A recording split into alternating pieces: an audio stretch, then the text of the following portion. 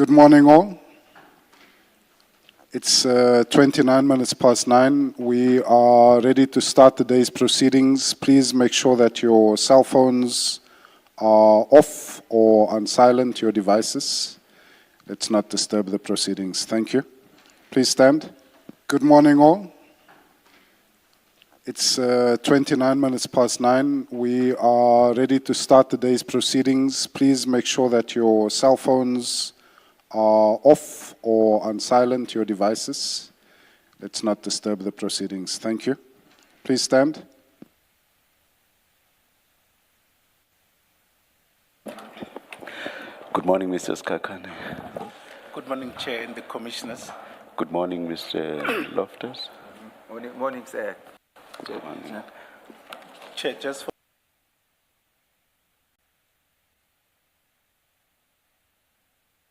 context, we are continuing with Good morning, the Mrs. Kaka. stream of KZN gangs Chair and the Commissioners, and the infiltration, or what we contend to be the infiltration of the law enforcement by the KZN gangs in whatever form, but we'll get through that.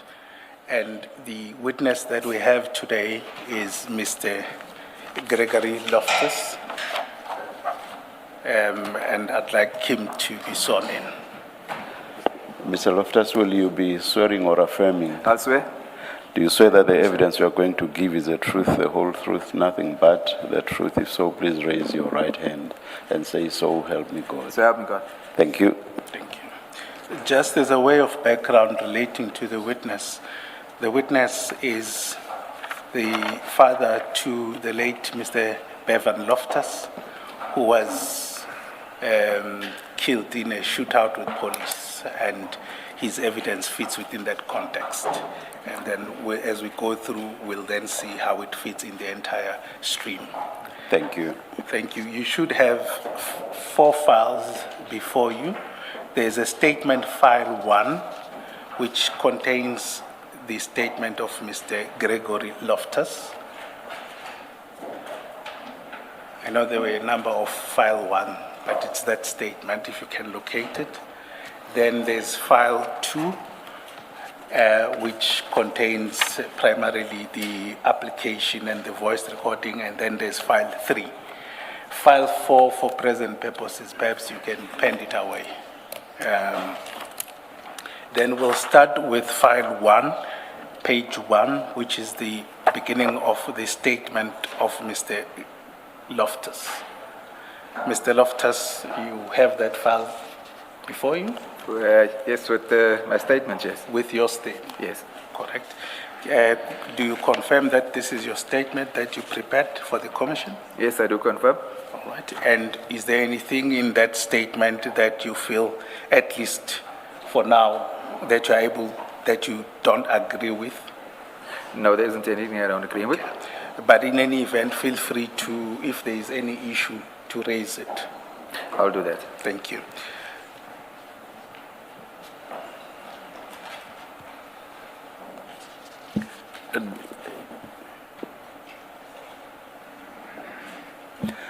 Our copies of the statement are not signed. Are there signed copies? Thank you, Chair. I think, can I request that it be signed after During the tea break? Yes. During the tea break, apologies. All right. Thank you, just because of the travel and there are certain logistics that we couldn't sign it that way. Thank you. Thank you. Mr. Loftus, as we would start initially, the form of your evidence is that we'll give you an opportunity to go through your statements. Okay. Thereafter, we will then ask some questions that we have relating to your evidence, and the commissioners will ask certain questions or clarity-seeking questions or probing questions for that matter at the end. But it may be that during the reading of your statement, we also have questions that we'd rather have them at least answered there and then. Okay. Thank you. May you then proceed to read your statement starting from paragraph 1. Okay. I see on the On the screen, yeah, some stuff is redacted. It's fine if I don't say my addresses and stuff. Yes, please. In fact, those personal details like your address and ID number, please don't mention, or the names of other persons. Okay. I'm an adult male, 61 years old. I reside on the Bluff in Durban. The contents of the statement are within my personal knowledge, save where the contrary appears from the context hereof, and are, to the best of my belief, both true and correct. Where I rely on information from other persons, I do indicate where the context so shows. I am the father of the late Bevan Loftus, who I strongly believe was murdered in cold blood on the 1st of April 2023. Bevan was murdered by the police under the guise of a legitimate police operation and at the instance of Clive Naika, a competitor of Bevan in the tow truck industry and an alleged drug dealer.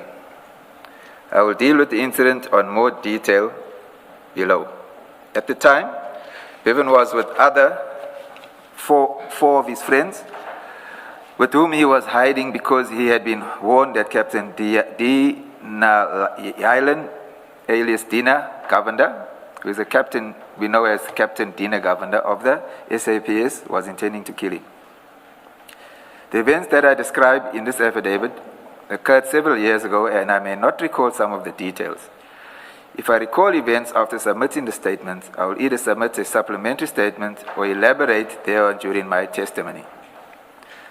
On March 31, 2023, the day before my son was murdered, I deposed to an affidavit in support of an interdict application which was issued that day and which sought inter alia to interdict Captain Dina Govender and the SAPS from murdering my son. If I can just say something here before I go on. It says here in support of an interdict application which was issued. The interdict wasn't issued, it was the summons that was issued. This is a correction there. Okay. A day after the application was issued, Captain Dina Govender and a group of SAPS officers under his command murdered my son anyway. I attach as Annexure GL1 the notice of motion and founding affidavit in the support of the interdict application which I had issued on 31 March 2023. I confirm the correctness of my founding affidavit in that application. That application, of course, does not deal with the circumstances around my son's murder because I deposed to it the day before my son was murdered. For reasons of convenience, I therefore repeat many of those facts in the present affidavit before going on to address the murder of my son. Captain Dina's deposed to an answering affidavit in that application, which affidavit is of technical points and appears to be protecting Mr. Clive Naika. I am not formally employed. I provide panel beating services on an ad hoc basis. Sorry, before you proceed, I just want us to go to GL1, which is an attachment to your statement. Just to confirm, is that the application you are referring to? Yes, this is it. This is the application. Thank you. Please proceed with paragraph 7.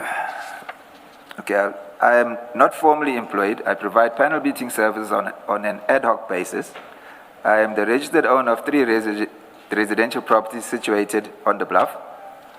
That one of the properties belongs to a trust, of which I am a trustee. I reside at my premises with my wife, and Bevan and his family lived at the adjacent house to mine. My other son, Nicholas, and his wife, Melissa Loftus, currently use the property, one of the properties, as a creche, or should I say a CD something. It's not actually a creche, it's a higher learning. It's for older children. The property at number 1, at where Bevan lived, was occupied by Bevan and his family from June the 20th.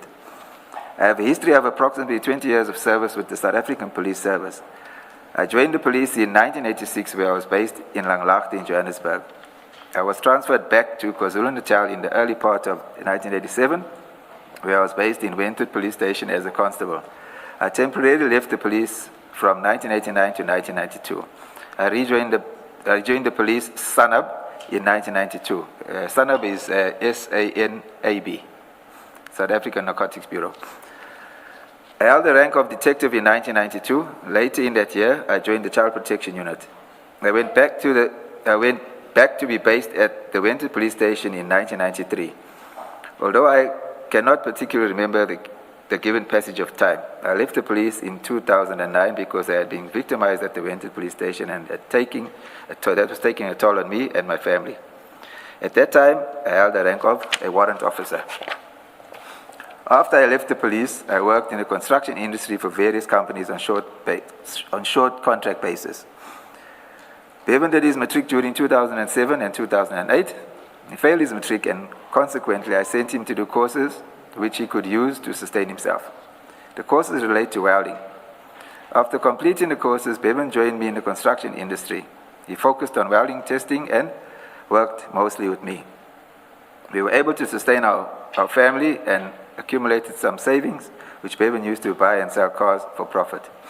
He was a business-minded person. Later on, with my assistance, he became involved first in the taxi industry and later in the towing industry. During 2005, Bevan bought a towing van which he used for his towing business. The business was registered as First for KZN, Towing, Panel and Paint, and has an office and vehicle storage facility in Clearwood, where he conducts his daily business. I do not know much about that industry. Safe to say, I know that there were the Durban South, the Durban Central, and Durban West regions. He operated in the Durban South region, which covers the following areas, namely the Bluff, Wentworth, Oosterville, Merebank, Jacobs, Clearwood, and Seaview up to the N2. His biggest competitor was the Durban South Towing, which is owned by a person I know as Alan Subramani. The towing industry is lucrative. I do not know details of the industry rules, but I was aware that operators operated within particular regions, not because of routes or permits, but because of understandings. Sorry, Mr. Loftus, can I just stop you there? I just want to understand. You say the towing industry was lucrative. Can you just explain what do you mean with that statement? Yeah, there was money to be made. You know, if you had enough vehicles with enough drivers, you made a lot of money. So it was the lucrative, I say, is dependent on obviously how many vehicles you have. Okay, but there is money in the towing industry. It pays well. Okay. At the time of his death, Bevan had 12 tow trucks, 6 of which were operating. Bevan's towing business sustained him and his family. He primarily relied on it for income. I assisted him with the business on the panel beating and mechanical side. Bevan also used the house, my house, in which he lived, to store vehicles which had been towed and were undergoing repair. We live in the Bluff area, which is, I need to correct that. We live in the Bluff area, which is gang infested. It's supposed to be, we live in the Bluff area, and Wentworth is actually from the area we come from. That is gang infested, not the Bluff. Okay, the Wentworth area was gang infested where there has been a lot of violence. Bevan had friends and business associates that were allegedly involved in gangs and other criminal activities. The tow truck industry also saw a lot of violent crime. Gang violence involving the tow truck industry started in Wentworth during 2020. Bevan, his friends and his drivers started being shot at by the members of a drug gang called the Cartel. Do you have any idea why that was so? At first, no. But we'll come to that. I'll explain it at a later stage. All right. Okay, his friend Antonio Goldstone, who was 21 years old, was shot and killed by members of the Cartel in his flat in Wentworth. A case of murder has been opened, but no arrests have been made. Antonio had previously been shot in his shoulder at the same flats where he lived whilst walking home. Since 2020, 5 of Bevan's drivers had been shot. In one incident, one of the drivers, Colin Pillay, was shot and killed on the N2 in Isipingo, and in another incident, a passenger of one of the employees, Nhlagani Po Dube, was shot and killed in Galmal Crescent, Merebank, on the 10th of July, 2021. No one has been charged with the crimes yet. They were witnesses to all the incidents. However, I have come to know that 2 of the suspects are now deceased. The SAPS police dockets that refer to these incidents are Sipingo Case 14 of 9/2022, and the investigating officer at the time was Detective Bengu, and there was another case open. Sorry, Mr. Loftus, please don't read out the case numbers. Okay, sorry about that. In another incident, one of Bevan's drivers, Brenton Capture, was at a shop in Wentworth and was shot at but managed to flee unarmed.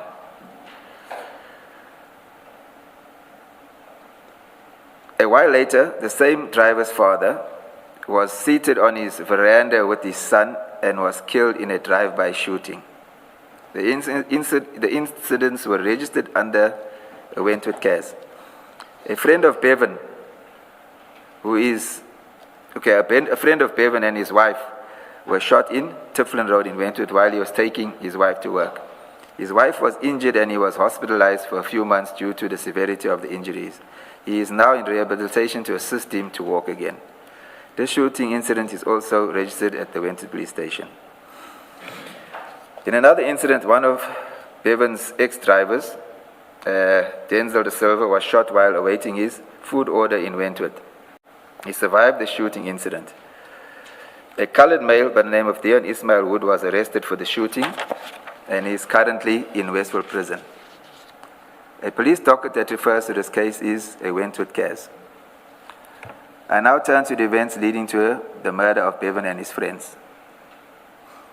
The allegations against Bevan. There are allegations that Bevan was involved in drugs or killing people. I deny that. As far as I know, he lived from income received from his towing and taxi business. He did not live a flamboyant life and lived modestly. I have been in the service. I would have had some idea if Bevan was involved in drugs or in the killing of people.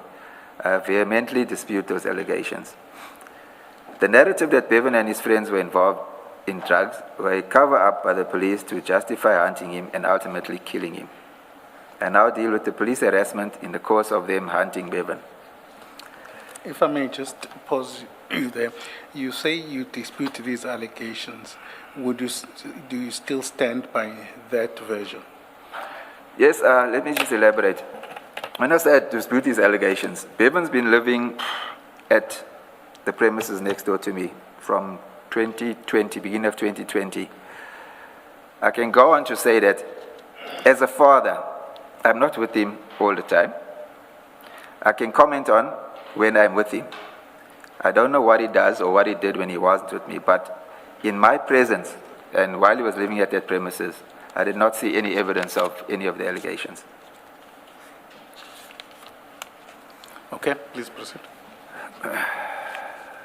Okay, the harassment and intimidation by the police began in 2022.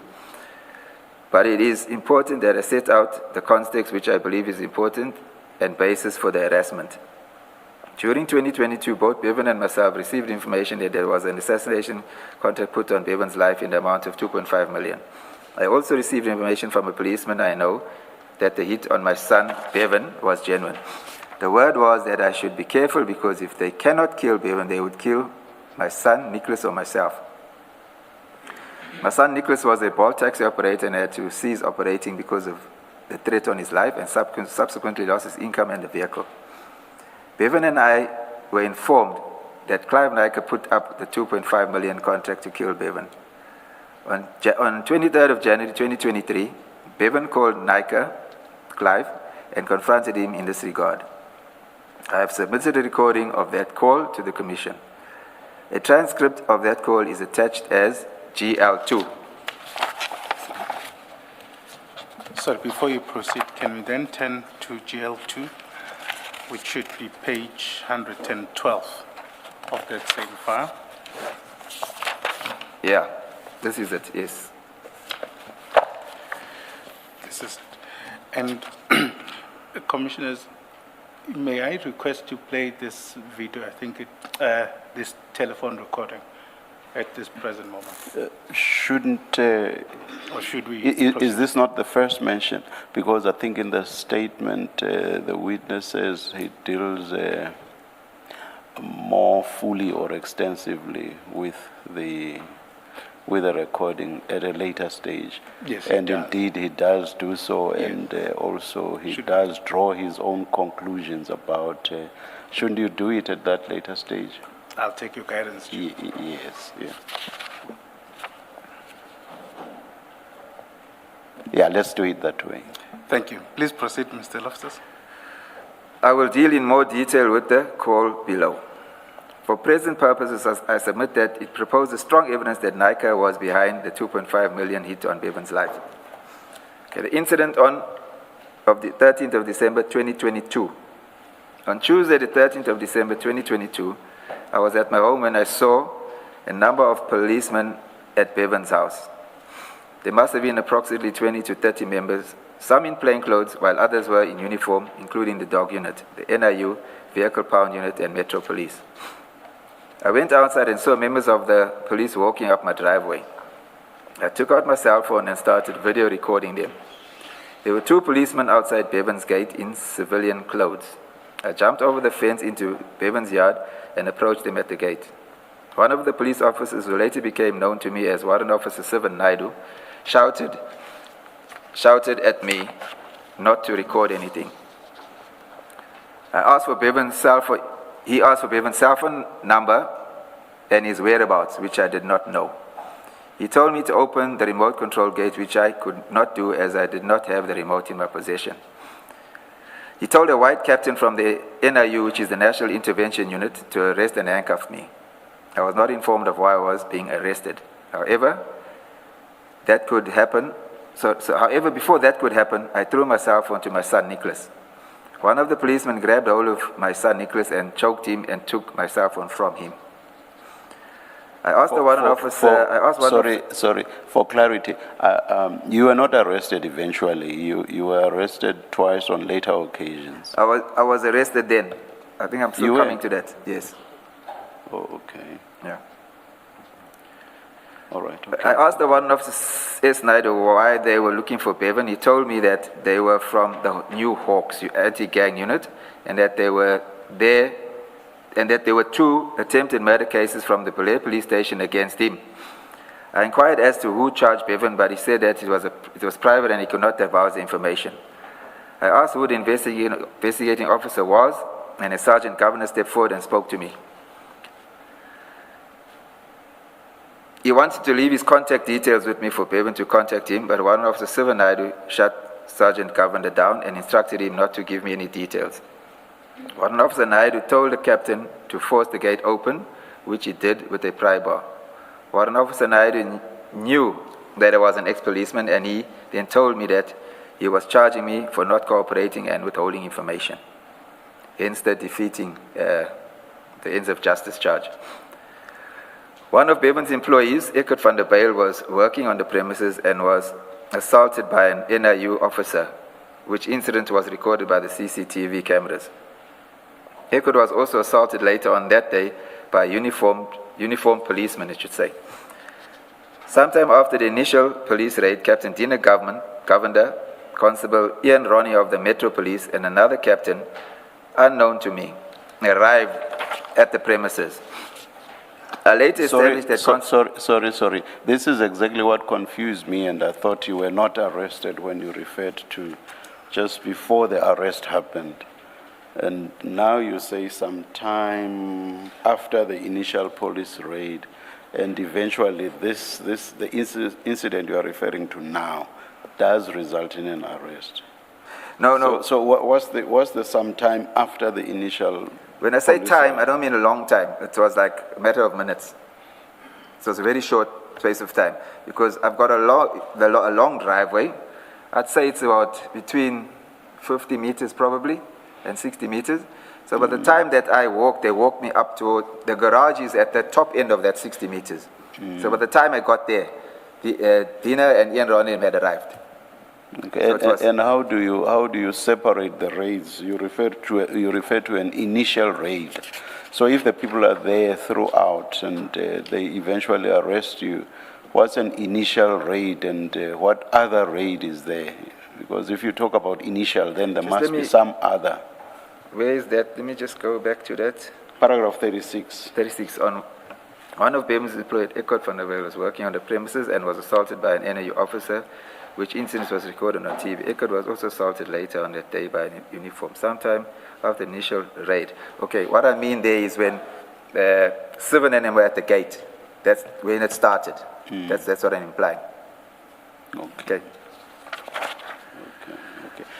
Can I, I'm sorry about this. Can I take you back to paragraph 34? You say you were asked for Bevan's cell phone number and his whereabouts, which you did not know. I assume it's the whereabouts that you did not know. Obviously, you knew Bevan's cell phone number. No, I did not. He changed his number quite often. Yeah, also, it was both that you did not know, both the cell number and the his whereabouts. Okay, yes. all right, thank you. Please go back to where you were and continue reading. Okay, Captain, I know to me arrived at there. Okay, later established that Constable Ian Ronnie from the Metro Police was off duty and had arrived in his private vehicle. There appeared to be no reason why an off-duty member of the Metro would be involved in the police action on that day. Bevan's house, where he lived, was locked, and Constable Ronnie gave the go-ahead for the other policemen to force the kitchen security gate open, which was the NIU captain, and which he did. I asked them whether they had a search warrant, which they could not produce, and I was told that they did not need one. I told them that I do not live at that address and did not have keys to the premises. They insisted I enter the house with them. I asked that only 2 policemen enter for control purposes because I did not know if there were any valuables or cash in the house and did not want to be responsible for anything going missing. Many police members entered and went into different areas of the house without any supervision. A young man, namely Michigan Hippolyte, who was then 19 years old, is now deceased, was asleep inside the house. Constable Ian Ronnie from the Durban Metro picked up 2 Chinese-manufactured two-way radios from the shelf in the kitchen and said that they were police scanners. Constable Ian Ronnie and one of the 7 Naidu took Michigan into the bathroom and questioned him about Bevan's whereabouts. I saw Constable Ian Ronnie push Michigan's head into the bath with water and hold it there on 2 occasions while Michigan struggled to breathe. I interviewed and told Constable Ian Ronnie to stop what he was doing to Michigan. He then stopped.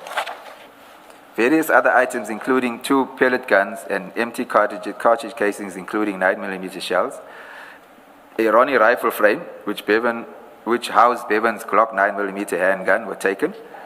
Later, I was informed that an AK-47 round was also allegedly found.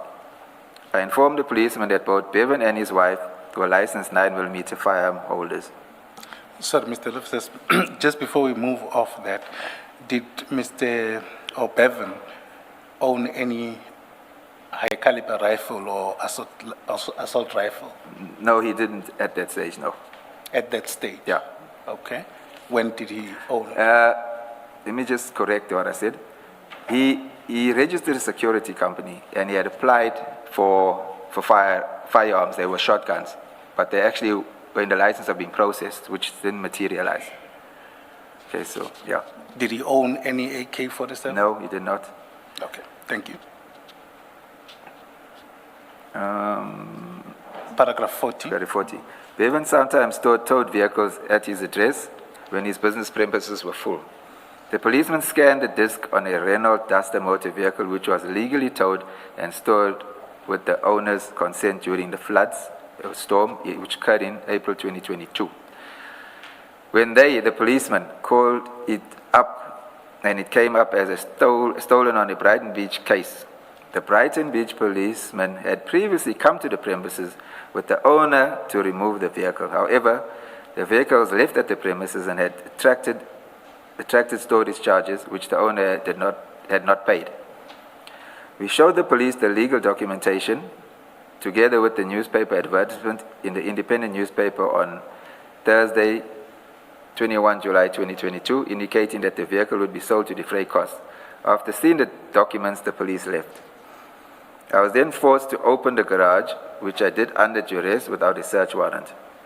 My old police issued bulletproof vest and handcuffs were hanging on the wall in a bag which was covered in dust and insect droppings, mess. I informed them that it was my issue which had been hanging on the wall for the last 15 years. When I resigned in 2009, they only took my service pistol, and I kept all my uniforms and other equipment. Sorry, just before you go there, out of interest, aren't you under an obligation to hand back all the tools of trade? Some of them, yes. The bulletproof vest should have been handed back. But if I can just explain how Please. it remained in my possession. When I resigned in 2009, I went to the station commissioner and told him that I am resigning. I had accumulated 9 months vacational leave over the years. And at that time, I don't know if it's changed now, if you left voluntary or resigned, you lost your leave, whatever leave you had accumulated, and you didn't get paid out for it. So I said to him, I want to resign. Can he please sign my accumulated leave, which amounted to 9 months? He refused to do that. He actually said to me that he won't do it because if he signs it and the 9 months leave is completed, I probably will withdraw the resignation. So I said to him, okay, let me post-date the resignation and he can keep it in his safe, and on that date he can submit it. So I had my firearm with me. I handed in my firearm.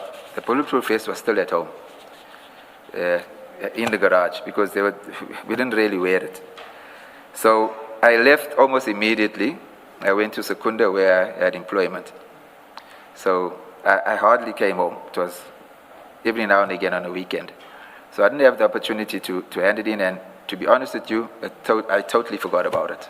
And as well, none of them actually came to me and reminded me or came to looking for it to hand it in. So I totally forgot about it.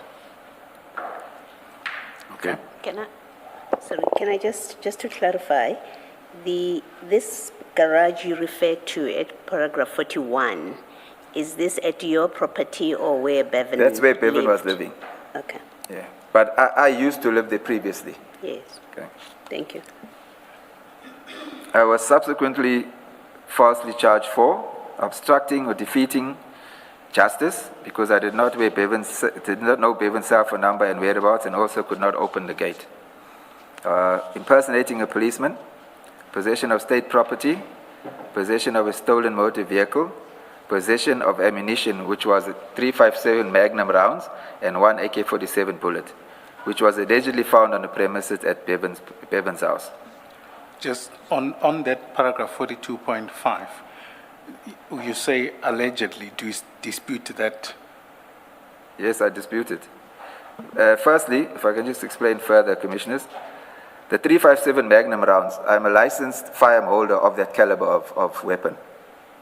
And on the day, there was a captain from the Durban Central actually asked me if I have a firearm, which I said I do. So he went with me to my premises next door and he took possession of my firearm. The AK-47 bullet, I know nothing of that. Let me get this. You were in possession of state property because you had the bulletproof vest, the uniform, and the handcuffs. So why would that charge be false if, even on your own version, you forgot to hand them back? I wouldn't say that charge is false because I agree with you, Commissioners, because it was in my possession. Yes. But I'm saying it wasn't maliciously in my possession because the implication on the day was that I read from Captain Governor and Warrant Officer 7 ideas that I'm using it for malicious purposes. That's why when it was taken off the wall, it was hanging on the wall, I actually said to them, please take a photograph of the condition of that bag to show that it wasn't open, because there are a whole lot of insect droppings on it in the zip area. So I wouldn't say that's false. It's not false because I was in possession of it. And the badge, where was the badge? No, didn't find the badge. The badge, did you hand it back, the badge? No, I didn't. I destroyed it because they didn't take it. And there are other policemen that will tell you the same, that they also left with their badges and they themselves destroyed it. Thank you. Just for context, Commissioner Khumalo, I think the photos relating to that raid in the bundle. Just, I don't know, in the interest of time, whether you want to go through them. But the one of the badge, of the bulletproof vest and the handcuffs appeared page 951, which is file 2. And 952, and then you'll see the rounds going forward. I don't know whether you need to see them physically. I think my concern with the statement was the allegation that he was falsely charged for possession of state property. And I'm saying the charge can be false if you are in unlawful possession of state property. Yes, I think the witness has answered it, yes. So maybe in similar vein, just clarify, the vehicle, the Renault that you say was on the property, it had you do explain that how the circumstances in which it ends up there, but you also say that when they checked, they found that it was still reported as stolen property. So at this point, it had not yet been taken off the stolen property or stolen motor vehicle report. Is that what it means? That's correct, Commissioner, but if I can just elaborate on that. What had happened in this particular case, according to what I was told, why it was in his possession is because it was flooded. It was underwater during the floods in 2022. So that whoever towed it, called to the scene, had to salvage it. In other words, not just tow it, had to rescue it or recover it from that water. And then the insurance didn't want to pay for it. It was some kind of a dispute that took place. So he wanted the vehicle without paying. So this happens used to happen when I was a policeman as well. The owner would go to the police and report it stolen, so that the police can come and recover it, and he doesn't have to pay the cost of the salvage, recovery, and storage as well. And this is what I think happened on this day. That's why because I didn't witness the transactions between them, but I was kept up to date by Bevan about that vehicle. And he said to me, this is what's happening. Insurance doesn't want to pay the owner, and he doesn't want to pay cash out of his pocket as well. So in my understanding, that's why he went to the police and reported it stolen. So it actually wasn't really stolen. And if I can add on to that as well, this used to happen quite regularly when I was younger in the police.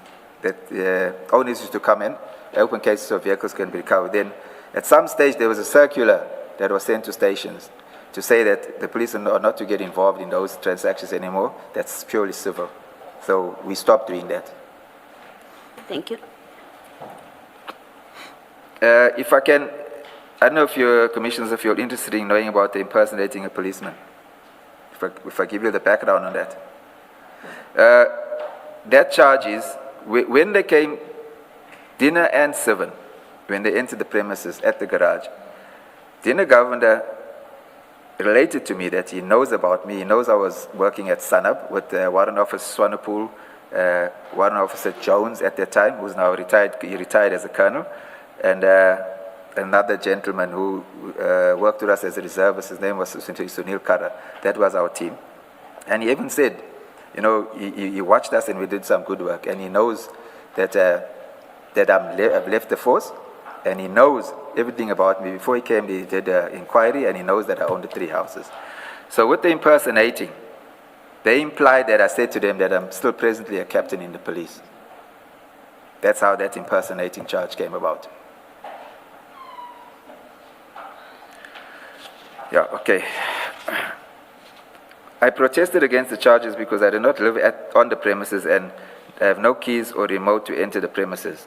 Captain Dina Govender, Warrant Officer Sivan Naidu, said I was being charged because I owned the premises. They took me and I was detained at Durban North Police Station from Tuesday, the 13th of December 2022, and I attended the Durban Court 10 and Thursday, the 15th of December 2022, and was remanded to Westwood Prison for 7 days, for a formal bail application, that is. On appearing at Durban Court 10 on the 22nd of December 22, I was released on a 3,000 and bail, and the case was later withdrawn. Early this year, in 2026, I was visited by Sergeant Koluse from the Hawks, who informed me that they are putting the matter back in court. They asked for a copy of my registration confirmation of the property situated at the address where Bevan lived. He said there was a search warrant and the court wanted to know whether they had searched the correct house. He also asked for a copy of my firearm license, which I later sent to him. It emerged from Sergeant Governor that the raid on our family homes on the 13th of December 2022 was ostensibly related to the two Belair dockets, which are both Belair cases. Bevan had no knowledge of these cases and was never contacted by the Belair police officers who were assigned these cases. I later established that the Belair cases had been signed out by Captain S. Naidu and assigned to Warrant Officer T. Naidu from Durban Central Detectives on the 4th of December 2022. The dockets were returned a week later. Bevan was not contacted in that time, and we have never seen any evidence suggesting that there was any case against him. Sorry, just to clarify certain things, you talk of Sergeant Govender. Is that someone different to Captain Govender? That is somebody totally different to Captain Govender. And then there is Captain Naidu. It was Captain Govender, it was Warrant Officer Naidu. Okay. And Sergeant Govender. Okay. All right. Thank you. Please proceed at 46. At 46. Whilst I was in custody at Westwood Prison on December the 22nd, I received a message from Bevan's best friend Marlon Stewart, who is known as Sticks, that's his nickname, and another male known to us as David, who is a tow truck driver for Durban South Towing. They were shot and killed near Moses Mabhida Stadium. Bevan knew both deceased as he grew up with them, and Marlon was his best friend. According to Captain Dina Governor and Warrant Officer Sivan Naidu, Bevan and his manager, Hendrik Nunez, were persons of interest in the matter. This was mentioned to me and Bertie Lang, who was my attorney, by the officers. The allegation or suggesting that Bevan was involved in the murder of Marlon and David is fanciful. Marlon and David were his close friends. Moreover, Bevan was in Johannesburg when they were shot and killed. Okay. Sometime in January 2023, Bevan came home one day and told me he got a phone call from a friend that is in the Sydenham Taxi Association together with Clive Nyker. The friend told Bevan to be careful because Mr. Clive Nyker had put a hit on him. Apparently, no photos of Bevan or details of his appearance had been circulated, but word was out that Bevan lived in the Bluff area and drove a white BMW and a white Toyota Bucky. Bevan informed me that his friend had advised him not to drive those vehicles and stay off the streets. On 25 January 2023, Hendrik Nunez was at Bevan's home as he had just returned from Port Elizabeth, having purchased a motor vehicle. He, Hendrik Nunez, came to talk to Bevan about Captain Varley, who works at Brighton Beach SAPS. He's a captain in the detectives. He was bothering him about a motorcycle that one of the drivers recovered at an accident scene and was now in storage at Bevan's storage yard. Captain Varley wanted the bike released free of charge. Bevan indicated that he was going to call Captain Varley. I advised him not to do so. I told him that Captain Varley was working with Captain Dina Govender, and Varley didn't like Bevan. He had issues with Bevan on previous occasions. I advised Bevan that the Hawks had failed to arrest him on the Belair cases because there was no evidence, and by calling Captain Varley, he would start something. I told Bevan that he must be careful of what he says to Captain Varley because he will open an intimidation case, and that will give Captain Dina Governor a reason to pick him up because there was no other reason to do that, other than that. Bevan nevertheless called... Sorry, Mr. Loftus, let me ask. At this point where you are warning Bevan about Captain Govender, or now Colonel Govender, what did you know about Colonel Govender to do with Bevan at this point when you give him this warning? Not Captain Vali, the warning? So you say that you warned him not to call Captain Valley?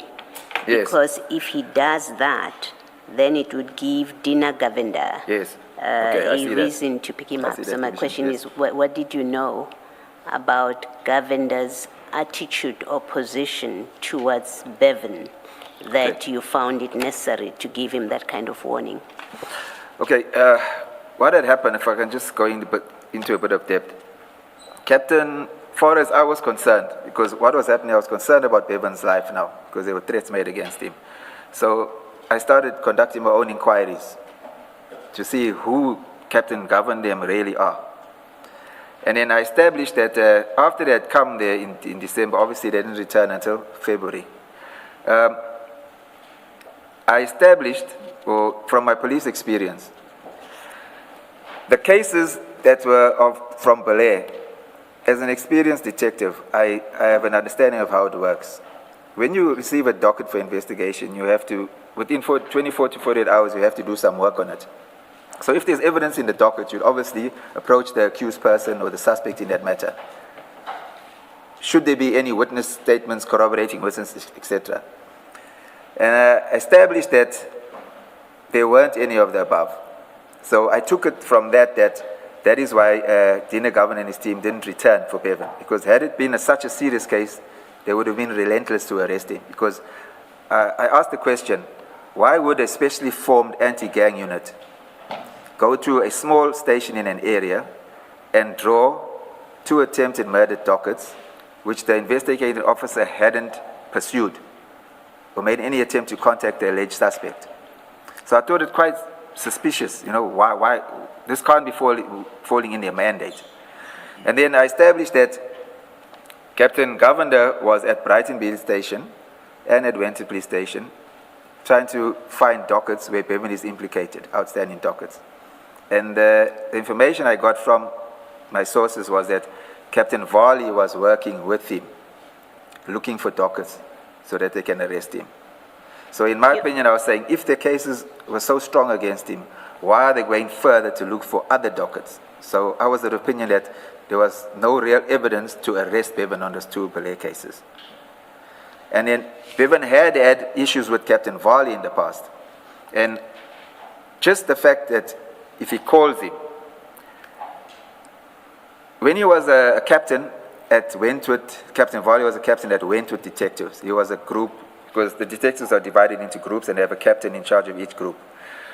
There was an instance where Bevan was arrested with some of his friends for a firearm charge. Okay, I'll give a background of that. When they on the street, the tow trucks sit on what they call a patch, where they sit and wait for calls for accidents. It was late at night, and he says he was coming home, and a friend of his from the area asked him where is he. So he indicated where he was. So he said he's going home. So the friend asked him for a lift home because it was on en route to Bevan, to us where Bevan lived. And he knows the boy is naughty. So he said to him, there's a roadblock opposite the police station, Winter Police Station. He says, I'm going that way. If you have anything illegal on you, declare it now because I'm going through that roadblock. He says, and the guy said, no, he hasn't got anything illegal. So he says, when they got to the roadblock, just before the roadblock, the youngster says to him, hey, I've got a firearm on me. So Bevan said he told him, I'm not turning back now, because if I turn back, it look like I did something wrong, something to that effect. So there were 5 people in the vehicle, and everybody was arrested. So I got a call that he's arrested at Winter Police Station. I know most of the detectives at Winter Police Station because I worked with them. So I established who was on call and who would have the docket. So I made a phone call to say, what is the way forward, what's the charge, etc. So the detective said to me, no, I can come see him in the morning. So I said to him, look, must I get an attorney? He says, no, it's not necessary because he's going to be releasing them because there's no evidence. They can't place the docket, the file in anyone's possession. So fine, I went to the station on the Saturday morning and I spoke to the detective and he was now going to process all the cases that came on overnight. So he went to the cell. I followed him. I didn't go in. So he said to me, no, is going to release them, because Bevan and them were shouting and saying they don't know what they're going to do, etc. There's cameras in the cells. The the policeman that was in charge, I won't say his name, he received a phone call from Captain Varley because he fell under Captain Varley's group. And he said to Captain Varley, he's releasing these guys because there's no evidence against any of them, and there's no chance of a successful conviction. The phone was on speaker. Captain Varley said to him, no, don't release Bevan. He's going to take that docket, and he'll handle the docket henceforth. So Bevan and then went to court based on that. He took possession of that docket as the investigating officer, which is not normal as the captain of the group to investigate the matters. And the matter, I'm not sure if it was thrown out or it wasn't placed on the roll. I need to confirm that. So yeah, so Bevan had said, even in the conversation, when he phoned him, that's why I said to him, don't phone, because back to where we started, because Dina is after you and Varley is not a friend of yours. So let's leave it as it is, because based on my experience and my inquiries, there wasn't enough evidence in that docket to arrest Bevan. And when Bevan found that they were looking for him for these cases, he came to me and he said he related to me that, hey, there's 2 dockets that they're drawing at Belair for him to come and arrest him. And he said to me, I've got no cases, I don't understand this. And henceforth my inquiry started. I forget which number we were on. 51. Bevan nevertheless called Varley and asked him, Captain Varley, to stop harassing Hendrik Nunes, who was his driver and his manager at the time.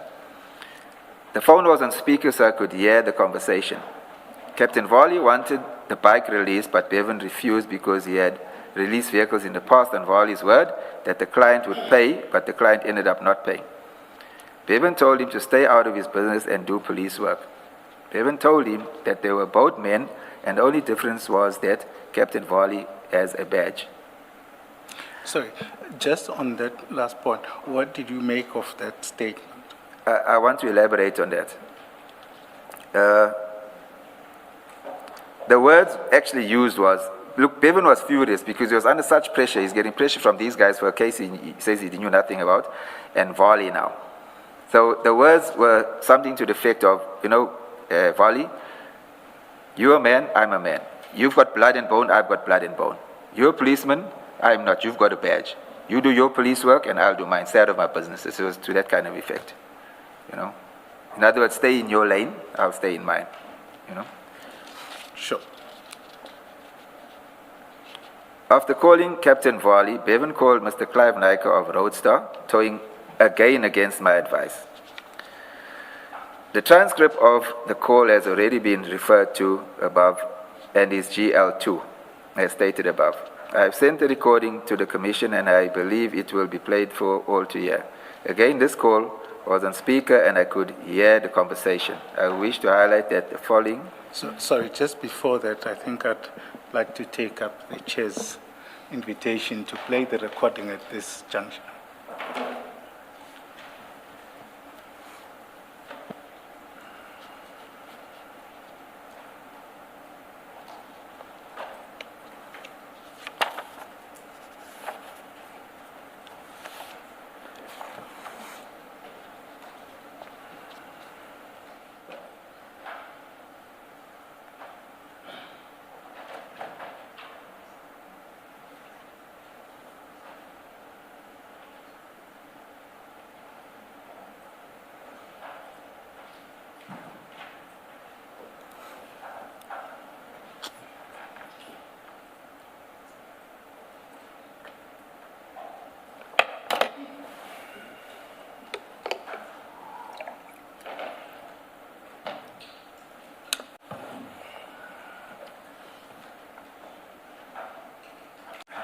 Chair.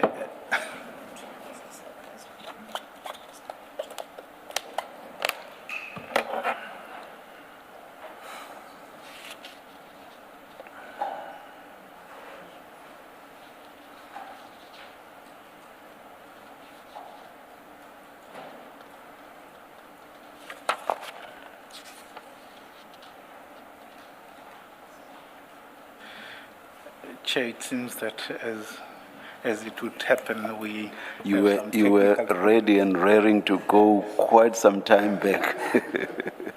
Should we, let's just carry on, perhaps you'll come Yes, back can to I it. request if indeed we get there, we'll Yes, play it. But yes. it's quite And- important for the context of, All right, I all think right. also for the question that was put to Mr. John.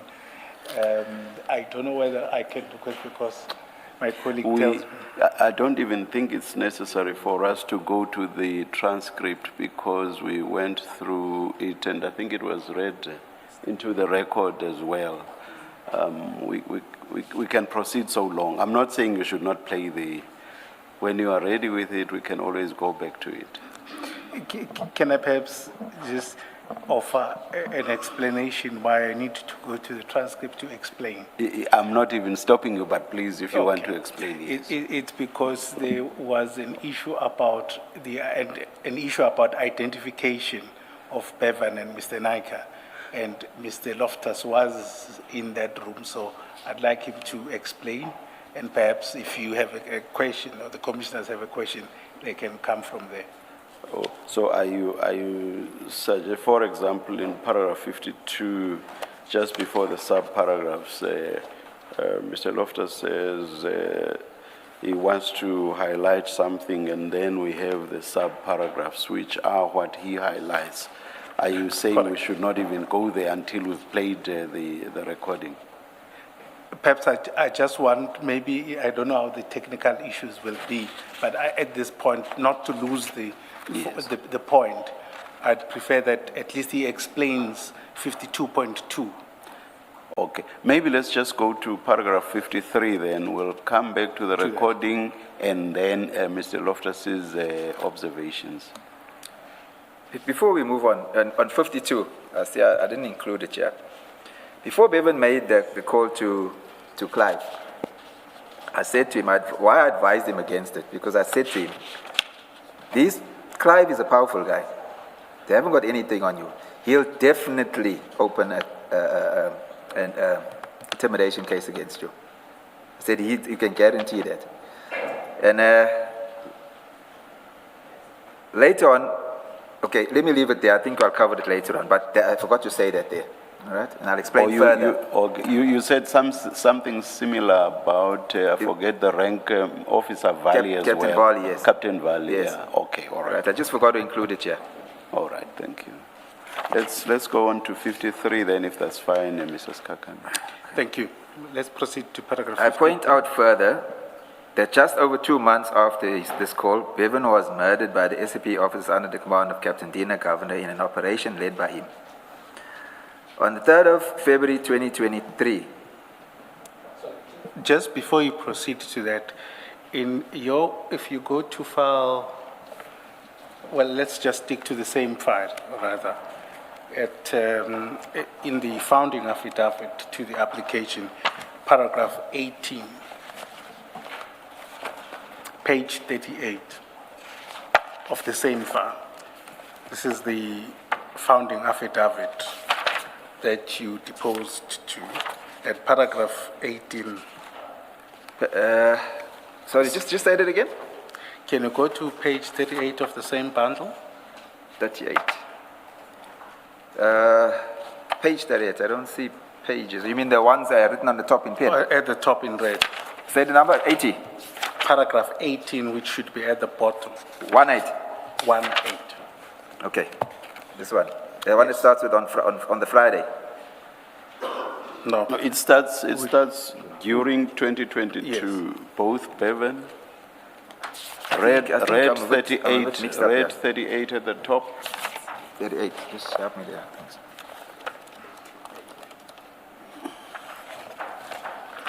Oh, okay, all right. Okay, can I go Are on? you there? Can you just read that entire paragraph 18? During 2022, both Bevan and myself received information that there was an assassination contract put on Bevan's life in an amount of 2.5 million. I also received information from a policeman I know that a hit on my son Bevan was genuine. The word was that I should be careful because if they cannot kill Bevan, they will kill my son Nicholas and myself. Thank you. I just want to probe just two things there. So you according to this, you received the information in 2022. Yes. Do you remember when about? No, I can't remember. And this information was in what form? Verbal, From a source. from a source, yes. And in terms of this, was it at the same time you at Bevan, or you received it separately from separate sources? It was more or less around the same time. Yes, because we discussed it, yes. So I think the question is, was the source the same person? No, it wasn't the same source. Mine was, if I can recall correctly, Bevan told me that the hit was put on him. And then we were discussing this all the time with people. It was a thing that was going on in the area. And then this friend of mine approached me and he said A, B, and C, which now corroborated with what Bevan had said to me. I just want to make sure that I understand. So you're saying that Bevan tells you for the first time that this is in 2022, Yeah. that there is a hit on Yes, him, yes, and he tells you that it's for 2.5 million. yes. Does he say who it is, who's the person? At that time, no. I don't recall that he said who was the person. At a later stage, At a later at stage. a later stage, the name came out of who it was. Okay. And then you then get information, or you confirm independently from a policeman. Yes, that's correct. And what was the discussion on that, from that policeman? Well, all the policemen in the area knew what was going on. So it was basically a straightforward conversation that be careful because there's a hit put on you. He had heard about it and he confirmed that it's true from his sources. It was a very short.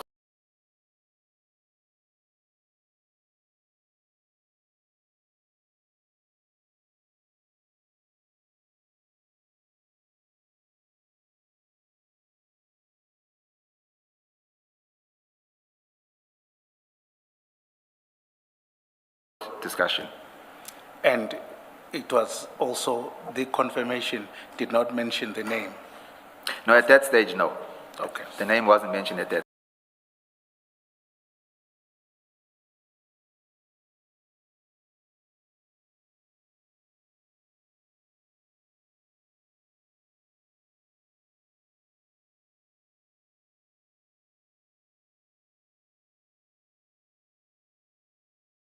Stage. Okay. And in that, now that you know there's this thing, did you take it up with the authorities? No, I did not. Okay. I did not. I can tell you why I did not, because I know the workings of the police, especially with our local police stations, etc. In my opinion, they're not equipped to handle issues such as these. They're really not. And a lot of the time it's because of lack of knowledge and also because of no interest. I've seen that while I was a policeman. Just explain what you mean they are not equipped to handle matters like this. And I ask because when Mr. John was the IPID officer was testifying yesterday, and he said you went to court for an interdict. Yes. The question that I didn't ask, but that was in my head, was why would you not lay a charge of conspiracy to murder or to kill? Why didn't you lay that kind of complaint? So answer my question about why do you say the police do not have the capacity to deal with these kind of issues, together with my question, why did you not lay that kind of charge?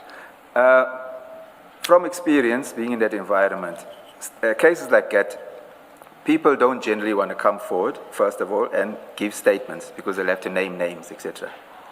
Secondly, there's also a lack of interest in pursuing cases that from the local police as well, detectives as well.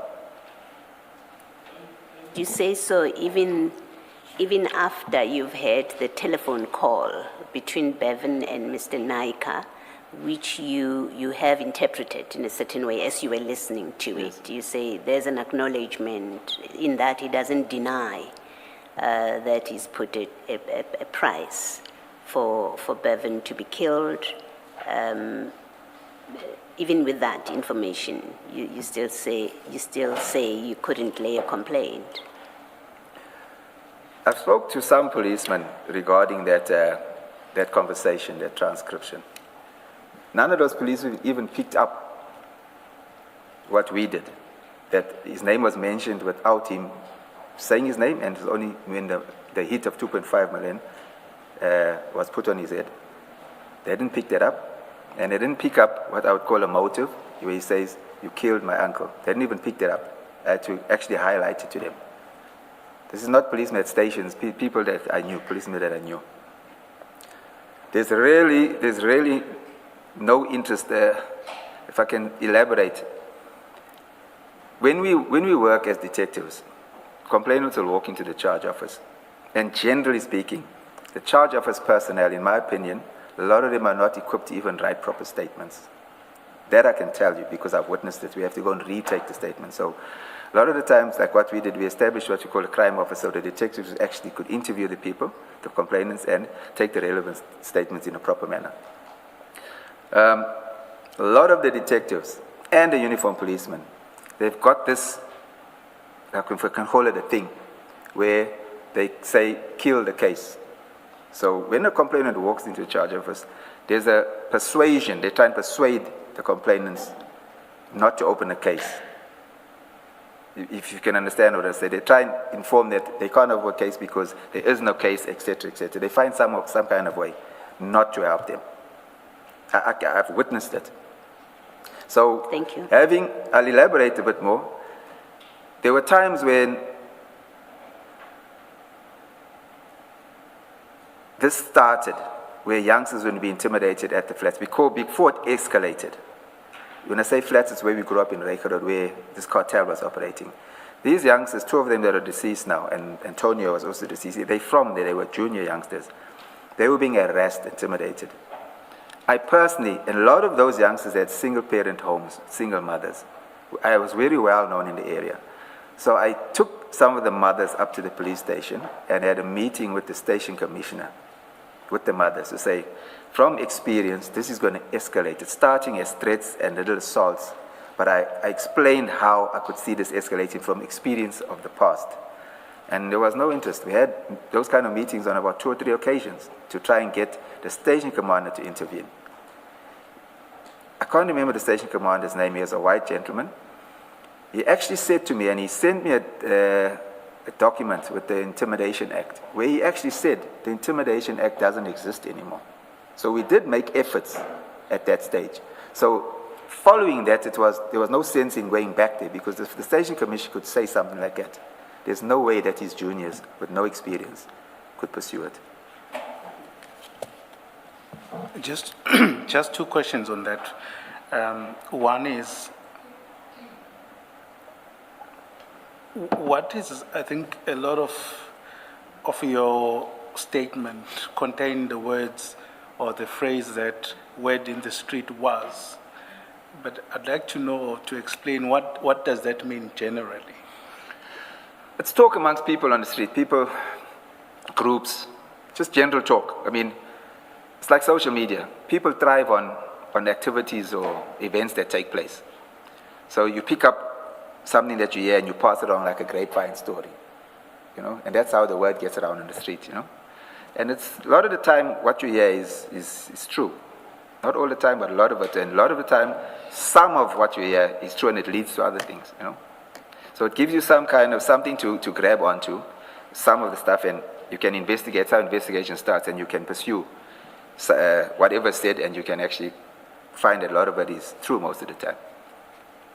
Okay. Yeah. Then the second point is just to follow on what Commissioner Baloyi said, and what you then responded by, is that what do you think is the reason behind the police seeming apathetic or not willing or killing cases, as it were?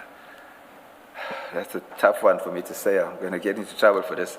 I think it's just laziness. That's what I believe. Okay, thank you. Chairperson, I am advised that the sound is back. can I request that we play that recording and then go back to the file, to the statement at page 15, paragraph 52.1, but we'll start with the recording. The roadster, Mr. Clive himself. How are you? Yeah, who's this here? Like a lot of money, 2.5 on my head now, eh? Who's this here? Who's this here? Evan, you? Yeah, how you can kill phone my Dane? uncle. How you can phone Dane to tell Dane to set me up? You can phone Mr. The roadster.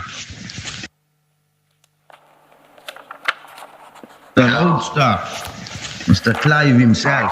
How are you? Yeah, who's this here? Like a lot of money, 2.5 on my head now, eh? Who's this here? Who's this here? Evan, you? Yeah, how you can kill phone my Dane? uncle. How you can phone Dane to tell Dane to set me up? I phone Dane. I don't even Yeah, fucking me, know. I never ever fought with you. I got no problem with you, but look like you after me. You paying dinner, governor, you paying all the carols. You went past to do all these things to me. I never had nothing to do with you. I never minded your business. I got no flop with you. But Bali, you went out of your way to do all these things to me. You wanna kill me and all. What kind, Bali? Where's the numbers? Are you making allegations against me or are you telling me the facts? I'm asking you, where's the numbers, Bali? I never do Let's start fuck all off to now. you. Let's start off. Check your word. I'm Firstly, fuck all to you were you. telling the people I killed Regan. See how Bali? See how check it. No flop. You wanna kill me, right? No flop. The fastest lives the longest. Right? Laka. Was it? Thank you, Commissioners. I think, I'm not sure whether it was audible enough for your purposes. Yeah, In any event, the transcript is Yes. at page 113, just to contextualize things. Now, this is the recording. Is this the recording that you were referring to earlier? That's correct. That's the recording. And at page 130, 113 is a transcript. Yes. Is that an accurate? That's inaccurate. Okay. And you were present when that call was made? It was made presently. It was his phone was on speaker. Okay. And what was the purpose of the call? After he phoned Vali, or let me say before he phoned Vali, he was agitated and he was quite angry and he was under a lot of pressure because he was tired of this. You remember, he hadn't been out of the premises for a long time. Because when he heard that there's a hit on him, he said to me, they're not going to get me because I'm not going to leave the premises. So, like he says, he can't go out. Sorry, just repeat that. He couldn't leave the premises. He says he's going to stay in the premises because there's a hit on him, and if he stays at home, they can't get him. Henceforth, Hendrik Noonan ran the operation in the yard and on the street with the tow trucks, etc. So he was angry. So when Hendrik Nunes came over, he was on the phone with Vali. Vali phoned him a few times, harassing him about this motorcycle. So Bevan was agitated by that, so he said, no, I'm going to phone him. I need to put him in his place, kind of, He didn't use those words, but that was the gesture, so to say. And then afterwards he said, you know what? I don't know this Clive Nika. He says, I'm going to phone him and ask him why he's doing this to me. And that's where the phone call came from. And where did he get the cell phone of Mr. Nika, if it is Mr. Nika? Yes, to be honest with you, I was quite surprised that he could get the phone call, but he was resourceful. What happens, you get a tow truck driver that drives for the operators on the bluff. And from time to time, they jump areas and they go and drive in other areas. So obviously, they make connections and friends with the guys that work for the different. So those guys have the contact numbers for their employees or their bosses. So he didn't tell me where it got, so I'm assuming that's how he got it. Because you hear conversations when a guy would ask, one of the drivers say, have you got so-and-so's number? Then he'll be like, no, let me phone so-and-so, and that so-and-so will phone so-and-so, and the number will come, with the information, so to say. Yeah. But I wasn't present when he actually got the number. Okay. Yeah, I think I can take that further with you as such. Yes. Then you confirm, or seem to confirm, that on the call was Mr. Nika on the other end. Yes. How do you come to that conclusion? Well, look, okay, let me retract that. I can't say that it was him because I don't know him and I've never met him and I've never heard him speak. Based on the conversation and the phone call, I'm assuming that was him. And why is that? Well, from the conversation, when Bevan called him Mr. Clive, Mr. Roadster, he acknowledges, he continues the conversation acknowledging, I would say that is an acknowledgement that it's him. Do you know whether his company is Roadstar? Yes, I do know that he owns Roadster Towing. Okay. Okay. Can you then read paragraph 52.1, which are the points you wanted to highlight? 52.1. Page 16 of your statement. Page 15, yeah. 15. Yeah, One okay. five. 52.1. Yes. When he answered the phone, Mr. Clive Naika was not able to identify Bevan at first. As soon as Bevan mentioned the 2.5 million hit, Mr. Clive Naika instantly, immediately identified him. And accused, sorry, let me say that again. He immediately identified him, Bevan, and accused Bevan of killing his uncle. When Bevan accused Mr. Clive Naika of paying Captain Dinner Governor to kill him, Mr. Clive Naika did not deny the allegation. I want to take issue with that. I think you should listen to the recording in the context of everything that was said. Let me take you to page 113, 113. I read 113 at the top.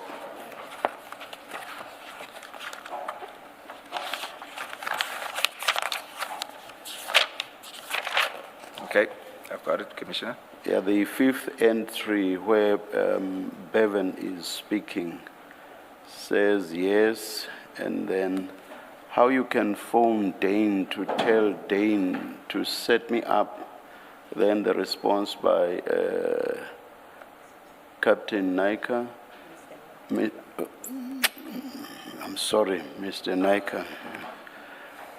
I phoned Dane. You see, even the fact that is asking a question there, I phoned Dane.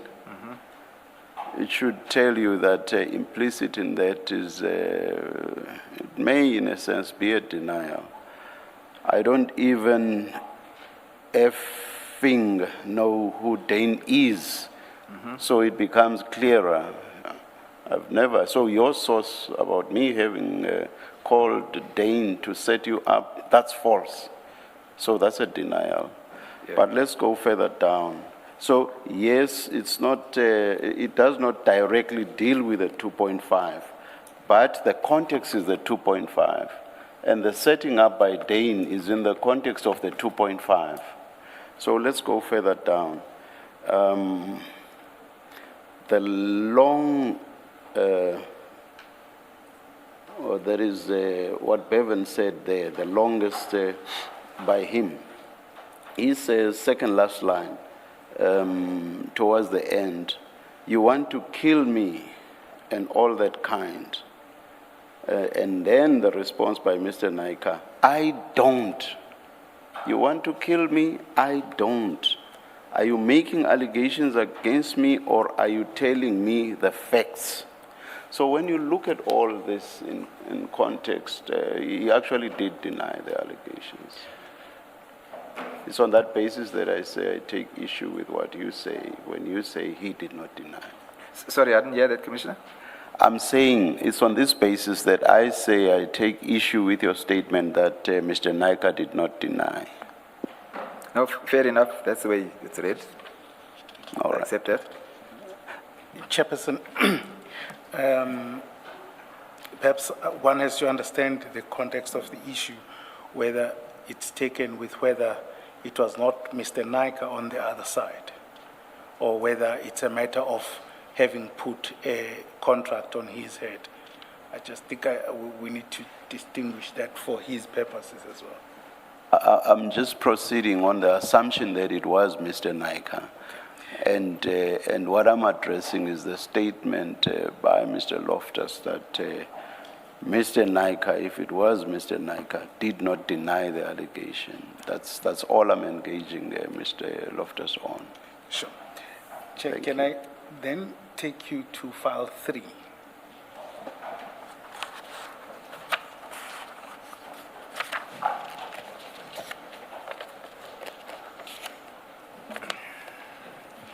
Page 118. 11? 81 at the bottom. Perhaps I have to identify what this is as a document entirely. It's an article that was published by the Daily Maverick, where on the 29th of April 2023, and it follows the shootout, and we're still going to come to it about the relationship between drugs, tow trucks, and the gangs and the killings and the hits. But for present purposes, I'd like us to go to 1181, which is Clive Nika Speaks. If you turn over, there's a suggestion that Mr. Clive Nika was confronted with this allegation. Where about at 1182? I think it's the second. I think for context, I'd like to read the two paragraphs Which ones are those? at the top. So it says, The one unquote. starting Daily Maverick. Yes. Okay. Right. Just for the purpose of the record, can I ask the witness to read it? And what is this? What did you? Well, it's the point about whether Clive Nika denies Okay. that it was him on the call. And perhaps the point I'm trying to come across, to put across, is that he doesn't seem to deny that discussion, at least on the media reports. Also,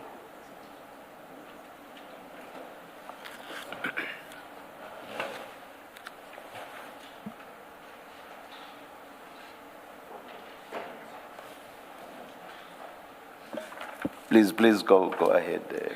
thank you, Mr. Chairperson. Kakan. Mr. Loftus, would I kindly request that you read that portion just into the record? Which page is this number? Page 1182, 82 from the top. from the top. Thank you.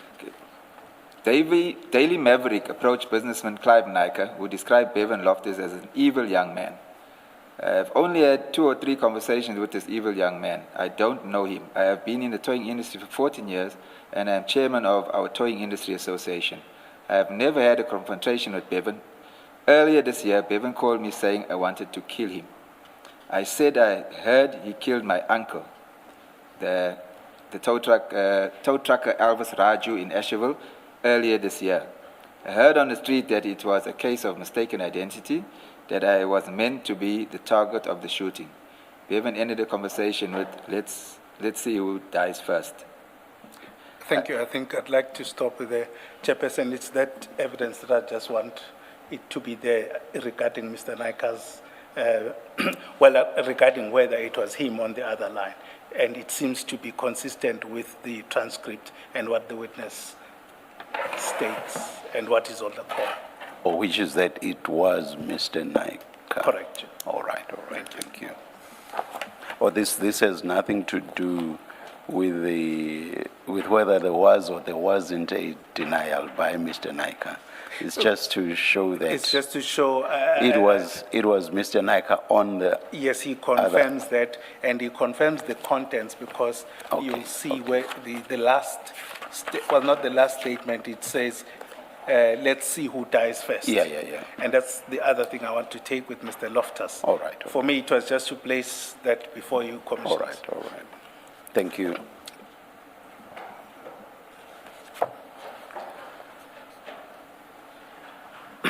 Then I will come back to this about this article later on after tea, but there is a statement or something that Bevan says when the call ends. Yes? And it is, I just don't want to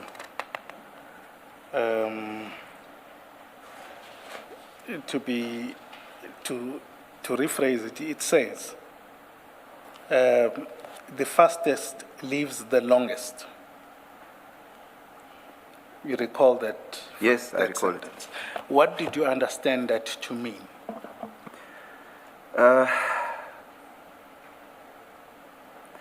first, I didn't know how to take it because I said to Bevan, I actually asked him, what did he mean by that and why did he say that?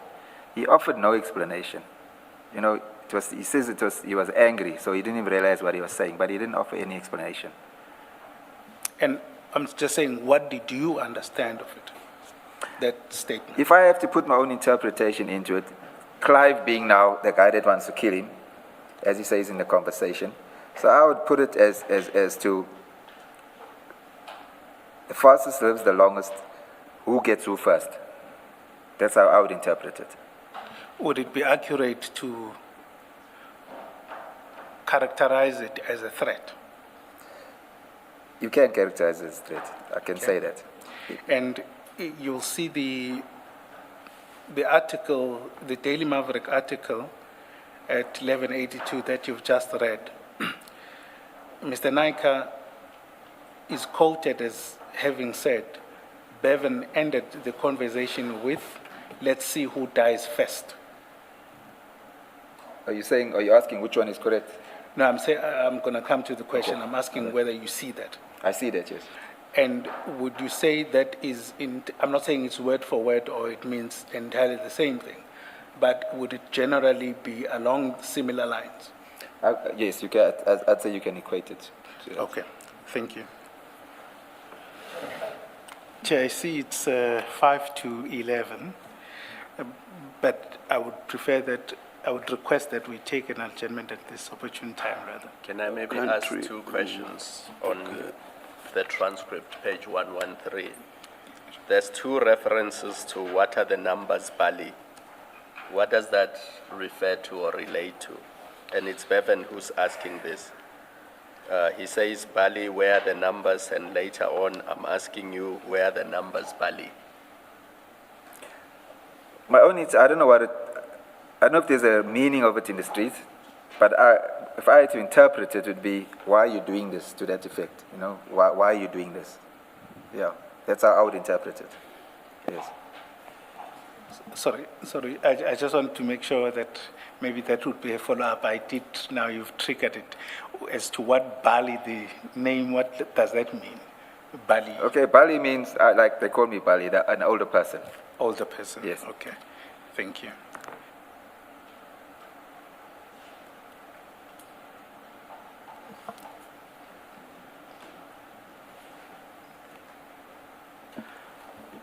Let's adjourn and resume at 11:30. Thank you, Chair.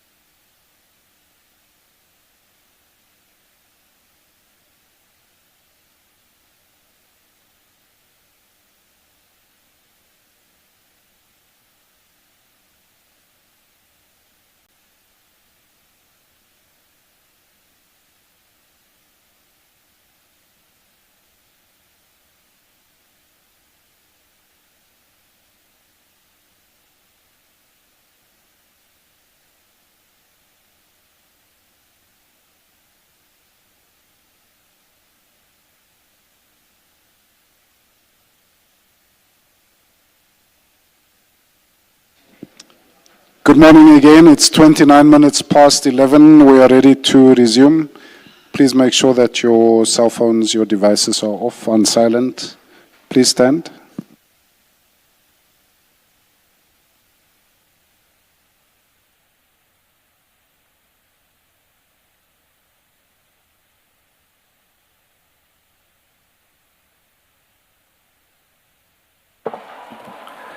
Yes, Mrs. Kakana. Thank you, Chair. Can I just request an indulgence? The witness requests an opportunity to clarify that telephone recording on certain aspects. Yes. Yes, Mr. Loftus. Yes, Commissioner. I was listening to that recording on my phone now during the break. And where he says, Crime Nacker says, I don't, or you're making allegations against me, or you're telling me facts. To me, it sounds like he wanted to say something, and then there was that talking over one another. So I just wanted to say what we were saying earlier, that if you listen to it carefully, it sounds like he stopped mid-sentence of wanting to say something. You know? Yeah, so I had the opportunity to listen to it again. It's just a different way I look at it when I heard it.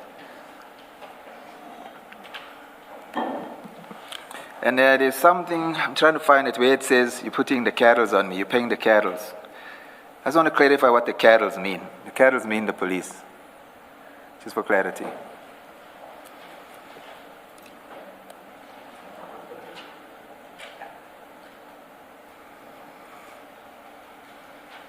Why do you say carols means police? It's Durban slang. Yeah. For police, meaning police. Yeah.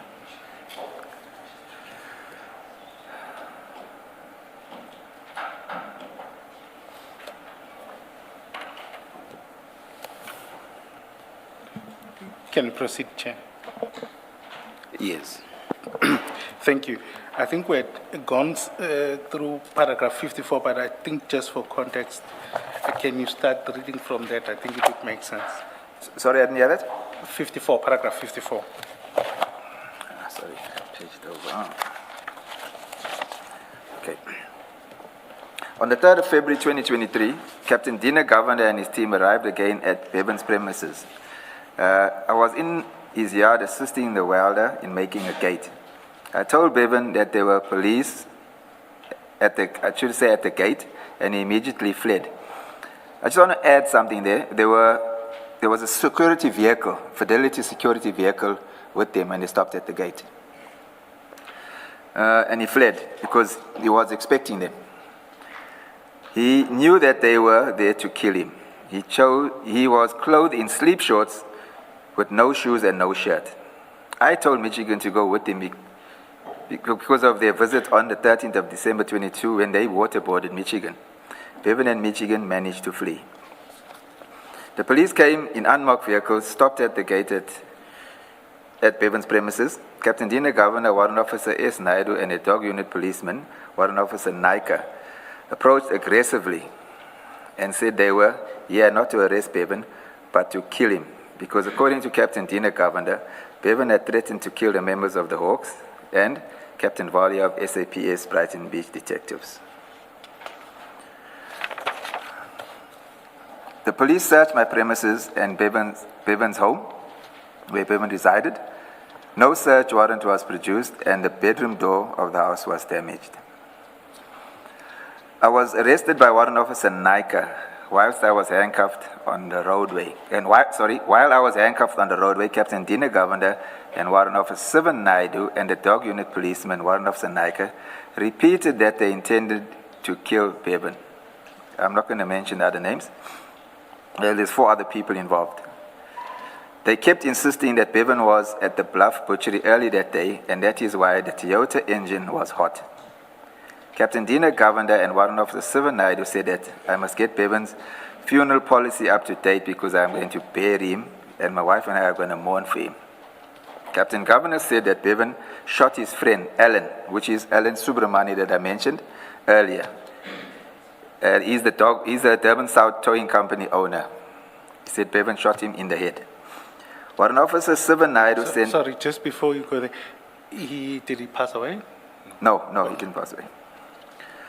Warrant Officer Sivan Naidu sent policemen into 190, into Bevan's premises, into my daughter-in-law's premises, where my daughter-in-law Melissa runs a creche. She protested because of the upset of the children and further because they did not have a warrant. A policewoman was called and she searched together with the premises whilst the children were there, and Melissa was handcuffed and placed in a police vehicle on the road. Mr. Loftus, just go back to paragraph 57. Yes. The second last sentence where you say Captain Dina Govenda and Warrant Officer Naidu. They could not have both said that. Surely it must have been one of them. Okay, let me clarify that. They did not say it both together. It wasn't a one-off statement that they made. These guys overtalk one another. And they were in an aggressive manner. It was like anger in them. So they both said it, but not at the same time. It's like the one was repeating the other. They said it on numerous occasions. It wasn't just clearly we're gonna do that, and then we're gonna do that together. But no. who said to you, you must get Bevan's funeral policy up to date because I'm going to bury him?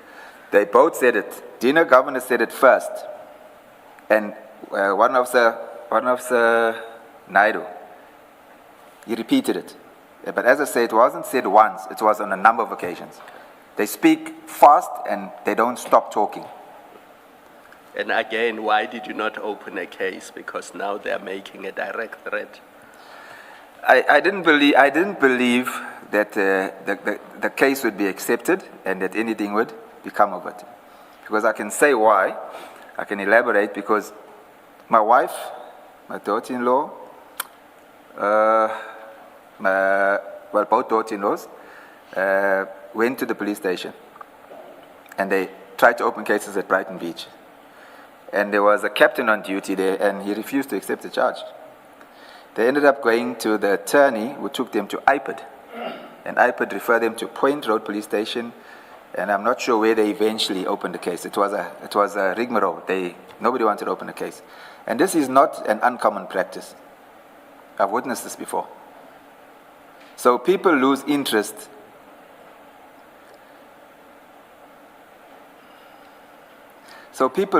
And faith in the police. Just when you say the wife and daughters tried to open a case, yes. Was it in relation to the same incident or a different No. incident? It's a different incident. And what was that incident about?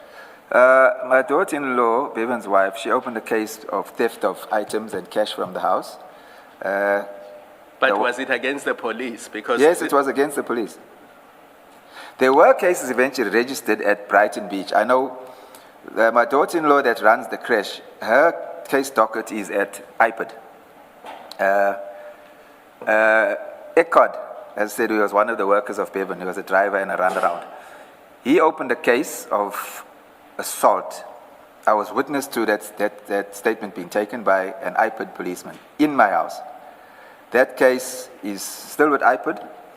I had opportunity to speak to, in fact, Eckhart phoned me last night. I hadn't spoken to him or seen him in over a year. And I asked him what was the progress on the case. Nobody ever contacted him. Okay, and then back to paragraph 57. Do you mention this incident in your affidavit? Yes, I did. This specific one? Yes. And the threat by yes. Captain Governor? Yes, I did. Just to go on with that, to complete that, my wife was eventually called to the police station to depose a statement. And the statement was taken by should I not say the name? Was taken by a female captain. But I found it strange that while I was sitting there, she wasn't really interested in what my wife was saying. She started taking a statement from me as to what took place. Then I realized what she's doing. Then one of the policemen whispered in my ear to say, no, she works within the government. I shouldn't be talking to her. Those matters, I think there were 4 cases. Besides the cases at IPID, the cases that were opened at Brighton Beach are filed as undetected and false. Hendrik Nunez's wife also opened a case. I don't know what the charge was. that case is filed as false. Coincidentally, the cases were filed. Mr. Loftus, Yes. I'm going to stop you because you have to be careful. In this commission, when you mention people's names and you make allegations against them, we will have to call them to provide their version. So maybe stick to the question I asked so that we limit ourselves. Okay, only Commissioner. because if you end up mentioning 15 people, Okay, I acknowledge we will that. have to give them the opportunity to come and give their side of the story. So let's limit ourselves to Okay, I the acknowledge that. question I asked and only the answer to that question. Point taken. Thank you. Was the shooting of Alan supposed to have taken place at Bluff Butchery? Was the shooting of who, Commissioner? I didn't hear that. Alan. No. That was in Durban Central somewhere. All right. Were you told was supposed to have been shot at Bluff Butchery? That Bluff Butchery shooting, the alleged Bluff shooting, was supposed to have been Bevan shooting at the police. Okay, Yes. all right. Thank you. Just to follow up on what Commissioner Kumalo is alleging so that we complete it. In relation to the threat in January, now you know the details. You know the person who's allegedly had put a hit on your son, or you both now know. Did you report or take this up as well? No, I didn't, because we were at a point where opening cases or trying to open cases were futile.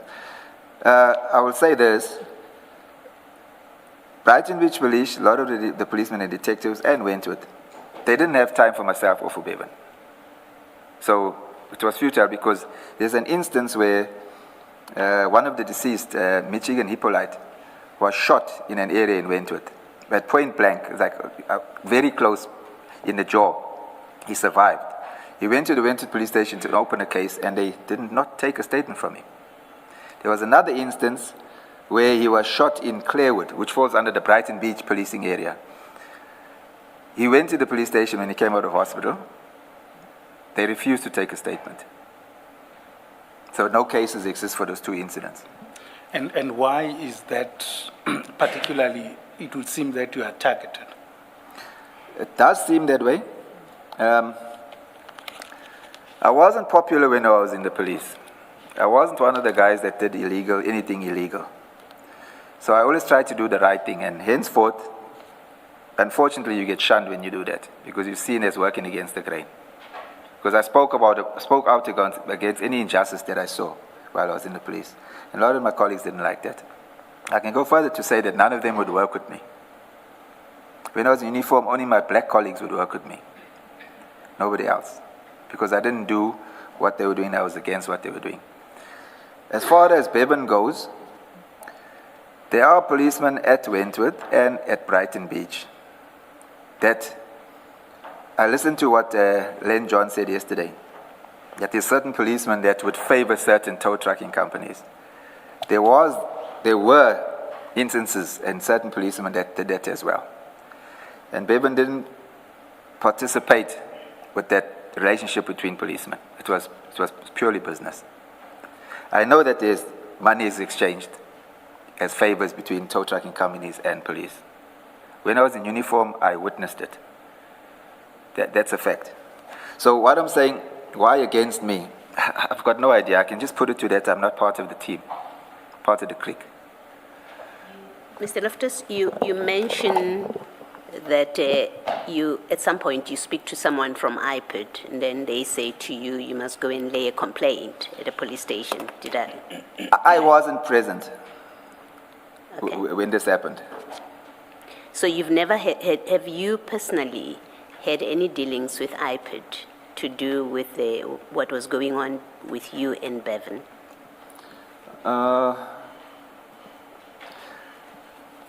Let me say this. When the police came in February, and they did what they did because my oldest son was assaulted by police as well. Ekod was assaulted. My wife had a case to open. My daughter-in-law had a case to open. There was a gentleman from IPID that came to my house. And I assumed that he was on call. That's why he was attending. This was after the cases were open. So he came to follow up further. So at that time, only my one daughter-in-law's case, the one that runs the crash, she had opened the case. So he followed up on that. And he seemed interested because he said they've been watching this group of people doing these kind of things for a long time. So he went a bit further to say they had a little team that was looking into this, where these guys were doing this kind of thing on alleged crime scenes. So from there, he actually interviewed ECOD, and he took a statement from ECOD, and he opened the case there. And then he interviewed my son as well, but he didn't end up taking a statement from him. Then there's a guy from, this incident happened on the 3rd of February. That was a Friday. The Monday was the 6th. There's a guy from Newlands East who I met for the first time, but Bevan knew him. I was liaising with Bevan while he was ducking. So he was liaising with that guy. And that guy was called. This detective from IPOD actually said to me, he should come over. He came over and he interviewed him about an assault that he'd been through at the hands of the team. I can't say which policeman it was, and another youngster. So that's the interaction I had. It happened right in my lounge. And you don't know what has happened with those IPID cases? Because my understanding from other evidence is that when there's been a complaint against or relating to police conduct, IPID then takes over the matter from the police station and then they do the investigation as it falls within their powers. Now, you've not had any report backs, any dealings with IPID about the cases that you say you've referred, were referred? My daughter-in-law that runs the crash, I went into hiding, which I'll come to later. While I was away, they followed up on the case of, when I say Bevan, I'm including the other guys that were. They followed up on the case at IPID, and she said she approached that investigator that had her docket, and she asked him what's the progress, and she says that he said to her that he's got much more serious cases. Hers is just assault common. He hasn't got the time to attend to a minor crime. Thank you. Thank you, Mrs. Carrim.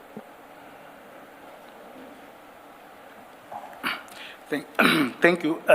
Just while on that, we know that on around 31 March, at least there's some steps that you took against the police. Yes. Now, that's a period of, let's say, approximately 3 months. 2-3 months, yes, give or take. Yeah, approximately, yeah. And if you trace it back to the telephone call, I think it would comfortably be a matter of 3 months. So or 2 months, let's say we give that period. Are you referring to the phone call, the time factor between the phone call and... The phone call. The phone call would have... Remember, it's the phone call, and shortly thereafter, you then have this operation on the 3rd of February. Yes, the phone call, if I can recall correctly, was in January. Yes. Yes. Late January. Late January. I think it's about the 25th or so. Correct. I'm trying to just wait for me. In that period, you say you didn't find it prudent to make any action, for example, to take any action rather against what you now see on the 3rd of February. Let's say on your theory, you now see that, look, there are police coming in, they are threatening about updating a policy and all of this. Now, don't you see it prudent to, in any event, register a case and then complain to IPID, or take even the court application earlier?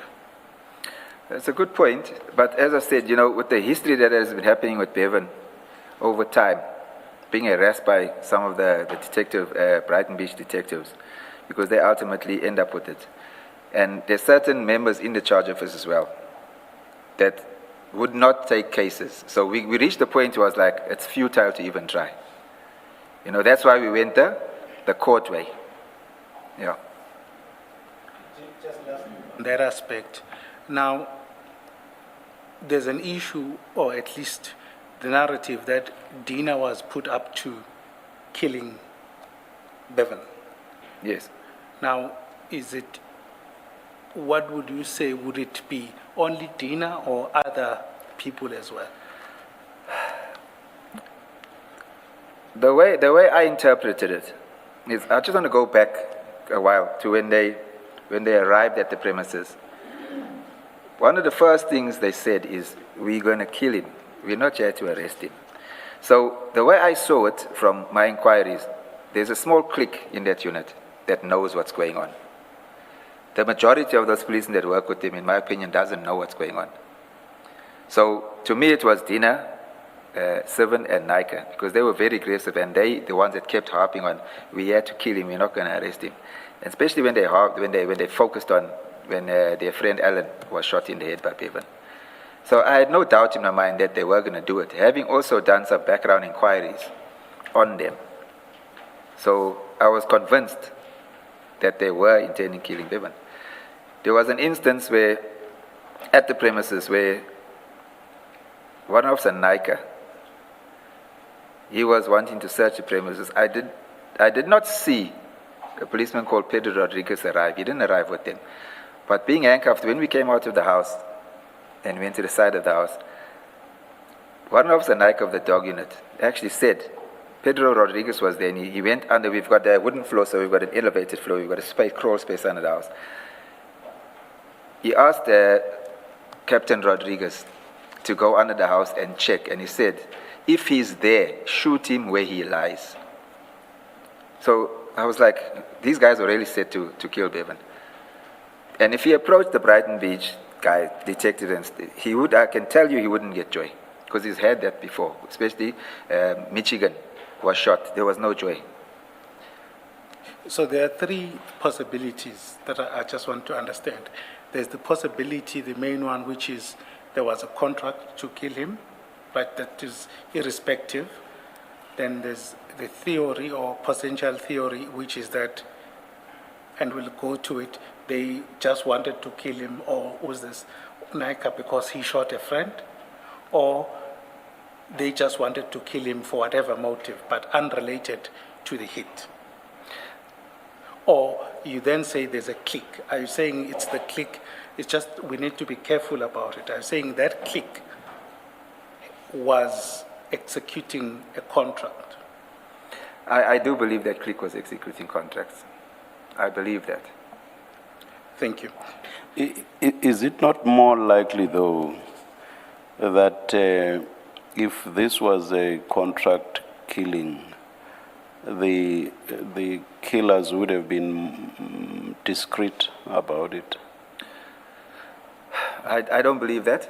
They are the hawks. They have power to go where they want to and to do what they want to. When they opened my garage, I just want to relate something. When they opened the garage, it was actually the investigator of my case that they put him back in. It was that gentleman that actually went in and took the vest off the wall.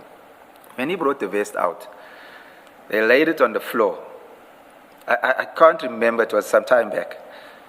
I can't remember it was Colonel Dina Kavamda or Warrant Officer Seven Naidu. They laid the vest and the handcuffs on the floor with their bulletproof bag, and they took pictures. I can't remember who it was. One of them made a call and said, "General, we've got him." And I wondered, why are they making such a fuss over a little thing like this to a general? You know? So to me, there was the narrative that they were targeting us. I'm not sure that I follow how that answers the question I asked.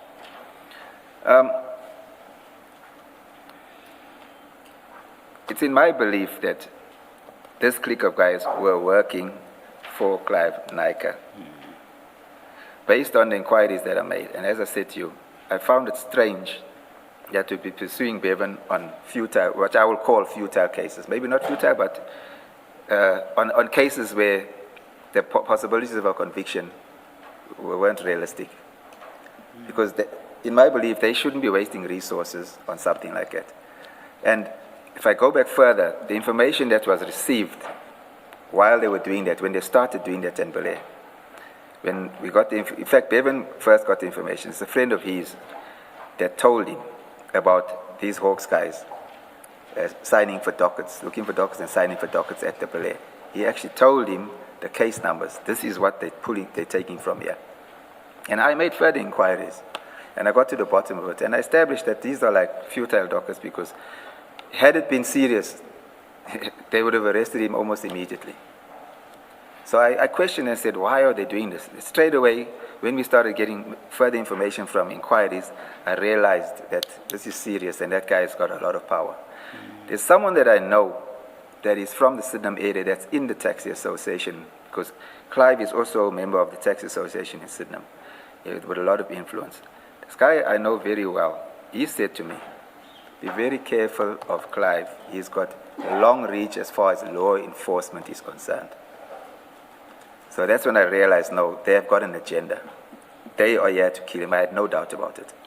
Henceforth, that's why he rather had fled and tried to go through the courts for protection. Yeah, don't misunderstand me. I'm not putting it beyond the realm of possibility that they might have said this. I'm just engaging you on how likely it is that they would have done so. You've responded. You've given your response. Thank you, Chair. Yeah.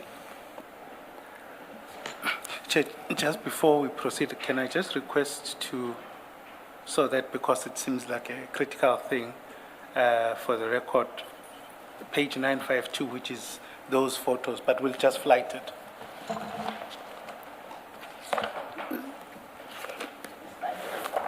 File 2, it should be file 3, sorry.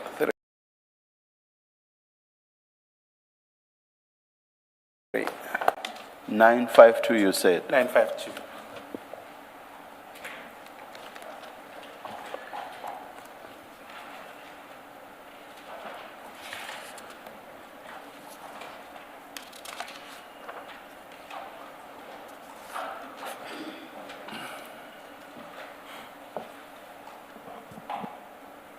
So these photos, are these the photos that you were referring to earlier about the bulletproof vest, the handcuffs, and That is correct. These are the they were photos. taken? Yes.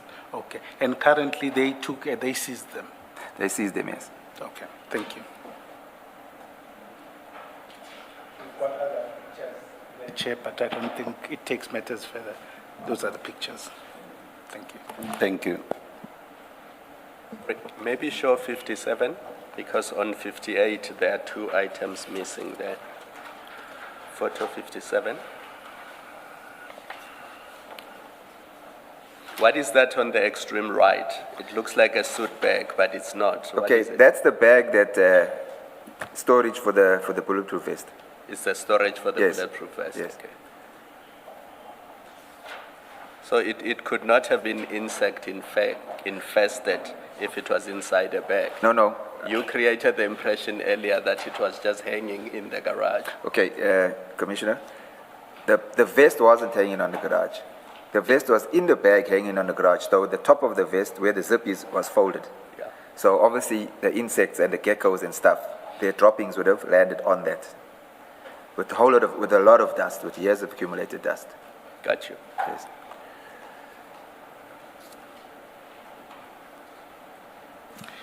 So let's then go back to your statement.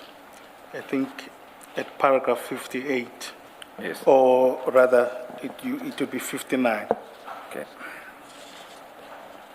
The other teacher had to try and calm the children down as they were traumatized by what was happening. Before Melissa was placed in the van, she was taken to the granny flat at my premises, where she lives, in the granny flat, right? Her identity card and the sorry, let me just say that again, it's not making sense. Okay, the other teacher had to try and calm the children down as they were traumatized by what was happening. Before Melissa was placed in the van, she was taken to the granny flat at my premises where she lives. For her identity card and the premises were searched. She was later released on the instructions of Captain Dina Govender. I was placed in a police vehicle and heard Captain Dina Govender, Warrant Officer Sivanayde, and Warrant Officer Naika having a discussion that they would get Bevan's attorney to bring him in. They would book Bevan out for further investigation, shoot him, and Captain Dina would cover it up. The dog unit policeman said he had one more firearm to plant. Captain Governor also said that they were going to sort out the Newlands East boys. This is a reference to the people who live in Sawfish, Newlands East, Sawfish Road in Newlands East, and who were people who grew up in the Wentworth area before being shifted to Newlands East. While I was handcuffed, I also heard one of the policemen, Captain Bevan of the Durban Metro Police, phoning Hendrik Noonans, who was Bevan's manager, and telling him to come to my house. When Hendrik Noonans arrived, he was immediately handcuffed and placed in a police vehicle. He was questioned and taken to his house in Garmouth Road, Bluff, which is about 100 meters from our premises on foot. He was arrested for possession of an unlicensed firearm, which was allegedly found in his premises. Before we left to go to the police station, Captain Dina Govan told Warrant Officer Naika to remove the Toyota Hilux. He sent other policemen to remove the hard drive of the CCTV footage in Bevan's house. I asked him why he was taking the vehicle which was used in the business, and he said it was used in the commission of a crime. I was taken to the Brighton Beach police station. When we were at the station, I was told by Captain Dina Governor that they were charging Bevan for attempted murder for shooting at the police at the Bluff Meat Supply. These allegations were blatant lies because Bevan was never at Bluff Meat Supply and in fact had not left the premises at our family home that day. The police removed the CCTV hard drive because it was evidence that Bevan did not leave the premises. It is for this reason that in my interdict application, I sought the return of the CCTV hard drive that would prove Bevan's innocence and cover the conspiracy to implicate him falsely. At the Brighton Beach police station, Mr. Loftus, did you receive the hard drive back? Because I did not receive the hard drive, Commissioner. I have a report in the response, in the police response to my application. There's a statement by the electronics department where the guy says, the policeman says that he received it, he opened it, and he downloaded footage, but there was no footage for the day of the 3rd of February. He says then at a later date, he was asked again to download it because the relevant policeman handling the case had lost the footage. He says he tried to go into the hard drive, but there was a password on it. He couldn't get in, and he says he found it very strange that happened. But he had a copy of the download on his file, so he took it from there. And then on the 3rd time, the policeman came to ask for the footage again. He says, but he couldn't get into it. And he said he found it very strange. So we did not receive the hard drive back. Okay. At the Brighton Beach police station, I was charged under the Communications Act for being in possession of a Chinese-manufactured two-way radio, which the drivers of the tow trucks used to communicate. The radio was handed to Warrant Officer Naika by a white male, which I later established to be a private security that was working with the Hawks, but was employed by Fidelity Guards. He said he found the two-way radio on me. Whilst in custody at the Brighton Beach police station on February the 5th, 2023, I was visited by a female police officer by the name of Captain Ellepin, who was the duty officer at Brighton Beach SAPS. We had a discussion about the alleged shooting, and she informed me that no shooting occurred at the Bluff Meat Supply on the 3rd of February 2023. She further told me that as the duty officer, she would have had to be called out to attend the shooting scene, and none of the members knew about any shooting that had taken place. She acknowledged that no forensic teams, fingerprint experts, or photographers were called out to the alleged shooting scene. I spoke to policemen and detectives, and they all have no knowledge of any shooting. I spoke to, I don't know if I should say that name. I spoke to Anesh Balraj, who was standing for elections to be the Brighton Beach Community Policing Forum chairperson. He is also involved in the security industry in the area about the shooting, and he acknowledged that no shooting took place. Further, Captain Bevan of Durban Metro also confirmed that no shooting took place. Captain Varley allegedly filed a report of the shooting. In my view, the circumstances clearly show that his report was false. Clearly, the intention was to implicate Bevan so that they could get him. I appeared at court on the 6th of February 2023 and was remanded in custody for 7 days pending a formal bail application. I was granted bail after 7 days in custody at the Westfield prison. On Wednesday, the 8th of February 2023, whilst in the court grill waiting to appear for bail application, my attorney, Bert Lang, Captain Dina Governor and Warrant Officer Sivanadi came down to the cells, and in a discussion, Captain Governor said he wanted Bevan to come into his office so he can take him to the SPP to take a warning statement. I asked him which case was it for, and he said for a drive-by shooting of David and Marlon near the stadium. I asked him how did he come to the conclusion that Bevan was involved, and he didn't answer. My attorney then told them that the family was concerned about the safety of Bevan, as the allegations were that the police wanted to kill him, which he denied. My attorney, Madlanga, acted as a High Court judge from the beginning of March 2023, which delayed the matter. He returned to practice on the 27th of March 2023, and it was thereafter that he continued to apply for an interdict against Captain Dina and the SAPS to protect Bevan and return the CCTV hard drive, which the police had removed. The interdict application was issued on Friday, the 31st of March 2023. Whilst we were finalizing the interdict application, on Friday, the 31st of March 2023, at Mr. Lang's office, I spoke to Bevan telephonically and told him to come home. Who called whom? Just let me read that again, Commissioner. Whilst we were finalizing the interdict application on the 31st of March at Mr. Lang's office, I spoke to Bevan telephonically and I told him to come home. Okay, who phoned whom? Yeah. On the day, we were signing the affidavit for the application, and we also had made statements with regard to Bevan having been at home on that day, that he didn't leave the premises and he didn't go to the Bluff Meat Supply. We were indicating that it was a false allegation. So we went to sign those statements as well. So in that instance, Michigan Hippolyte and Chase Finn were at the office as well to sign the statement. So my daughter-in-law was on the phone. I don't know if Bevan phoned her or he phoned her, or she phoned him. But then the phone was handed to me and I spoke to him. Yeah. So yes, that's when I told him to come home. Thank you.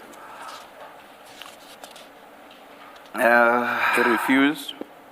He refused because he didn't want the police to return and arrest me falsely again. I did not know where Bevan was. The application was issued on the 31st of March 2023. Sorry, just before we proceed, and in the interest of time, there's an aspect that I want to address with you, and perhaps you can clarify. And you do mention it at page 7 of his statement at paragraph 26. And I just would request that you go there as well. So say that again? Statement, page 7, paragraph 26. 26, okay? 26, 27, and 28. Okay. There are allegations that Bevan was... No, don't read it. I just want to sum up what you say. All right. One is that you deny that Bevan was involved in drugs. Yes. The second thing is that you would have known if he was involved in drugs or killing of people, and then you dispute those allegations. And then you say the narrative that he was involved in drugs was a cover-up to justify him and ultimately killing him. And you'll recall that I said, do you still stand by that? And you said yes. Yes. Okay. Now, I just want us to go through what appears to have been a reputation for Mr. Bevan. Yes. And one that we start with is the issue of the cases that were against him. Whether they were bogus or not, I don't know, but what the evidence is that there are cases, if you go to, to the statements. Sorry, I just beg your indulgence, Chairperson. It's file 2, page 866. Okay, can you just help me on that? Thanks.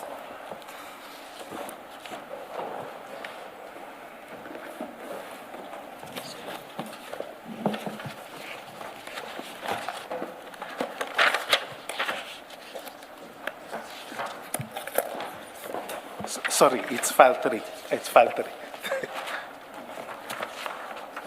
866, starting from 865.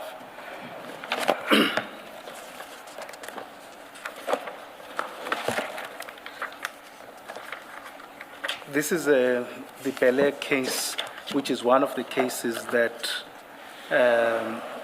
Bevan was sought in connection with. There's a statement from, at page 865, from a certain Mr. Jonathan David Thomas, right? He relays what transpires, but I would like for you to go to page 866, paragraph 9 of that affidavit or statement. And just for the record, I will read it out.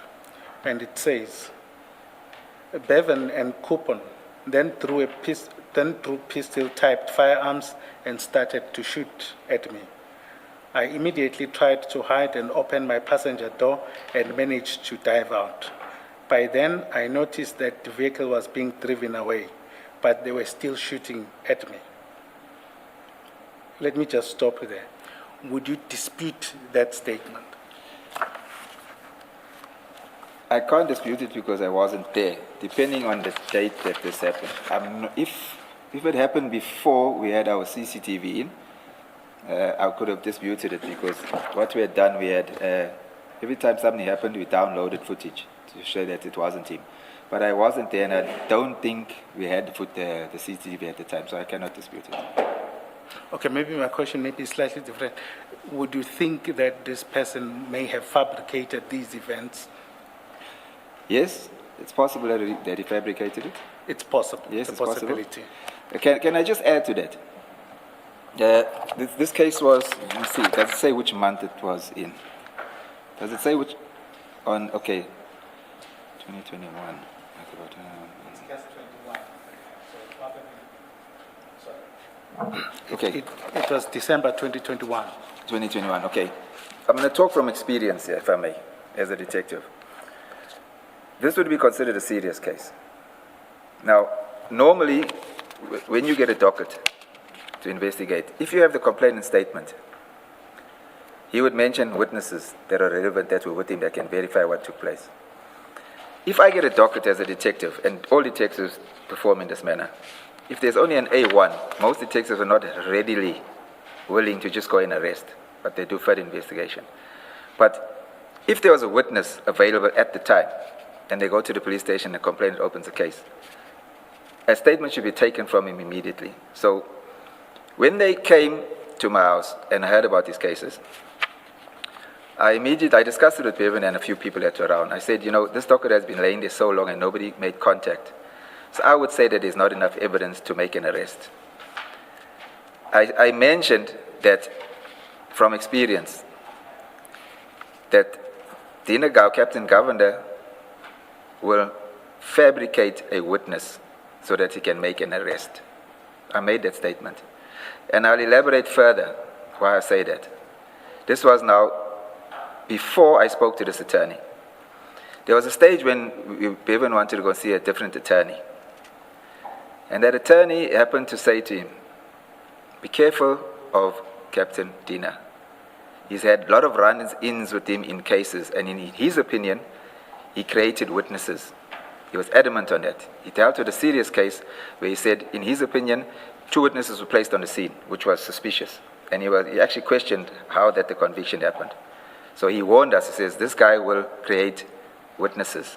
Sure. Be cautious. Just so you would say, you'll see at 868, this statement was taken on 14 December 2021. On your theory, you would say this was backdated and potentially fabricated. I would say that. And why would you say that? Just because of the Dina explanation had a I gave now. reputation? Yes, because of the explanation I gave now and the reputation of Captain Dina, from what information I received Would you from an be attorney. able to say that with certainty, or you think that is a possibility? I think that's a possibility. Okay. If you then go to page Let's 8. do this before you leave. Assume it's not backdated. Assume that the statement was taken in December 2021. In your experience as a former police officer, would it make sense that armed with this statement, the police would wait a year and a couple of months before they want to arrest the suspect? Not at all. I'll say why. Because when you receive a docket, within 48 hours, if I'm not mistaken, it's long since I've been in the police, you have an inspection on progress made by the new dockets you receive.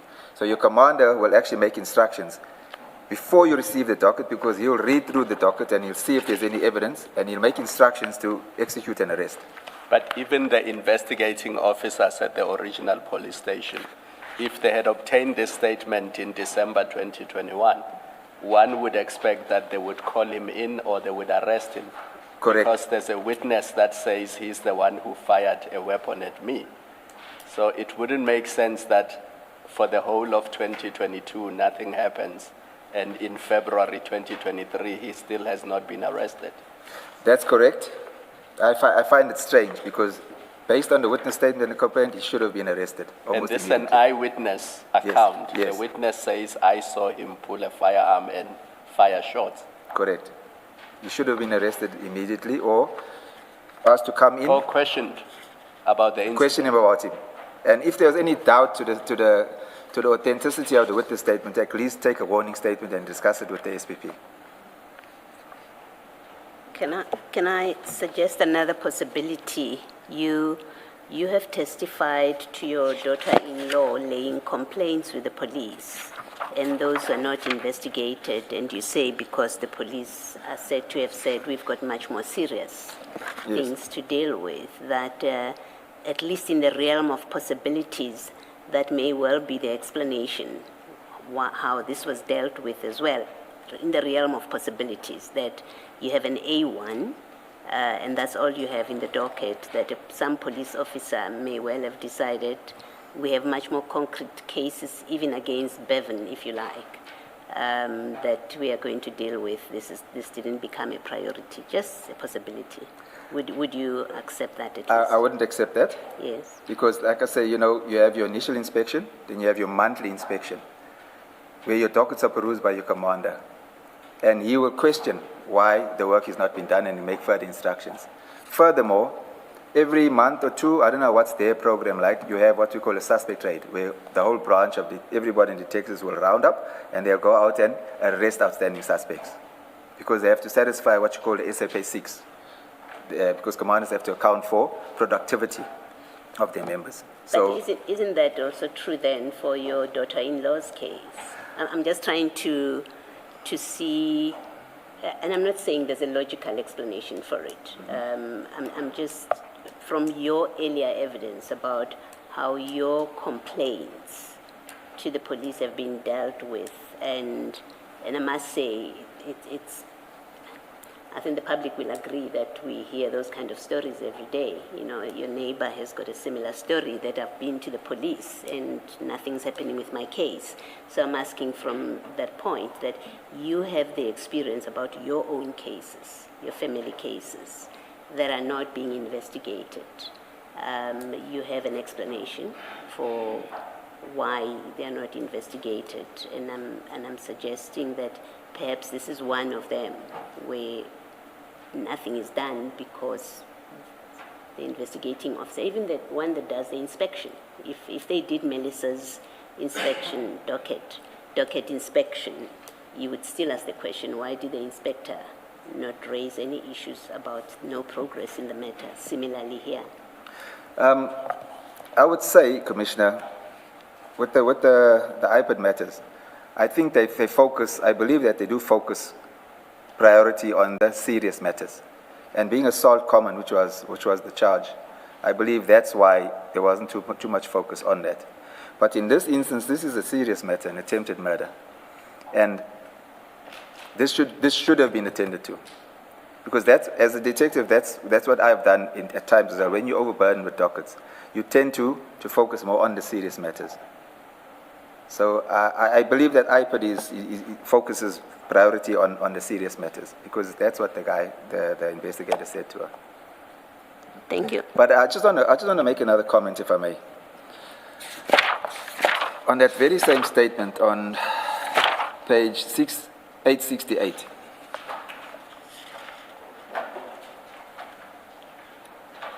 I find it strange that a captain commissioned this statement. I do find it strange because generally when we take statements, a statement, if the witness statement is not taken at the charge office with the complainant,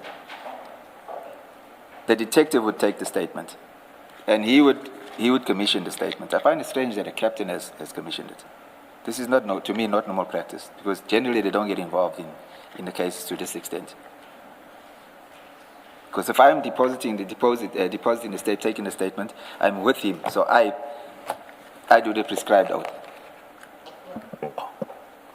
Is there subtext in what you are saying now? This is some text. Subtext. Are you suggesting something? Yes, I'm suggesting that this statement was taken at a later stage and backdated. Because this is not normal. So are you, sorry, what does that mean? Are you now implicating even the captain who commissioned this, that they're actually part of the scheme? I wouldn't say implicating. I'm saying that I'm finding it strange that the captain would take time to commission a statement like this here. The chairperson asked you what is the subtext of what you're saying. I find it strange. You're repeating it. Okay. What in All right, fact are you saying about it? All right. I would say that he was involved in the fabrication of the statement. Thank you. Can I then take you, and please don't misunderstand me. I'm not saying the cases were not utilized for one reason or the other, but I'm just pointing you to certain affidavits, what they say about Bevan, and what's your view about it. And it goes to the reputation that is out there versus what you know. Yeah. Right? And on the same file, if we go to page 1003. 1003, same file? Yes, same.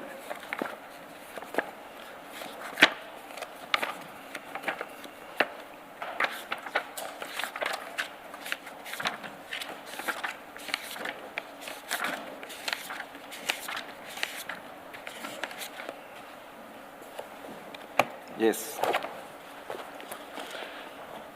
This pertains to Bria case, which is January 2023. This is a statement from Alan Subramani.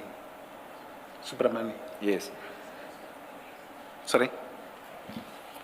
1003, you said? 1003. Yes. The one flagged. at the top, Berea? Yes. Bria, yes. So this would have been right in January 2023. What you then see is at paragraph 5 of that statement, it reads as follows. On 2023, January 05, at about 18 o'clock, I was driving my white Mercedes-Benz. As I exited the parking bay opposite Bread Mill Bakery on Problem Mkhize Road, Bria, I was shot at by men with automatic rifles. Paragraph 6, I tried to flee, but I was shot multiple times and collided into a stationary vehicle. The gunman continued shooting at me. I managed to alight from my vehicle and hide in a nearby building. So that's the action. If you turn over, it says, I underwent several surgeries and still have a bullet lodged in my back. I am currently still in recovery and receiving treatment. Importantly, at paragraph 8, it reads, the suspects were in a white Toyota Etios. I recognized the driver, Bevan Loftus, and the front passenger shootist, Ryan Santos. He is known gang member and hitman for Bevan Loftus. The backseat shootist was a black male. Now, that is interestingly commissioned on the 25th of April, 2023. Would you say this event or this narration, you also find it you wouldn't agree with it? No, I can agree with it, because if he was shot and he was hospitalized in a serious manner, obviously it would take time for him to recover too. Sorry, just speak up. Sorry, I wouldn't disagree, because if he was shot in January and it took him time to recover, if he underwent surgery and etc., it would take time for him to recover and to depose a statement. Okay, and then the narration of the events or the allegation that Bevan Loftus one was a gang member, that was among the guys that were shooting him. That's a lie. Not because he's my son. On the date, that was came on over social media. On that day, Bevan was at home. I can verify that. In fact, there was footage downloaded from the hard drive, because he knew that it's going to come back to him.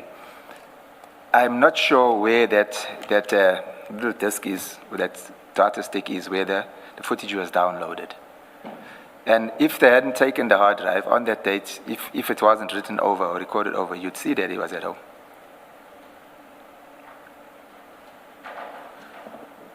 Okay, thank you. Then,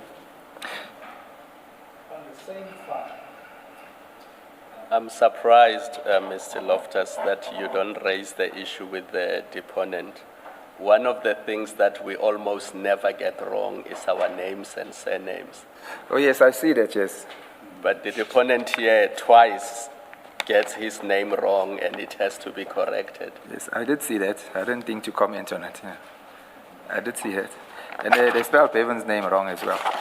No, that one is somebody else. I mean, that happens. I can also get your surname wrong.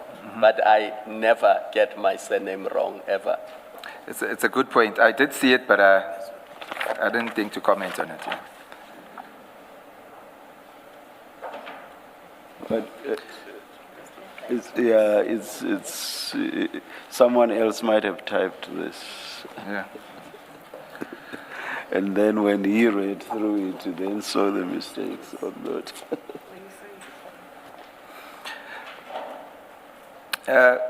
Can I make a comment?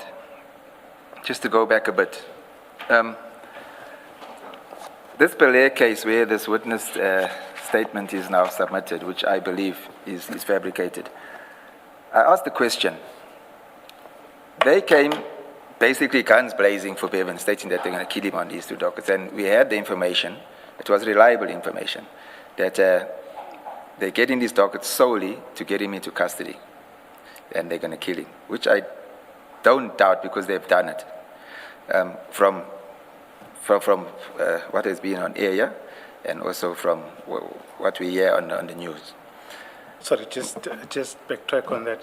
You're saying there's been a similar occurrences? Yes, it's been. I heard John talk about it yesterday. Len John talk about the one case yesterday. My question is this: they came with those two cases and they didn't get him in December. They took some time to come back. If these cases that they had were so serious, why did they have to fabricate a case of attempted murder, of him shooting at the police at the Bluff meat supply, if they already had this serious matter against him where they could arrest him? Because when we got to court on the second time, there was no mention of these cases, he being wanted on these two cases. They focused solely on that attempted murder, which didn't happen. That has been my question. Why go to that extent when you already have cases against him? Sure. You recall earlier, I'm just probing those things and what the reputation is. Yes. And whether those affidavits, you believe those allegations are true or not, and you saying you deny them. It's denied, because I can say with confidence that Bevan was at home on that day, because when the shooting happened, he actually called me from next door and said, look what's taken place here. They're going to blame me. Okay. Then I said to him, go and download the footage that shows that you were in the yard, that you haven't left. Sure. You say when the shooting in Berea case? Berea case. So was it on TV? No, social media. When he was shot, it went wild on social media. Everybody When had this man was shot? Yes. Okay. That's fine. If on the same file, and And again, this is just simply on the reputation, and I'm not casting any reputation. I am just dealing with what was reported. It's still on the same file. It's Exhibit CJC 403, but I'm more interested. There are other articles, but the Daily Maverick one. Where do I find it? The same file, 1169 on top.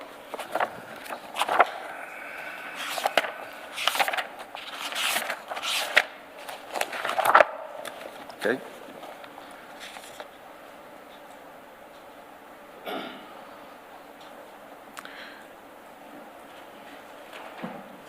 Now, just in the interest of time, this article narrates, is written post the shooting, which will come to now, but it narrates what has happened, the drug wars, the theft wars around the tow trucks.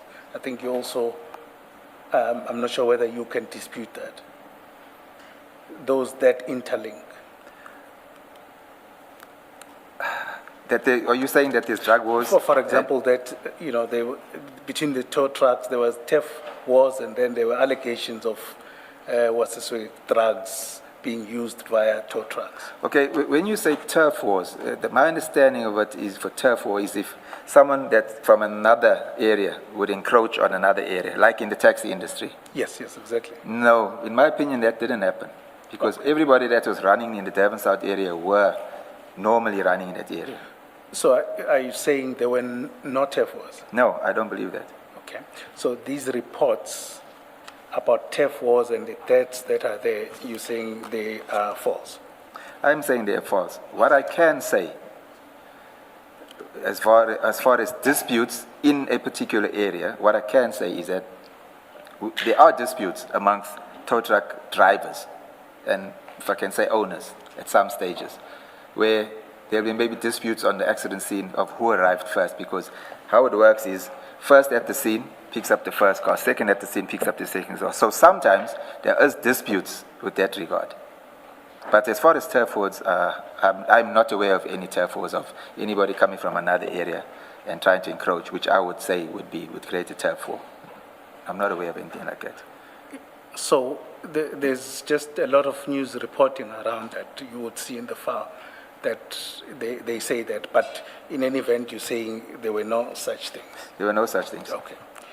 Then at 1169, then it talks about the shooting, but interestingly at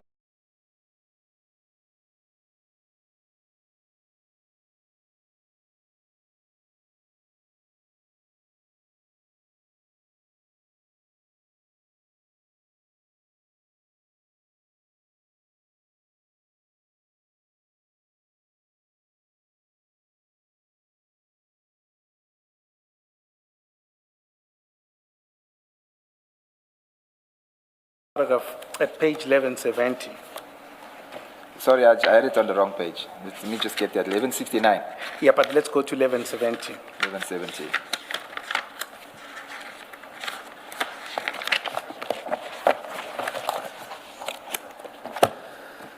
Yes. There's a report there, and it's just for your comment. It says Bevan Loftus, 34, was a tow truck operator with a mean reputation, who died with 4 others in what police described as a violent clash on the afternoon of Saturday, 1 April. Would you say the mean reputation allegation, as it were, is also false? That's false. Okay. He didn't have a mean reputation. If I can elaborate? Yes. The towing truck and the taxi industry is a very tough environment. So what if he was put in a situation, for example, I'll use what I said earlier, hypothetically. If he got to an accident scene, which he only did when he started his business, when at later stages he didn't drive, he'd never driven a tow truck, he wouldn't go to accident scenes. But in the beginning, to establish the business, he didn't drive, but he used to attend accident scenes. So if he got to a scene, for example, and one of the other operators who came after him were trying to take that tow from one of his drivers, he'd step in and dispute that action. When they say tough, I would say that's the kind of tough I would say that it was. Mr. Loftus, you, without in any way commenting on the circumstances of his death and what you say were the threats that were being made, what you say about the cases that were being pursued against him and the allegations, without me commenting on that, it's fair, is it not fair to say that you were not around the clock with your son, as no parent can ever be around the clock with their child? You have also testified, for example, that because he changed his phone so many times, you didn't even know his telephone number at the time that the police were there, that you really are not in a position to categorically deny the description, for example, that he was mean. He may well have been mean out in the streets, and out of respect for you, would never show that to you. But as a parent who's not around the clock with their son, it seems to me that you may not be in a position to say in every case that allegations are made about him and where he's described in these terms. You may not be in a position to say all of that is lies. You have to make room, at least I think, you would have to make room for, well, I didn't live around the clock with him. So I don't know what exactly he got up to, but the son that I know could not be described as a mean person. Is that not, would that be a fair proposition? I agree that would be a fair proposition. Okay, thank you.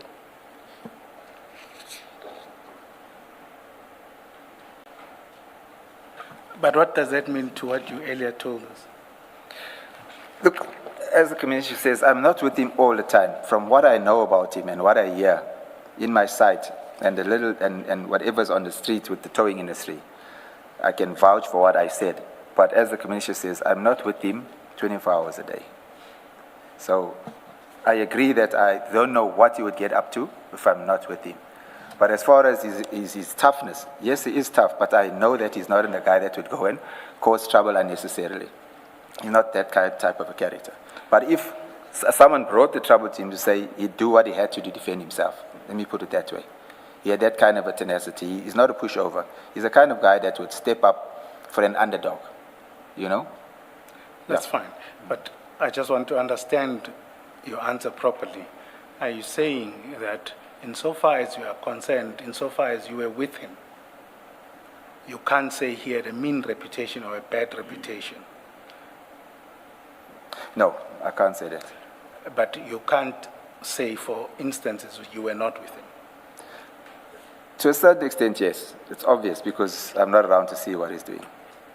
All right. Then if you turn to page 1185.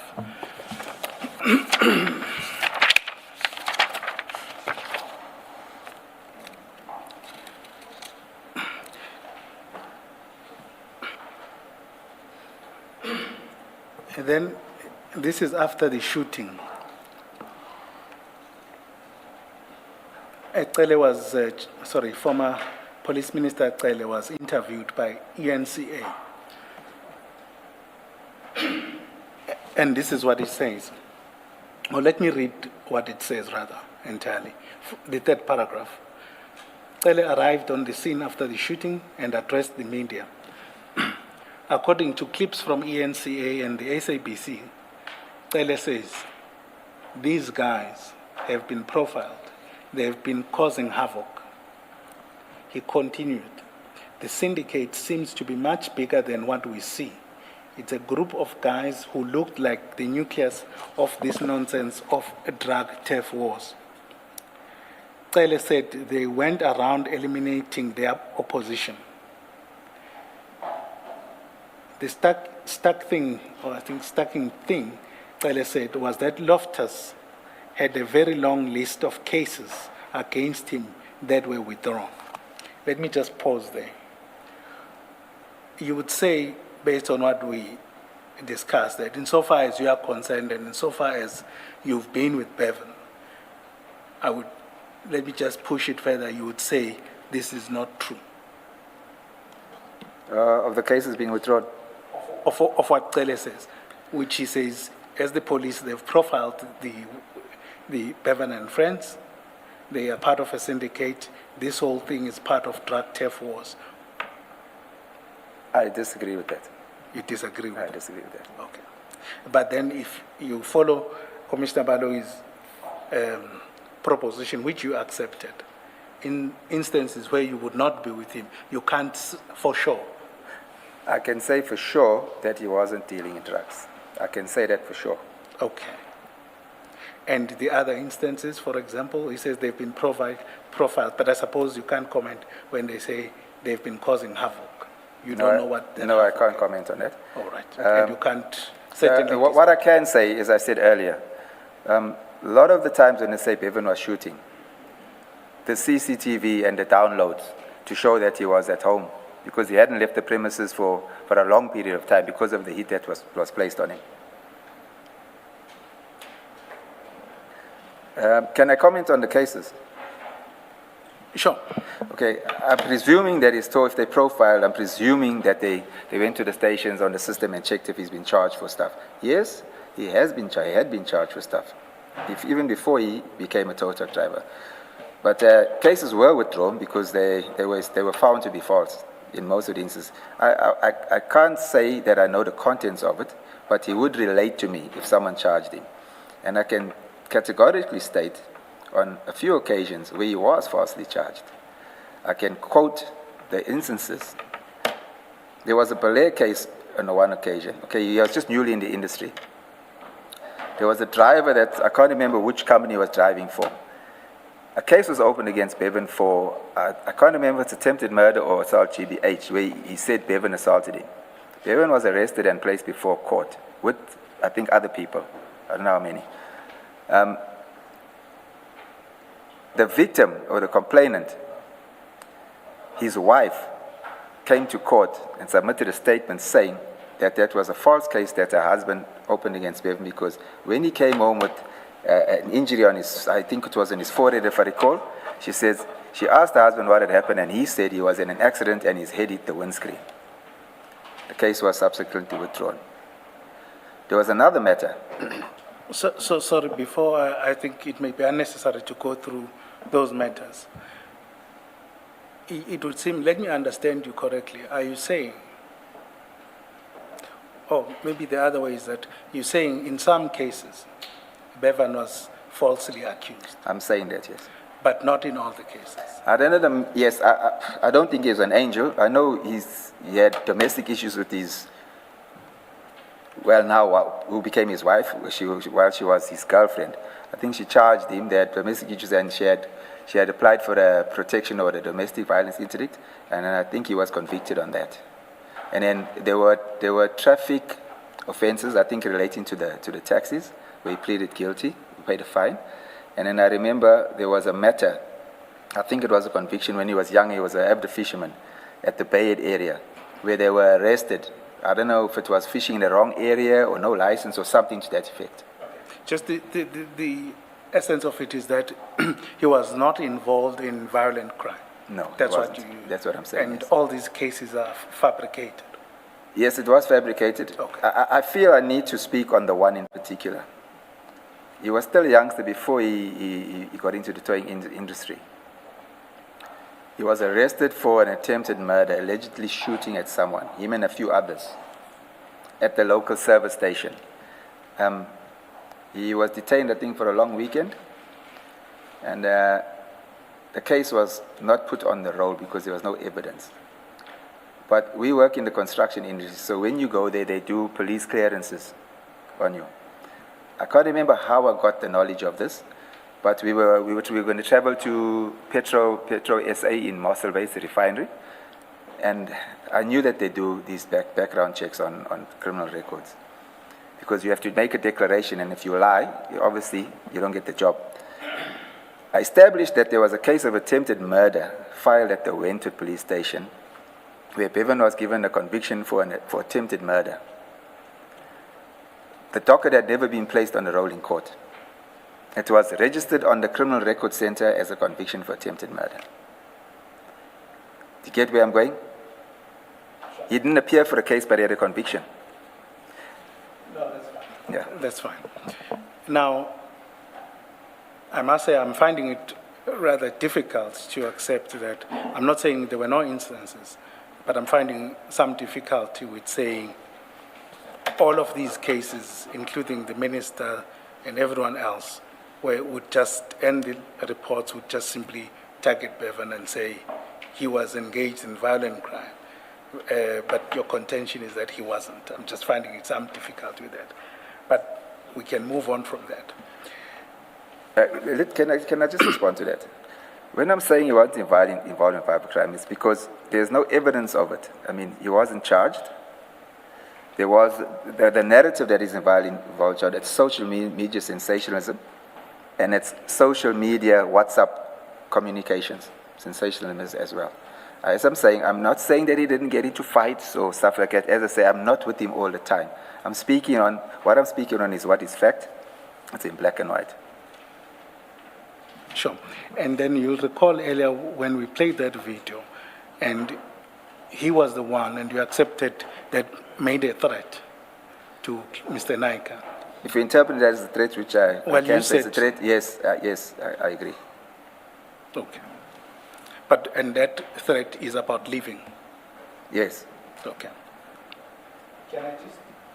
Chairperson, can I just request to play a video that deals with the reputation and what the police have said, and then we'll go to the execution portion of the affidavit. I beg your indulgence. It's quite a lengthy video. It also narrates the turf wars and the killings and also what transpired. So I just request that we flight it.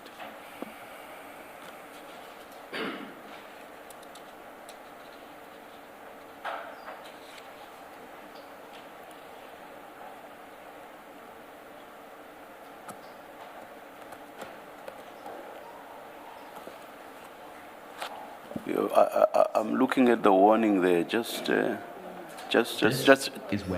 pause, please. I'm looking at the warning there. So do we want to play it? It's not those photos, but I can see the difficulty, but it's not further up. Perhaps what we can do is to edit those in light of what you had proposed and continue and play it thereafter. Okay. I think that may make as long sense. as we are not going to see anything gruesome. Yeah, no. It's not that gruesome as the photos as you would see, but I think it's just a normal warning.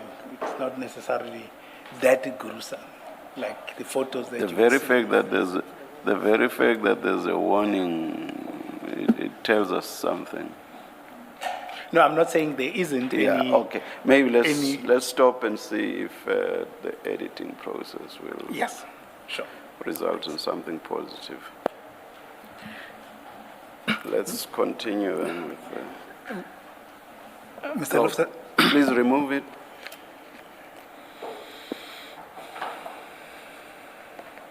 Let's continue with the statement. Okay. Please continue to paragraph 72 of your statement.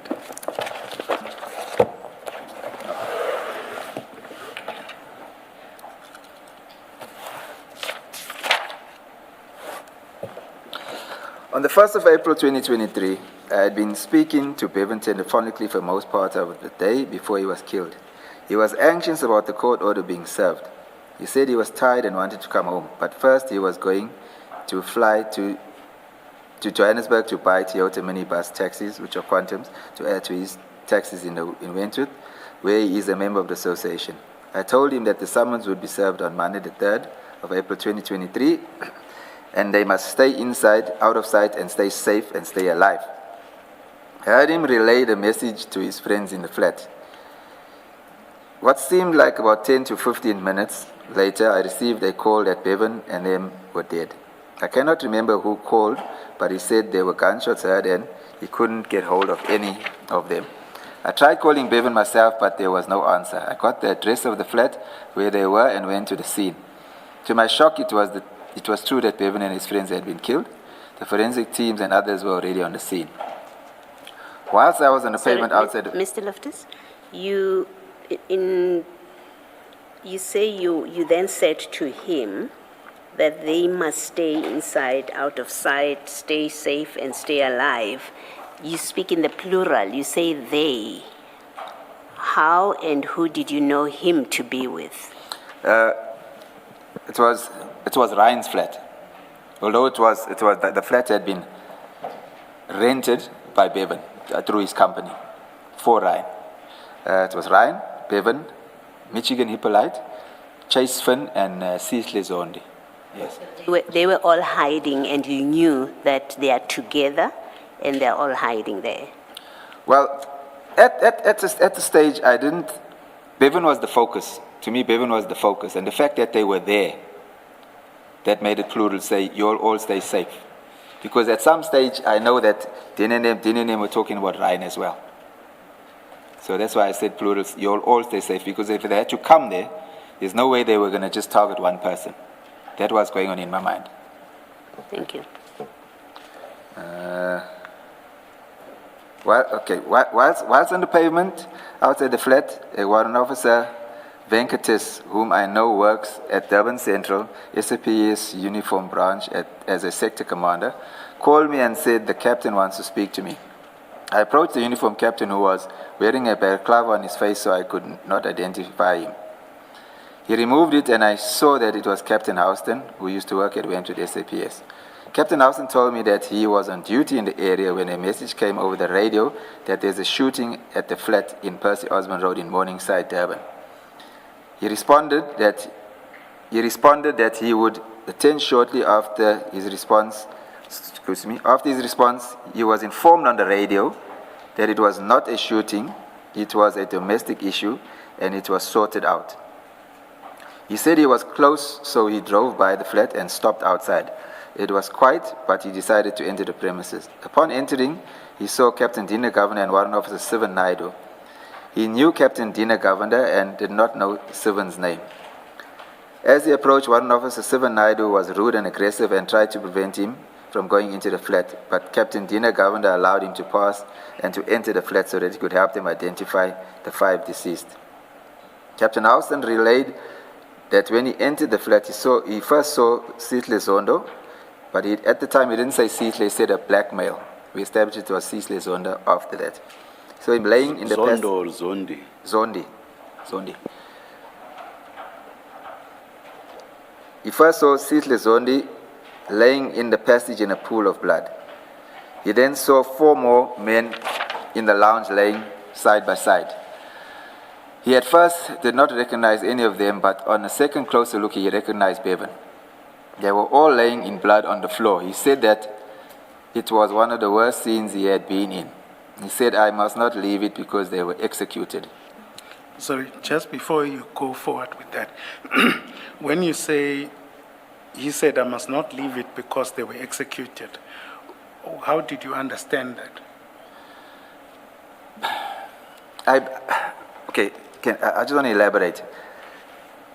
As far as I'm concerned, execution, if you're bound and you've got no form of defense, and if they understand killing is if basically you're confronted and you've got freedom of movement, etc., and a killing happens.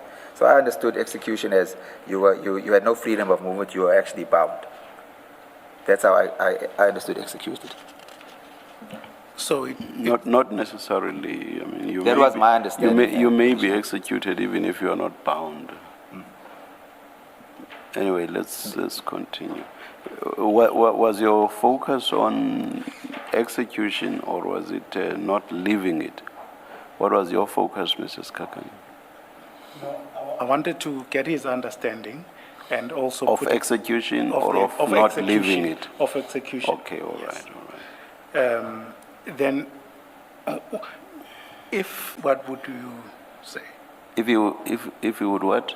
If you were to dispute that he said they were executed. There's nothing I can do about it. Okay. That's his choice. Okay. Please proceed. I assume that there have been consultations with him. Captain Hilfer, Captain Hill, yeah. Is that what he says? in his statement, I think he does indicate, he does dispute that he said that. Okay. But he'll testify as well. I guess, in a sense, we do get what your response would be based on your last response to. Yeah, as I said, that's my understanding of executed. Okay, please proceed. It's no longer about your understanding. It's more about what's being put to you is he denies that he ever said this. What's your comment? Well, I won't be able to dispute. If he says he didn't, that's what he's saying, but I know what he said. All right. Do I go on? Yes, please proceed. While we were on the road, we had already received pictures of Bevan and the other murdered men laying on the floor, dead. Having seen the photos and the bodies laying on the floor as depicted, I was convinced that they were killed. On the 3rd of April 2023, I attended at the Phoenix Government Mortuary to identify Bevan. The post-mortem was done on the 5th of April 2023. The report was compiled on the 10th of May 2023, and I only saw it a few weeks later. I went to the flat on or about the 6th of April, and I looked at the scene carefully to assess what had happened, and particularly if the police reporting was correct. It became clear to me that Bevan and his friends were executed, and there was no shootout. I have tried to understand what happened. From the pictures I have seen and taken, and the markings on the walls and the floor in the flat, I do not believe there was a shootout. There is a video which I would refer the commission, which my nephew did based on what we believe happened. Okay, we'll come to that. These have been handed to the commission, and I believe will form part of the panel exhibit. No, that's fine. Just on this aspect, before we go to the photos, I want you to explain the scene as you see them. But just to put one issue aside, you say the execution as you understood it would have meant that Bevan and them would have been cable tied. Yes. And bound. And that's the version you have. Yes. All right. And I'd like us to go through to file 2. This GL2. When you saw the bodies, did they have cable ties on them? No, I saw them at the mortuary. They didn't have cable ties on. They did not? No. Or you did not enter the apartment? No, we weren't allowed into the scene. No. You were not allowed, okay. All right. And what do you base your theory on? That is that they were tied?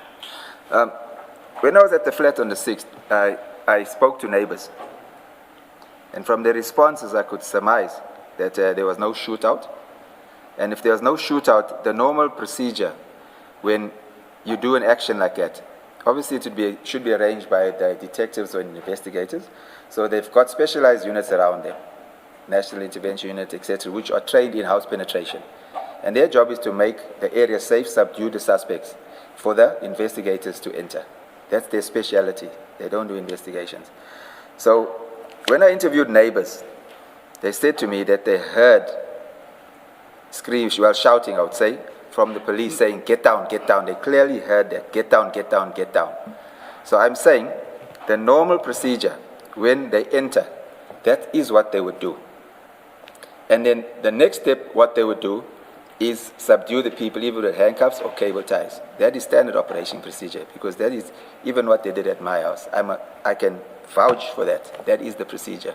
So the fact that the neighbors could say they heard them say, get down, get down, get down on numerous occasions, and they usually do it in a loud, audible voice. to strike fear into somebody.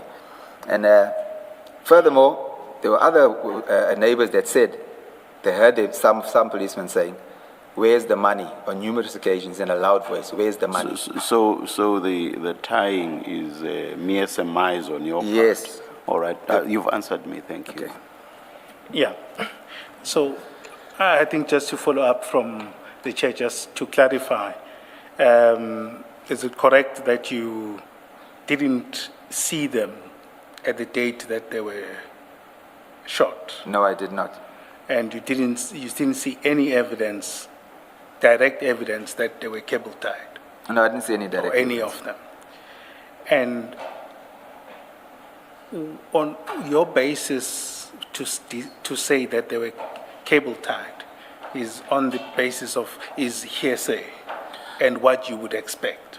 Okay, let me just backtrack a bit when you say I didn't see. Why I also suspected that they're cable ties, because the pictures that were sent out of the deceased, I saw that there were marks on, and from the pictures, on especially Chase's hands, were red marks around his wrist, and there were like marks around Bevan's arm as well. So, based on what I know of the procedure, and the fact that, in my opinion, they were alive, there was no shootout, they would have been cable tied. So that led me, confirmed what I was thinking, based on the operation of these guys. Yeah, thanks. Can I request that we go to file 2?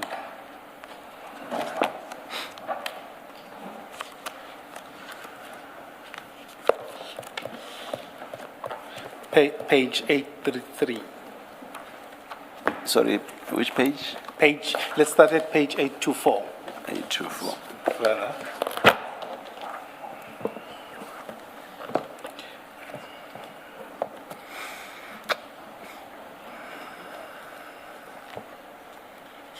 Please, sorry.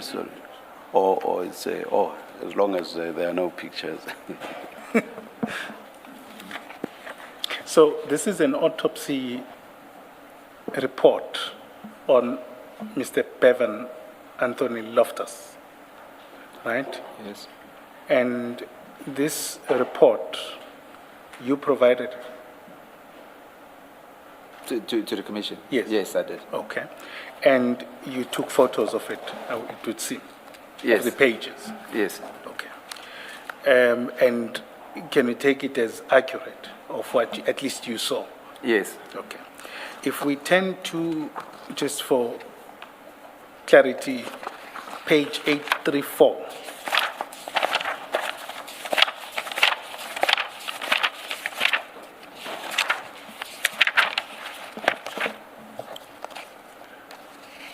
Now, this report is from an expert at paragraph 19. Yes. It's written, there is no evidence or suggestion of any restraint-type injury to the wrist. Now, you would dispute that based on?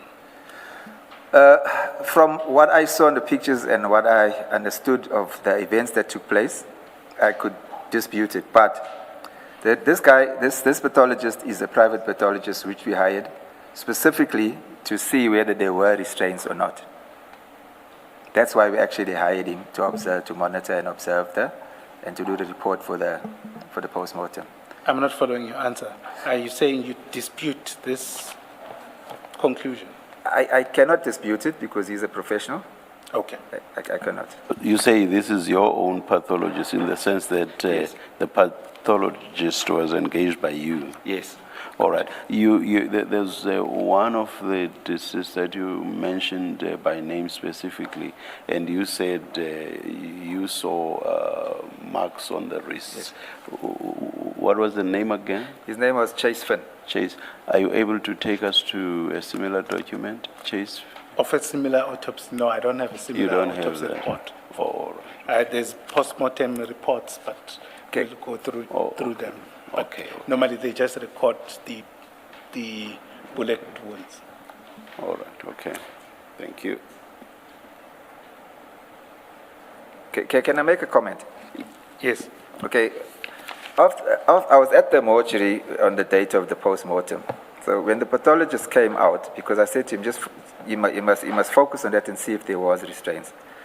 he said to me, there was no evidence of it, but he says it doesn't rule it out. He told me that verbally. Of course, the report came at a later stage. Sure. But obviously, we have to accept what the report Yes, but I says. accept what he's saying. Yeah, okay. Chair, I see it's just after 1. Can I request that we take the adjournment, the lunch adjournment at this point?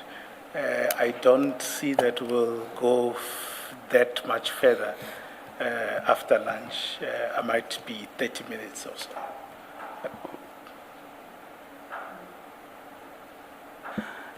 Let's adjourn and resume at 2:05. Thank you.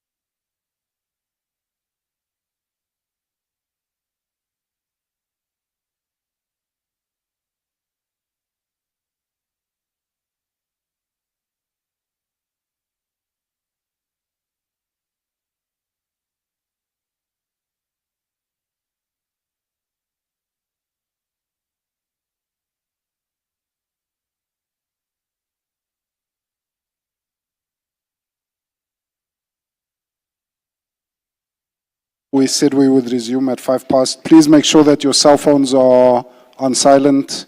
Let's resume.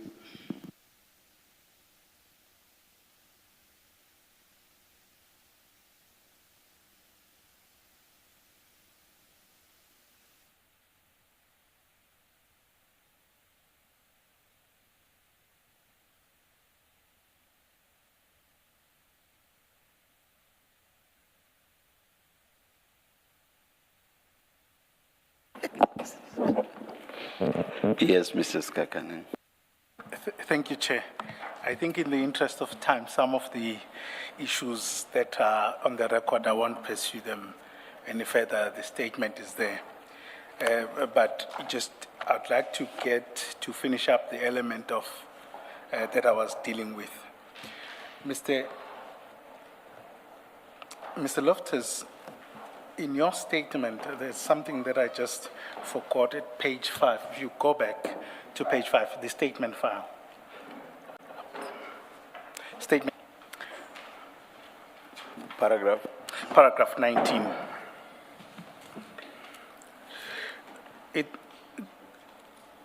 So in that statement, what you are saying, in line with what you were saying, is that Bevan had friends and business associates that were allegedly involved in drugs and other criminal activities. Who were those friends? Is that not going to take us to the issue that Commissioner Kumalo raised? Which is? People get implicated. Are we planning on calling those people or affording them an opportunity to respond? Unless you think it's crucial and it establishes something that we want to consider and decide. Otherwise, in my language, sinika ilike elinembovane. I can't translate this. No, I do want to press on it a bit, Chair, because I want to just proceed on the issue of gang activities. And perhaps I just want to understand around him who were those and whether he was part of those gangs. And Can we do it without mentioning names? Because the moment you say Kumalo is a drug dealer, Kumalo is a member of a gang, then you're implicating him and he has to come here to clear his name. Can we not limit it to he was part of a gang and they were involved in criminal activities? That's fine, Commissioner Kumalo, but it's going to be a related question that I'll ask following from this, but maybe you'll guide me when I get... The issue is the names of individuals, Sure. because the moment you identify somebody as a drug dealer or as a gangster, then it creates the problems. That's fine. So you're saying those people, Bevan had friends and business associates that were allegedly involved in drugs and other criminal activities, right? Paragraph 19, right? Now, would that be gangs as in drug gangs? Yeah.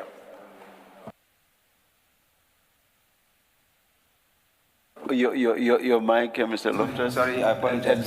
Start from I the beginning of what you said. Yeah, I won't mention names because I can't really mention names. But what I was inferring there is that I grew up in the Wentwood area. From young, there have always been gangs in that area, different areas accumulating and giving themselves names, etc. And that, like, when the older guys realize that this is silly, fruitless, then the youngsters that come up, they carry on with that because they are associated with an area that has got a certain gang name. So we grew up in an area called Reiger Road. And from the time I was young, I know what had happened there. Because it's no yards, the youngsters used to accumulate in the corners of the flats or in the park or wherever it was. And eventually they gave themselves a name. I don't know the history of where it came from. That area where I grew up in Reiger Road was known as the Young Destroyers. But that was way back. So other areas likewise also adopted that names for their areas. And there was gang fight, but those days it wasn't shooting, it was running battles with knives, etc., and bush knives, etc. So I am still known, because I grew up there and my mother still lives there. I am still known. If they talk about me, for example, or anybody else, and they're not familiar with who the person is, the person would actually say, Greg from Destroyers. You understand? Now, Bevan grew up in that area, so he became friends growing up with youngsters from there. Some of them ended up associating with that name, Young Destroyers. Now, from that area, there's dealing going on there. The older guys that started it have passed away.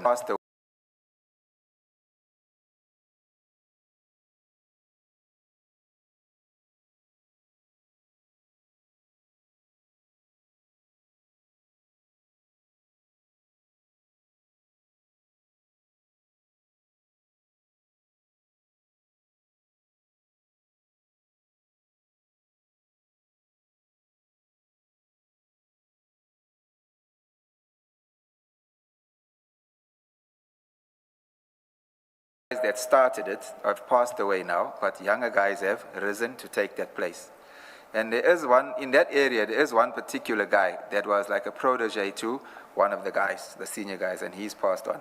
So he now is the kingpin in that area with the drugs and with the, I can say, violent activity, because he actually got hitmen around him, which have been arrested for killing people, etc. So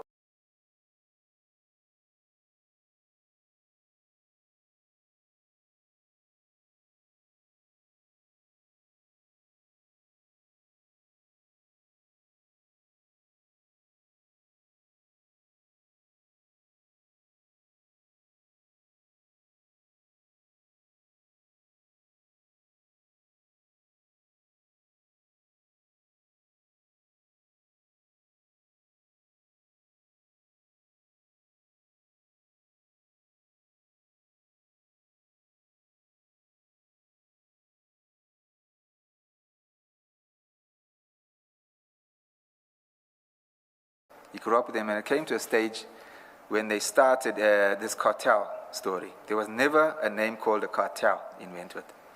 So the guy from that Reich Road area, Young Destroyers, he had, I think, subject to correction, a family member who is now deceased. He came out of prison and he started hanging around in that area. He came up with Simone Jasmine, with the name The Cartel. And the thinking was that they will combine all the areas into one unit and name themselves The Cartel.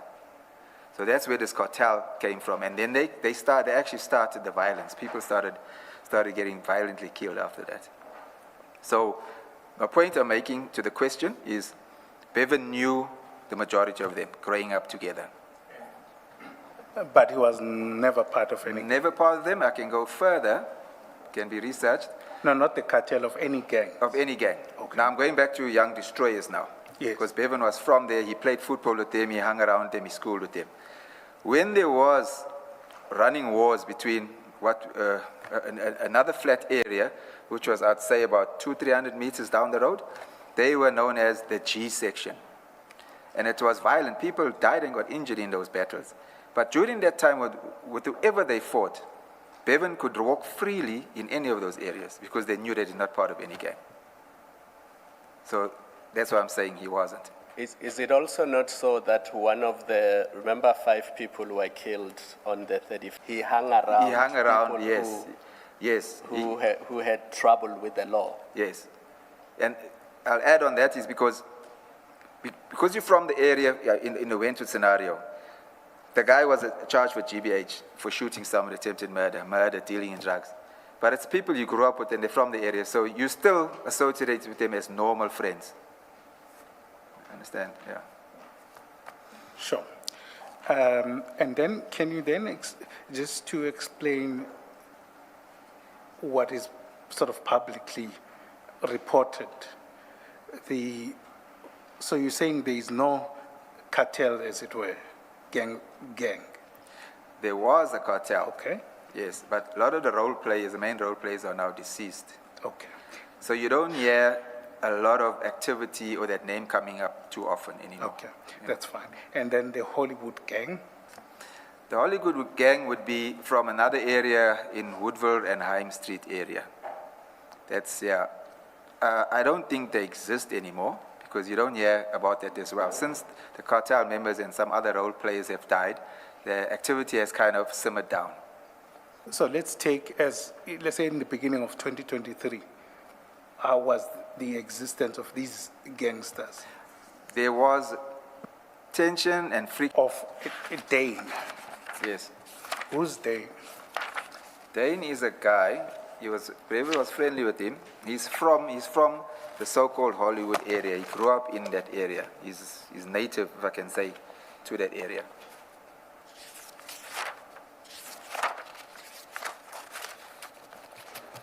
Bevan was friendly with him. They were just friends. Yes, they were friends. Yeah. Okay. And in terms of, and I would request to understand, in terms of the competition or turf wars, would have there been any turf wars between these two gangs? The cartel and The Hollywood gang. I wouldn't say that because the Hollywood guys are from a very small area. They were concentrated in a very small area. So whatever they did would happen in that area. The cartel guys were the bigger organization that encompassed all the areas in Wentworth where different gangs were allegedly from. So they combined those, and then they were fighting against those Hollywood guys who were concentrated in a very small area. So I wouldn't say turf because if we talk, we're talking drug turf, right? Yes. So the cartel guys basically controlled the whole of Wentworth and obviously outer areas, which I can't confirm. It's just social media that would speak on that. And in terms of the reports, if I may just ask, and you, with sympathy from your side, where was Bevan associated between the two, if he was? Okay, I'll go a bit deep with this one. Bevan is from the Reich Road area. When the cartel thing rose up, Bevan, there's an area where in the flats where they would sell the drugs from. It's actually got a carport and a pool table. It's like a little club area. He would go there. When this cartel thing started, he withdrew from going to that area because these cartel guys were now, he could see that what the agenda was. And they were starting to harass people from the area. So he withdrew and he started sitting around. When he did visit there, he would go to my mother's place and sit outside. In fact, we call it the corner of the flat on the gable side. He would sit there with the younger guys, Michigan Chase, etc. So it came a stage when he said to me, the guys that he grew up in school with, when they greeted him, he would say to them, please don't greet me anymore because I don't approve of what you're doing. I'm not your friend anymore. So he didn't break his friendship with Dane. He still remained friendship with Dane and some of the people from the Hollywood area. So I think that because he was friendly with them, they saw him as belonging to them. So I believe that's where this aggression towards him started. And those youngsters, Michigan Chase, to name other few guys. I think that's what it was about. So on his part, he was not involved with any of, if I'm trying to get this, he was not involved in any of the drugs, and it's just that the people that he was with were Association, criminals. yes. Okay. Which is a normal thing. Yes. Because I know of cases where youngsters were shot and killed in this whole conflict. That had nothing to do with either side. It's just that a youngster was friendly with maybe a Hollywood guy, and he was seen as part of that, and vice versa. A lot of youngsters died innocently through association. And obviously we've seen those reports and those statements, yes, which you dispute. Yes. Okay. Chair, can I just request you play that video? I won't pay it too much. The only graphical material is, I suppose, is a car that is shot at, but there is no blood that is there, and perhaps just that nothing too serious, not to sound insensitive at all. But wasn't someone killed as a result of the shooting or not? Yes, there were these alleged gangster people that were shot at, and Okay. publicly there's been reports about them, and I don't think it's a matter of something that is, it's a public video that has been circulating in the media. I don't think it would be a bit of an issue per se, but I'm in your hands.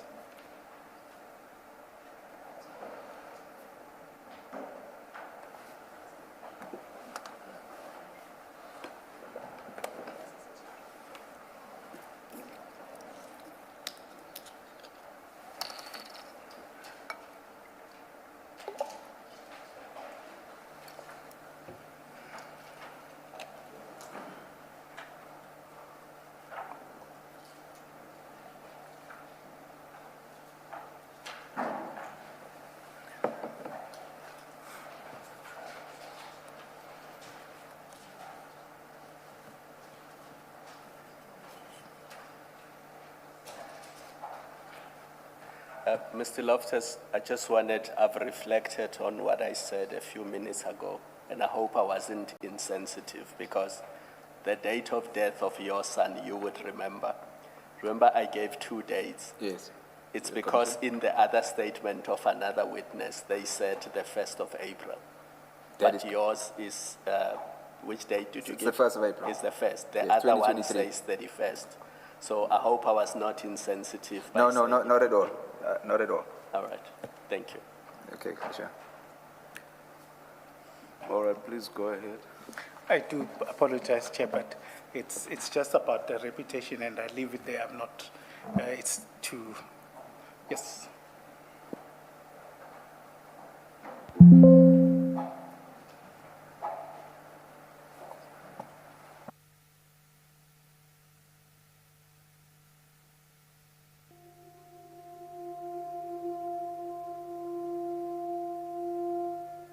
This is Wentworth, a large Indian and coloured township located south of Durban. Wentworth is currently facing a severe humanitarian and security crisis. The neighbourhood is trapped in a cycle of extreme poverty, decaying infrastructure, and a ruthless gang war.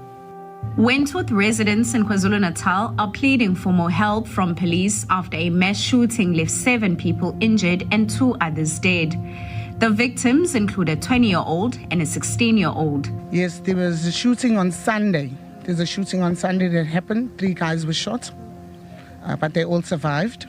Then there was a shooting on Tuesday as well. A youngster in our road was shot as well while he was walking. And then yesterday, there was a shooting where nine children were shot. 9 youngsters were shot, and 2 were killed, which is Jaden and Leiden. I want to touch on this. You say that not enough is being done. Are you talking about the manpower on the ground? We're talking about all resources. We're talking about manpower. We're talking about corrupt officials that need to get out of the station. We are so sick and tired of SAPS playing the blame game with our community. Leakings of files, of dockets going missing. Hearing that there's only 1 van to patrol. Hearing that there's no resources at the station. We are tired. We are tired of beating our children. We are tired of innocent people getting hurt on the streets. We are tired of that our children can't even sit in classrooms and not hear the ringing of gunshots on our streets. Most residents in Wentworth live in multi-storey municipal housing complexes built during the apartheid era. These buildings are highly dilapidated, with broken windows, leaking sewage pipelines, structural cracks, and no functional security gates. Pervasive unemployment leaves families with 0 financial security. Without legitimate job prospects, local youth face intense peer pressure and economic desperation, viewing the illicit drug trade as their only viable means of financial survival. Drug addiction is deeply embedded in the daily life of Wentworth's most vulnerable areas. The local drug trade revolves heavily around sugars, a cheap, highly addictive cocktail of low-grade heroin mixed with chemical bulking agents. Open-air drug dens operate directly out of the flat stairwells and public pathways.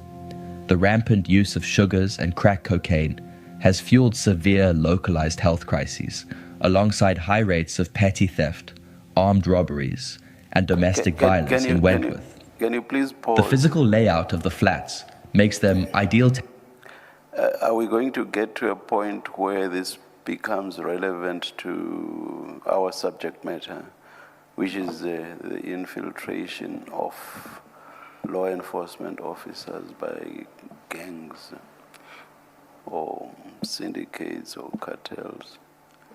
Because Chair. thus far, I've not seen that.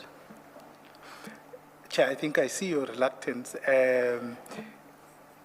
It goes there, but the point that also goes there is around the reputation that we have of Mr. Bevan Loftus and the interplay with drug gangsterism and what Mr. Cele had said earlier on about his reputation, and to show these killings to be gang-related and being called in by gangs when they're using police.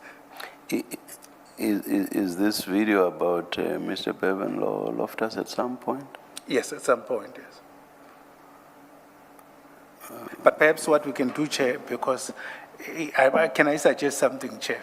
Perhaps can I suggest that it just be put on the record? You can look at it at your time, and not flight it, so that you have. Mrs. Kakani, you have obviously viewed this video, so I would expect that you have a time point at which your relevant material is played. Is there a reason that we don't fast forward to that point and then watch from that point instead of looking at this historical account of Wentworth? No, we can. I'll just ask that we go there at some point.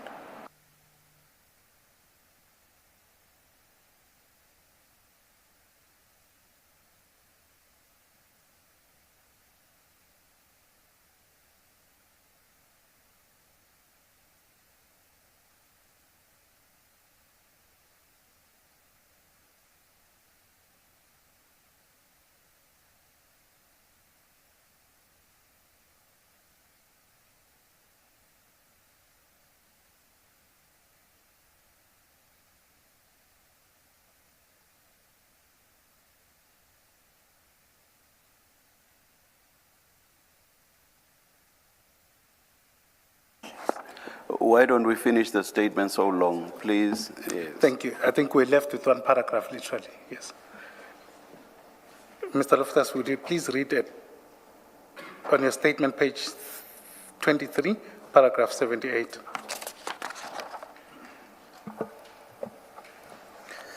A few days after Bevan was killed, someone sent me a picture of Brent Thompson's WhatsApp status showing a photo of a tow truck labeled Roadstar with the captions, "The fastest lives the longest," with the hash emoji. A printout of the WhatsApp status is attached as GL3. Brent Thompson is Mr. Clive Nike's friend and associate. One of the last things that Bevan had said to Mr. Clive on the call of January 25th was, "The fastest lives the longest." Can you then turn to page 114 of that very file?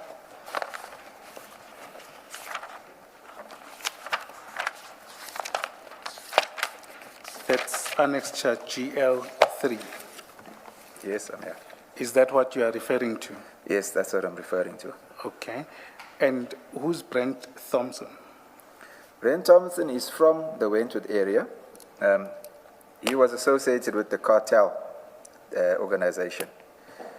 He was, I would say, one of the main operators in the cartel because it was known that Clive Nike was the supplier of their drugs. And he was associated with another player called Puffy as well, Brandon Kalicheran. So he was, if I can put it simple, he was the main player for the cartel, the in-between between Clive and the cartel, as far as the drugs are concerned. Sorry, just repeat that. I so he was the main player between Clive Nike and his organization, the cartel, as far as the drugs were concerned.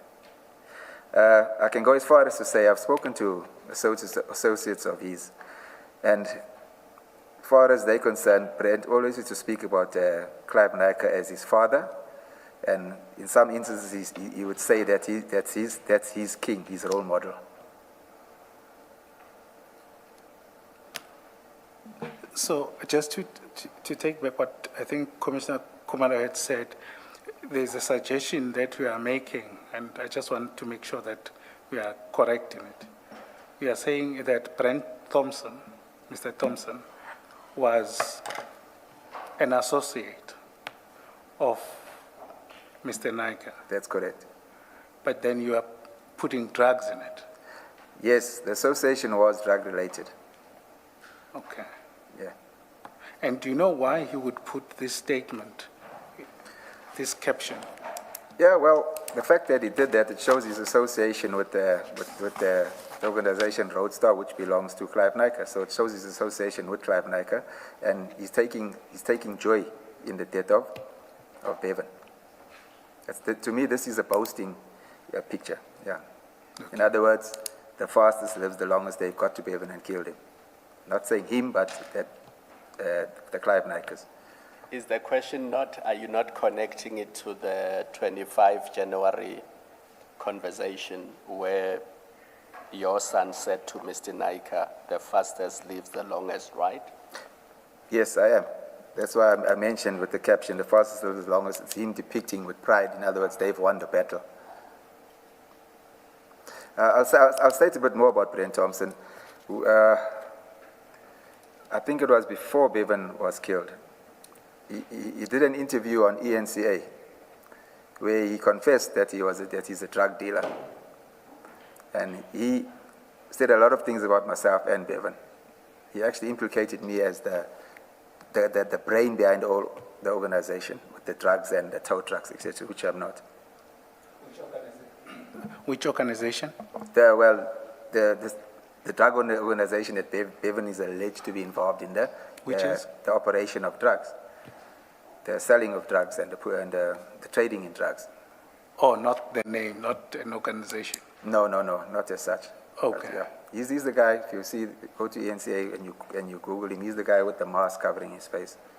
Yes. And I found that strange because I was wondering, why did the ENCA reporter actually find him, or how did he get on there? Because before Bevan was killed, when we had the information, I thought, let me go to the media and put this out there. Maybe that would cause Dina and them to back off him. But I had no joy. So I thought, how is it that a guy that's a drug dealer gets access to him with such ease? You know, I couldn't understand that. Yeah, but his sole purpose on that interview was to associate us with drugs and gangsterism. Thank you. Chair, just to complete this now, the video that we are going to play would have depicted these events that he's talking about, of the man with the balaclava and his own interview and what the former Minister Cere had said after the incident of the shooting. And that's where I think the important part that we wanted to contextualize this whole discussion in about being gang-related and the use of law enforcement for this. So Mr. Loftus has placed that on record himself now. Is that your point? Yes, I'm just contextualizing meaning we no longer have to play the video, or we still have to? I think in the issue of time and what we can stop with the video. It's fine. I'm okay with that. All right. Thank you then. Yeah. Please continue then. Chair, truly in the interest of time and understanding certain dynamics, I would end it here.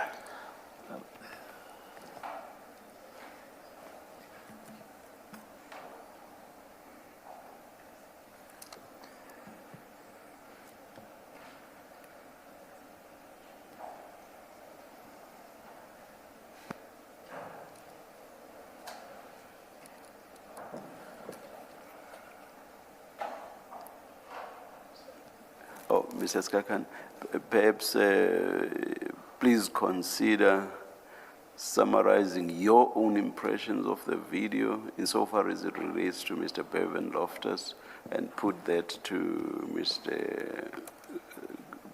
Loftus Sr. For his response. Okay. Thanks, Chairperson, for your guidance. You would have seen the video, I presume. Well, you did an interview. Part of it is the allegation that, well, the allegations are that the late Mr. Bevan Loftus was involved in drugs and was a very ruthless, well, that's what it portrays him as, a ruthless gang member or criminal, and he was involved in eliminating his opposition, and they depict him as a very dangerous man. That's the one thing, and that is from that gentleman, as you say, and also from the Minister of Police's side, right? And your comment, your interview was to dispute that. Yes. But we'll get that. That was then. But in line with what the chair is proposing, well, not proposing, is what would be your comment? We've gone through some comments earlier on, but in light of that, if I'm summarizing the video, what would be your comment to that narration about Mr. or your late son? I would go back and say again, that's new sensationalism and social media, because I don't know where they get that from. So I would dispute that he's a killer and he's a drug dealer. I would dispute that. But having said that, as we said earlier, I'm not with him 24 hours a day. But in the last year or two of his death, he was at home all the time. So I've got no control of what social media and the news says. It depends on who they interview, you know. Sorry, I do have to take this point. You truly can't say that. I mean, he went into hiding and you were not with him all the time. Oh, okay, yes, having said that, I wasn't with him during that time, yeah. That was from February, okay, the first occasion was from December the 13th to sometime later. I'm not specific, because he came home for a short period, and then from February until he's died, I don't know what he did in that period. I can't speak on that. And prior to that, you wouldn't know, you wouldn't be with him 24/7. As I said, while he was at home in that period, or when he was at home, I can vouch for it. But obviously, when he's out in the street, I wouldn't know what he's doing. But if you look at, in terms of charges and cases, etc., that besides these alleged shootings, before it led up to that, there were no cases that came forth where police came and said they arrested him for violent crimes, etc. Okay. Let me just summarize what you are saying and see if I understand it. So your version is that your son was not involved in any activities gang-related. Everyone was wrong about him. He was. As I say, it depends who you ask. Okay. All right. Chair, I seriously don't want. There's going to be other witnesses to address other issues and those. Thank you, Mrs. Kakane. Commissioners. Yes. If we're closing now, there's a few points I'd like to raise, which I think is important, which is not in my statement. Yes. I want it to be known that when I went to the flat, when he left, I helped him with the investigation there. But there's some items that bothered me, so I went back to the flat, and I did a walkthrough of the flat with IOL, with the editor of IOL, and that video was aired where with my knowledge and understanding, I gave a summation of what I think happened. It wasn't long after that was aired. I'm not date specific. I received a call from a member of the police in Dina's office. I will not mention a name. That said to me, pack a bag and disappear because they're coming to kill you. Says, I heard a discussion that you've become a threat to them, which I did. I packed a bag immediately, and I basically, obviously, my whole nervous system went to another mode. I sat down and had a cup of tea, my son came to me and he said, they're coming up the driveway. I grabbed my bag and I jumped over fences. I went to the neighbor's house. So while I was there, my daughter-in-law who lives in my granny cottage, the police went to her. And there was, I think I need to say this.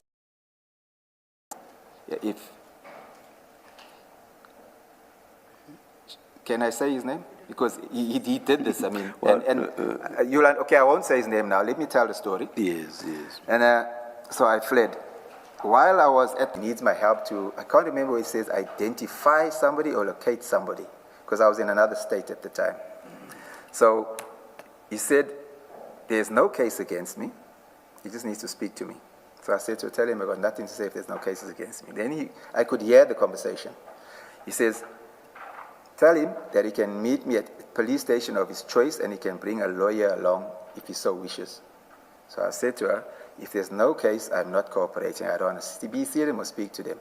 Then he went on further to say, because I was still appearing for these cases that I was charged for, I can't remember the exact date, but an appearance was coming soon. So he said, okay, it's not a problem. You'll get me at court when I appear. So I managed to get someone to take me somewhere where I went into hiding because I know that I didn't do anything wrong. So when it came to the court appearance, I happened to catch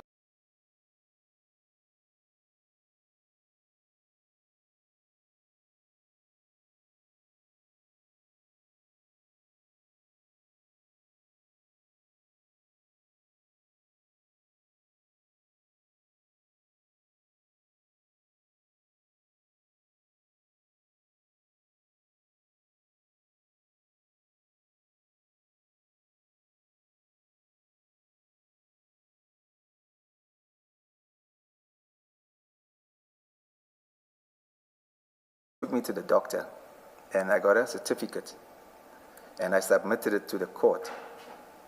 On the day, the attorney and friends of Bevan's that were at the court called me and said, you know, you are lucky you didn't come here because these guys came in here guns blazing looking for you. So at that, I was away from home for about 18 months, and I didn't hear anything of the case. I approached an attorney who used to be with the DPP. And he's supposed to have followed it up to find out what's happening with the case, and I didn't hear from him. Every time I phoned him, I couldn't get him and go to him. So as time went, there was an ex-policeman that I used to work with. He happens to know the guy. He's a colored guy. He used to live in Wentworth. He approached the guy and he said to him, why are you doing this to him? You know that it's not true, so what has happened? So he says, yes, he was asked to do it by dinner, and they were going to help him with a promotion.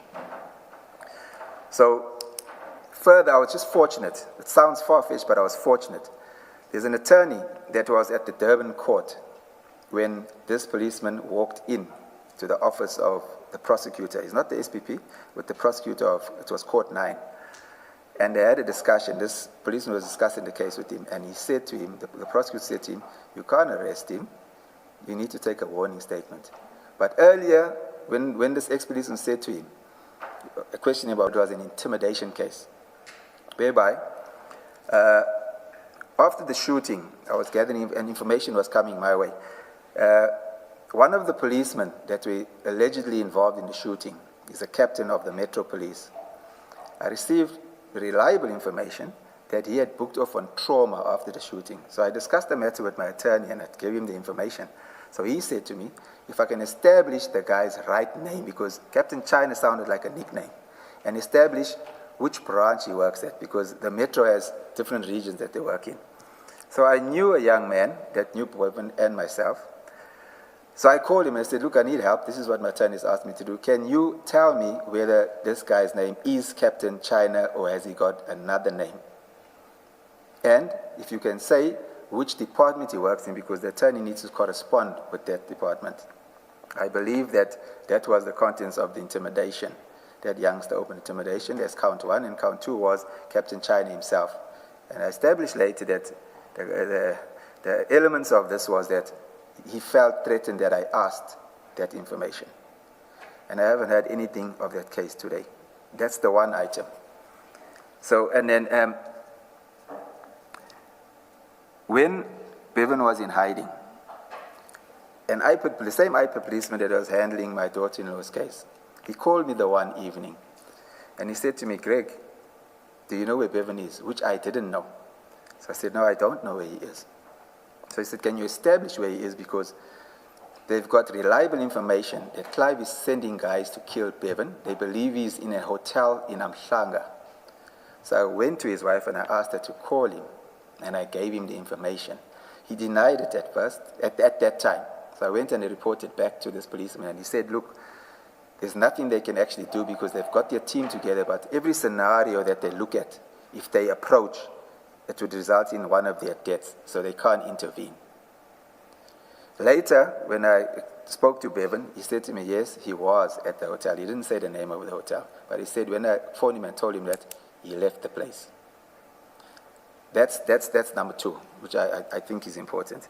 So what I'm saying that is because it would show from the information that there was an intention by Clive to kill him, because the policeman said so, and I believe it's from a source that can't be revealed for identity purposes. Yeah.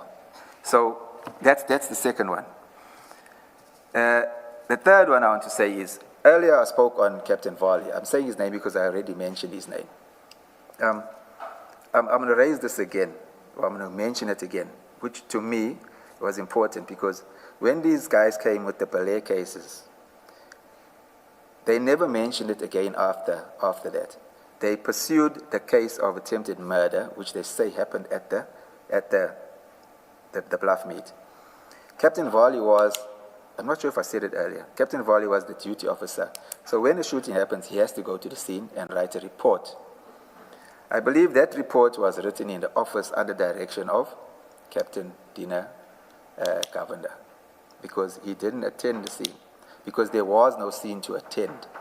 Then they pursued this youngster based on that attempted murder, because when we were even at the court, they kept saying it to myself and the attorney, the attempted murder he's wanted for, which did not happen. So basically they pursued him on that. And then when he was killed, they charged him for that group for 11 cases after he was killed. And the amazing thing is that on the 1st of April they were killed, somebody charged them on the police system. So they were charged for 11 cases after they were dead. So I find it's important because if they had to make a case, create a case, that tells me they didn't have anything on him to arrest him. So and I think they didn't want to lose face with Clive that had paid them. So the way I understood it was they had to get him at any cost, then they could do with him what they wanted. I thought I just needed to raise that. Last item. One of the guy that used to drive for Bevan, I didn't mention his name earlier, but I won't mention it now. He attended an accident scene not too long ago, and he called me out of his own, and he said, you know, I got to tell you this. I did mention Captain Bevan's name before because he was part of the team. He's the guy that mentioned to someone previously that this shooting didn't happen because he was with them at the Blue Lagoon when a phone call came through and it's saying Bevan's driving around the bluff, and they rushed through. And thereafter, the shooting incident was created. But at that time, Bevan was at home, and the driver, Mr. Eckert, he had been the driver. And we got video footage of the butchery where Eckert is going in and out, yes? And they would say, maybe Bevan stayed in the vehicle. But I'm saying that the hard drive was taken because we could have proven that Bevan was at home at the time. In my opinion, they had no reason to remove that hard drive because it wouldn't help any case of theirs. I think it was to hide the evidence that they were acting incorrectly or against the law. So on another occasion, the same Captain Bevan, this guy phoned me, the driver, and he says to me, Captain Bevan met him at the scene. And Captain Bevan, they would discuss the matter, and Captain Bevan said to him for the second time to a second person, that he was present and there was no shooting that took place. They created that whole crime. So to me, that is key for them pursuing him on that matter. On the same scene, the same driver of the vehicle said there was a policeman of the local station attending, which happened to be Wentworth. Before the time of his death, I think from between January and the time he died, there had been a shooting incident in Wentworth where people drove past in vehicles. It was on social media, and they were shooting at the flat area in the what they call the F section area. That was where one of the cartel leaders, who is now deceased, had lived and he was operating. The policeman related to the driver that on the day he was working, there's a picture on social media where one of the police vans had holes in the windscreen where they were shot at by these guys. He said, Dina approached him and said to him that he must say that he saw Bevan shooting him. Now my question was, why I think it is important, if you have solid cases to arrest Bevan, why do you want to create another false case? And I'll leave it there. I thought that had to be known. So that will add to why I say that they were hunting him.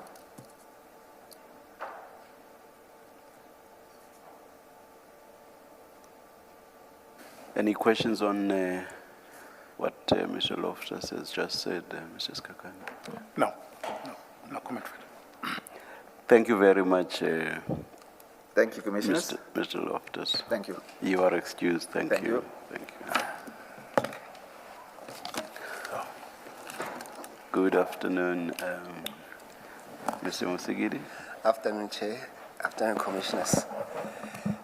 Chair, we have a witness. And you are excused unless you are supporting Mr. Musigidi. Thank you, Chair. I'll take that. Chair, we have a witness, Captain Houston coming. He's just on the other wing, but I've asked them that they bring him down. So perhaps we'll need about 5 minutes just to set him up with the files, Chair. You'll indicate when you are ready. Let's adjourn. I'll do so, thank you.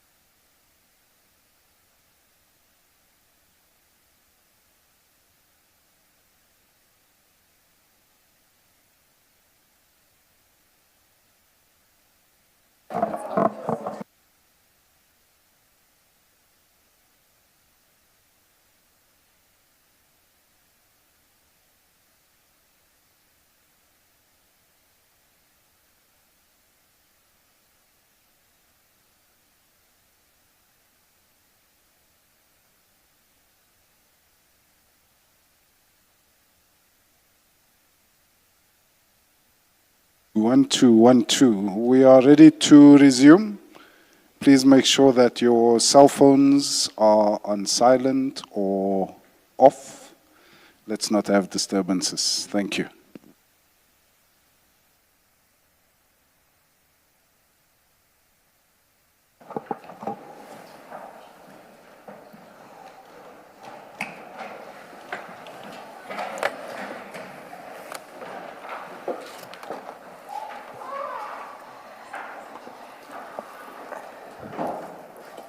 I don't want to take a chance and pronounce your surname because I've heard different versions of the pronunciation. Can you place your full names on record, please? Good afternoon, Chair. First name is Ashley, second name is Linton, and the surname is Houston. Houston.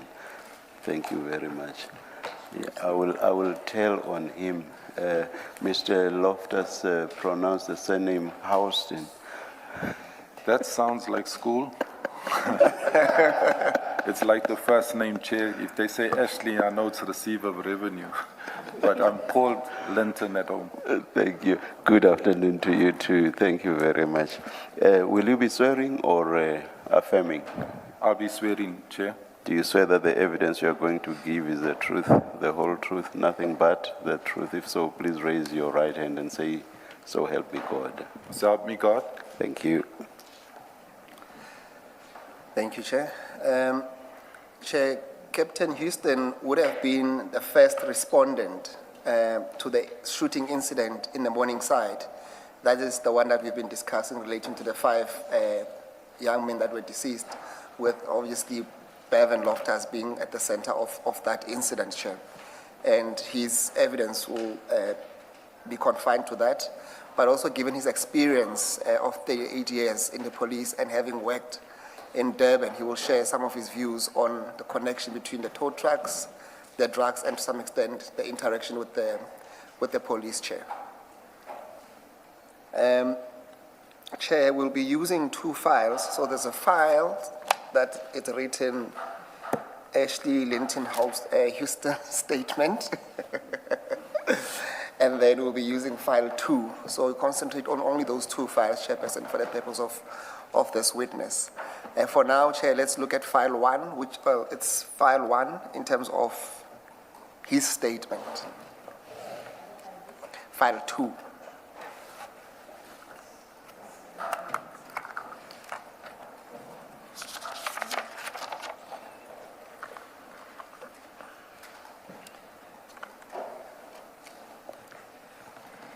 Captain, you should have by you, there's a file with your statement inside. You will see that it says, when you open the first page, it says index to statement, and then it says description, statement of Captain Ashley Houston. Do you have that, Captain? I do. And then if you flip over, Captain, you'll see the actual statement. Do you see that? I do. And then if you go to page 12 of that document, Captain, you will see that there is a signature there appended under the name Ashley L. Houston. Do you confirm that to be your signature? That is my signature, Chair. And then do you confirm that the statement you prepared, it's for the commission, it's correct? I confirm. And you stand by the contents there too? I do, Chair. Thank you. Captain, I want us to go through your statement just to assist the commission on the evidence that you need to give. But do feel free as you go on to give better explanation where necessary. And there might be some questions that are asking for clarity, either from me or the commissioners. I would want you to start with paragraph 1, dealing with the introduction, but please, Captain, don't read out your ID number, and also don't read out your cell phone number there, and also don't read out your home address. So basically in paragraph 1, you may just say he's a 60-year-old adult. And that's it. So perhaps Captain, you should just move on to your career history. And there I would suggest that you should just highlight what you consider to be salient matters, that is summarize instead of reading the whole. Yeah. Thank you. Thanks, then Chair. kickstart at paragraph 2 then. Okay, thanks, Chair. My career history was on the 31st of March 2026. I retired as a captain of the South African Police Service. Reason being is I had turned 60 on the 26th of March. I had 38 years service and 31 days. So I went on full retirement, Chair. My career history in the SAPS is extensive as a result. I will only highlight a few achievements in my part on the statement, and I will expand where necessary during my oral testimony at the Commission of Inquiry. I've always been in an operational environment whilst placed at SAPS, Sydenham. I was promoted 2 years later in 1990 to a full sergeant. The reason why I speak about full sergeant, pre-94 there was a rank in the police as a lance sergeant. You did not require to write any exams, you did an internal assessment, but I was busy at Technical and RSA furthering my studies. In 1990, I was thereafter promoted to a warrant officer 4 years after serving as a full sergeant. I continued my studies, my second year studies at Technical and RSA. I've served 18 years at SAPS Sydenham, which ended in 2004. During my time at Sydenham, I underwent different training courses, including, but not limited to, including the detective learning program, which was held in Paarl, Western Cape. I underwent a course there to become accredited detective because I had moved, Chair, from the VISPOL, that's the uniform environment, into the detective. So in that 18 years, I had changed the duties that I was doing at the station. So I became a detective and I underwent a course. I was successful in completing the course and I served at the detective branch for 4 years. That was all within my first 18 years. I thereafter went for the FIFA World Cup. I just want to place emphasis on the year 2004. They may have been tendered in earlier. I'm subject to correction, but it was during that period I was seconded to a shooting course where I competed at Vietnam shooting range with the top 20 shotters in South Africa.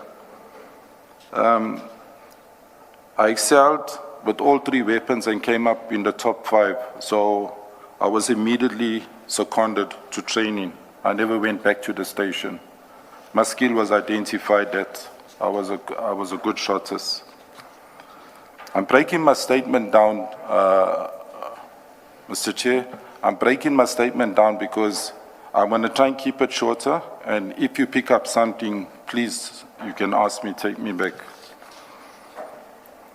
Whilst I was at training, I fell under Durban training, which was coordinated from the provincial office.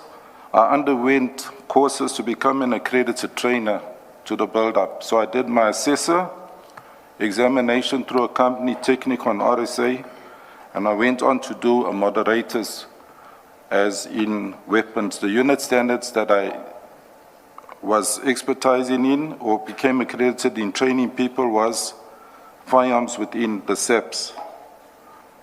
At the same time, I came up to Pretoria and I did a further course, which was with regard to the EDTP at Pretoria College. It was an 8-week accredited course, and due to becoming an assessor and moderator with CECITA, I played with stun grenades and other pyrotechs that we utilize in the police during our duties. Soon after the 2010, to fast forward, I decided to take a transfer. I submitted to the current commissioner of the time was a General Ngidi. My transfer as there was no growth. I was a warrant officer, and there was no growth as in terms of there was no structure for promotion, and I was questioning my growth in terms of my career path. And I requested to leave even though I had become developed and trained crimes, trio crimes, and property crimes. Property crimes, for example, business robberies, house robberies where property is taken, common robberies on the road. Police-generated crimes was drug dealing, sale of illegal liquor, unlicensed premises. So that all became my package of mandate to deal with in the affected areas which I had to police in those policing precincts. And in the contact crimes was the more serious ones, as in the carjacking, the trio crimes, carjacking, business robbery, and house robbery. All those married my KPAs and my team that was working with me in those 6 stations. So I went up until 2017. There was a restructuring in the police where they closed clusters down, and they just changed the names to districts. So I was thereafter seconded to, it could have been, sorry, I'm subject to correction, could have been 2015. I had moved on to Chatsworth cluster. The general, at that time, there was a general as a station commissioner, but I reported to the cluster where there was a brigadier. And at that particular station, again, I had to deal with Marinhill, it's still on the south, Bayview, Chatsworth, and then those 6 stations that I spoke about. So I had a wider area, but I was operating now from an office in Chatsworth. But as again, there's gangsterism, drugs, there's robberies, as I mentioned earlier. I stayed at that particular office and operational as the operational commander. I worked with a team of about 40 members, which was seconded to me. Right up until 2017, I was identified to lead a team in Pinetown, the Tactical Response Team, that was the TRT. So I was called in by management, and I was told I was identified to deal with or manage a unit as I had the training, and I occupied an office in Pinetown where the helipad is just behind Pinetown Police Station. I had a team of 13 members. It was a small TRT group. That group, during my tour of duty, we would cover all 43 stations in the province. We will deal with the crimes I've mentioned. Additional to that, taxi violence, stretching all the way up to Newcastle, Ladysmith, Quadakuza, Margate, and we can think of the KZN cluster. Is TRT tactical response? Tactical response, the ones that we had the parades, Chair. So I headed that unit up until from 2017 to 2019.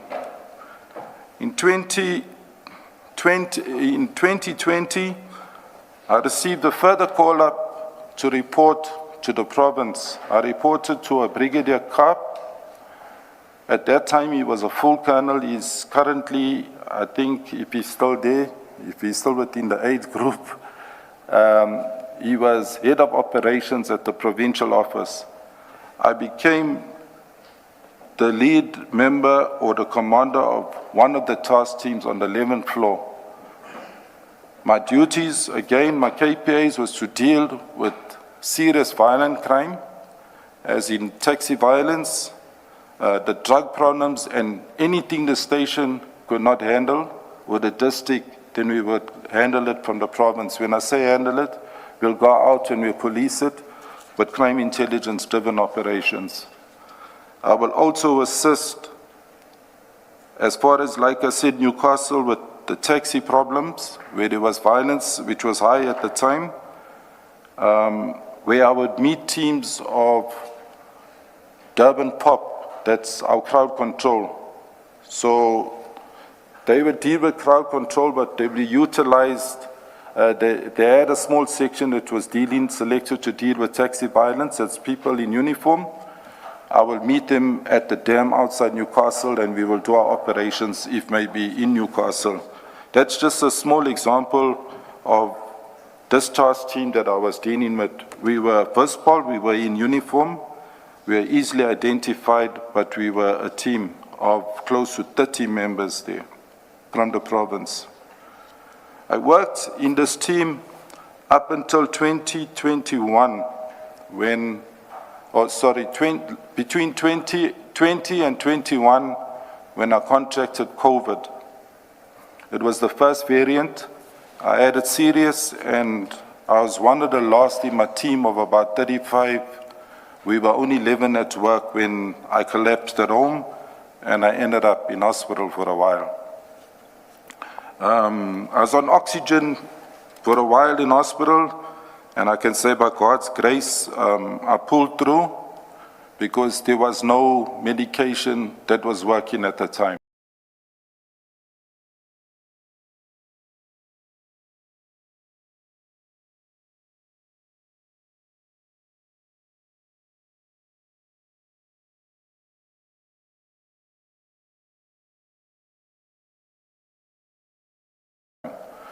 So on recovery, I went into the wing because there was slight memory loss. So the doctors needed, although I was not medicated, they needed to observe my cognizance and understanding and memory. And within 3 days after coming out of IK, I was discharged. I was a bit, if I would use the terms, paralyzed, as I could not walk. Those who had COVID would understand. They were affected by COVID. I had a quite serious way. Being physically fit at that time, although I was already close to, I was over 50, but I kept myself relatively.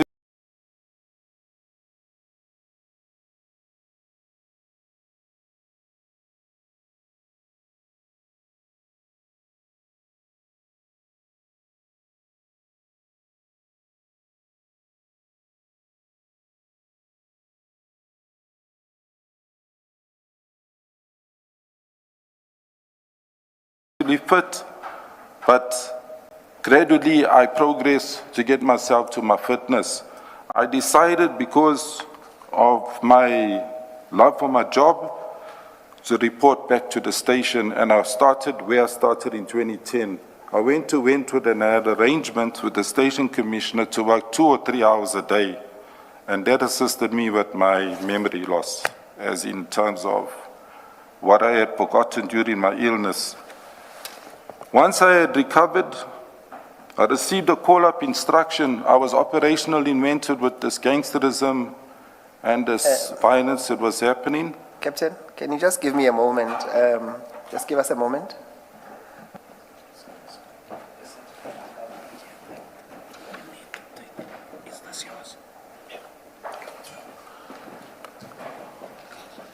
Thank you, Captain. We can continue. I think we're just wrapping up paragraph 9, where you're giving an account after you came back from your recovery from COVID. Yes.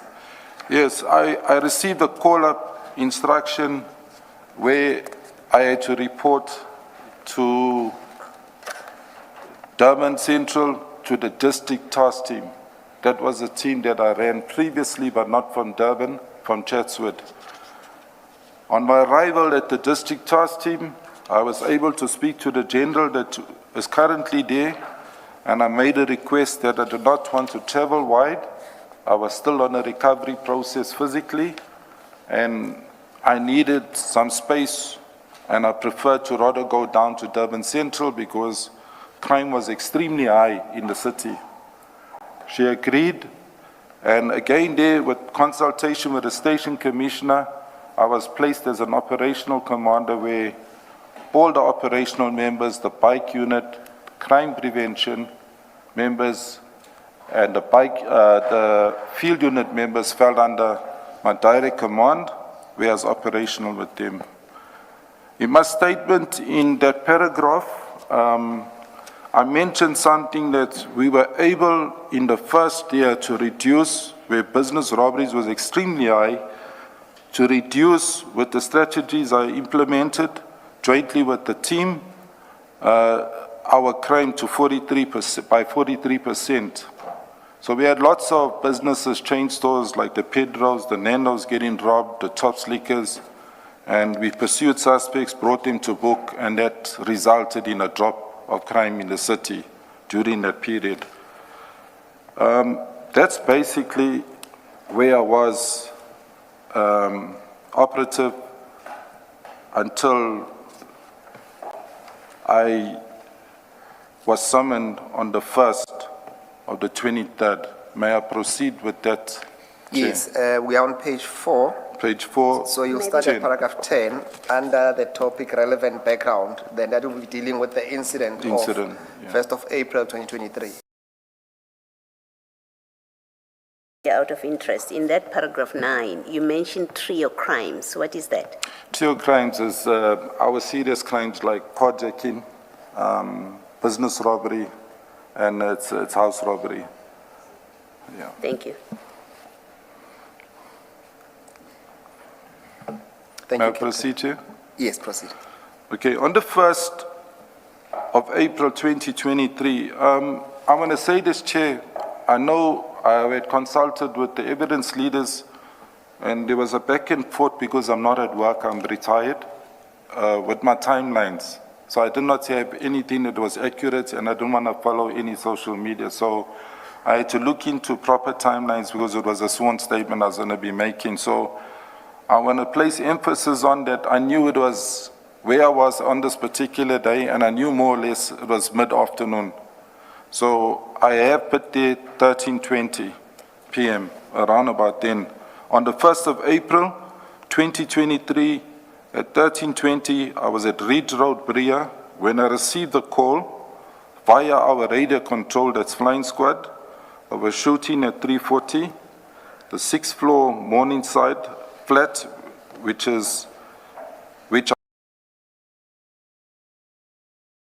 driving normal.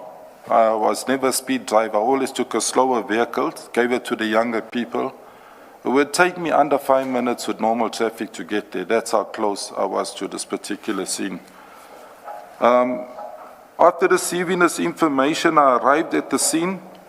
I en route summoned one of my crime prevention vehicles with a senior warrant officer.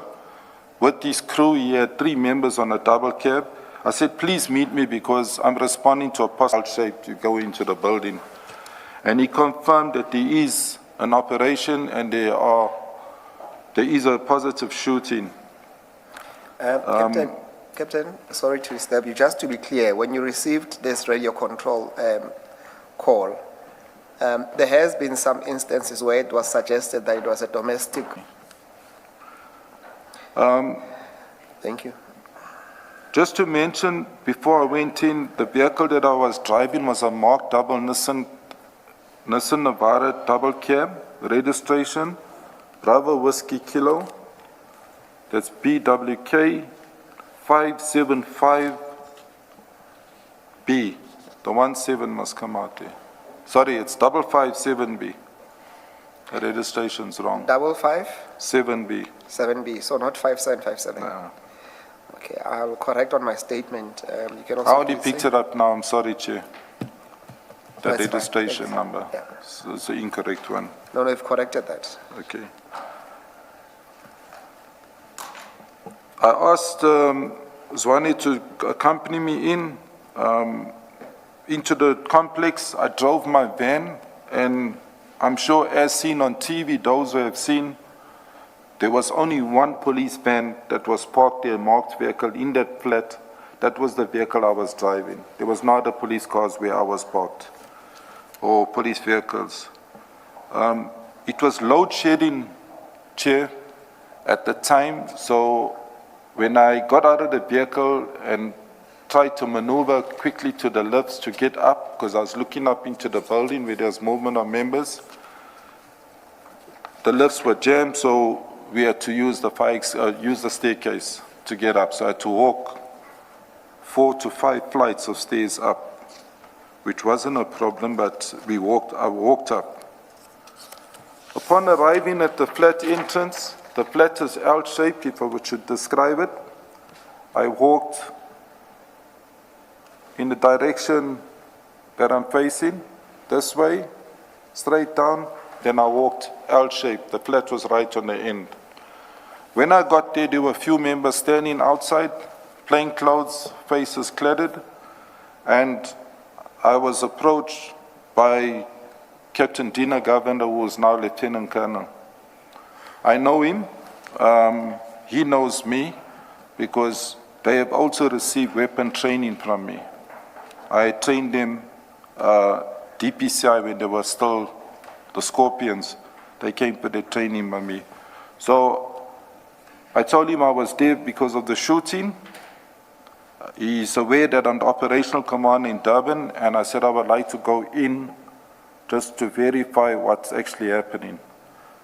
Whilst we conversed and he allowed me to walk in, Sorry, before you get there, Captain, was it your understanding that at least the first person that approached you, did it appear that he was the leader of the team?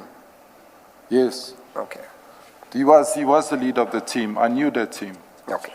I knew that team. And when you say there were 5 other members, can you recall their names?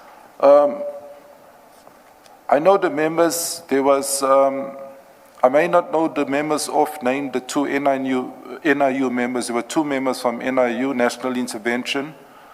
There was a Captain China that I saw there from Metro, a Warrant Officer Silva, and Warrant Officer Dina. There could have been, I did see Pedro. At that time, I think he was a warrant officer, recently promoted, I think, after this. But I saw him, and I saw 1 white other member, which was unknown to me.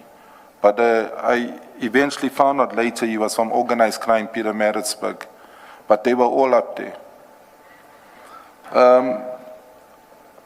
Just to indicate the entrance of the flat, I had a little passageway that you needed to get to the door. They had a piece of tape there.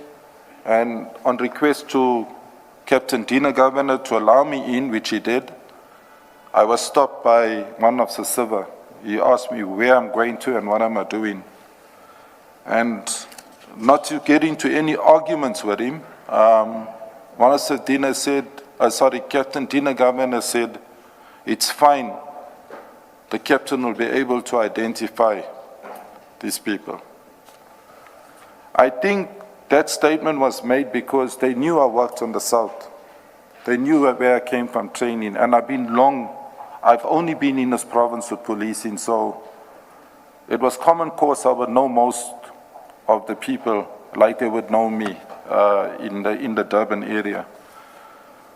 I walked through... Captain, just so before you walked into the flat, is it a fair interpretation to say that conversation would have alluded to a suggestion at least that they did not know the identity of the people that were shot?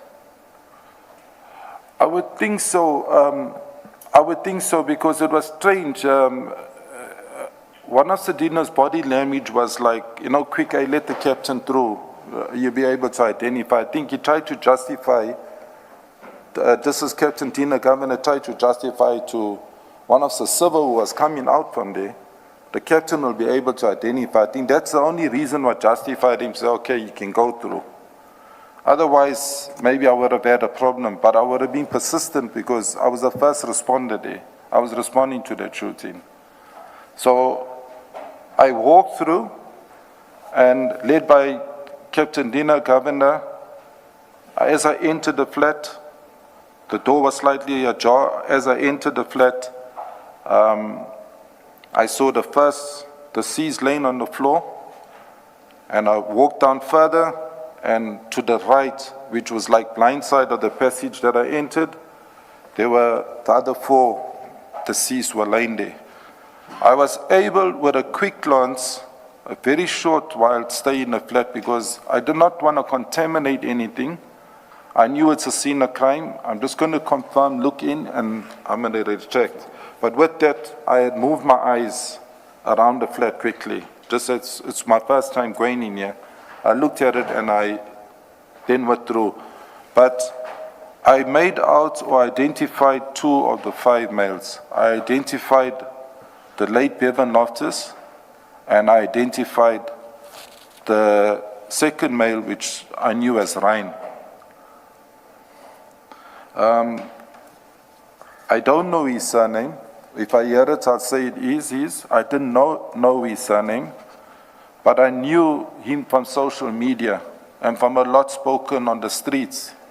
I saw a video, Chair, of him shooting on his wedding day with an AK-47 on social media. Just which platform it is it popped up on the TikTok. I'm only on WhatsApp and TikTok. I'm not on Facebook, Instagram, and all these other things. So I wondered, who's this guy? And there's the same guy that was lying in the flat. In the statement, you say Ryan Santos. Is Yeah, that who you that refer I would have confirmed by making my statement, because I made my statement recently, but at that time, I only knew him as Ryan. Yes. I didn't know him by surname. When I came out... Before you go out, Captain, you say at paragraph 16, you confirm that 5 males were shot dead. And perhaps it's a pedantic question, but how do you know that they were dead? Did you touch them? Did you check the pulse? The damage done there, there's no way of survival. Everyone had headshots.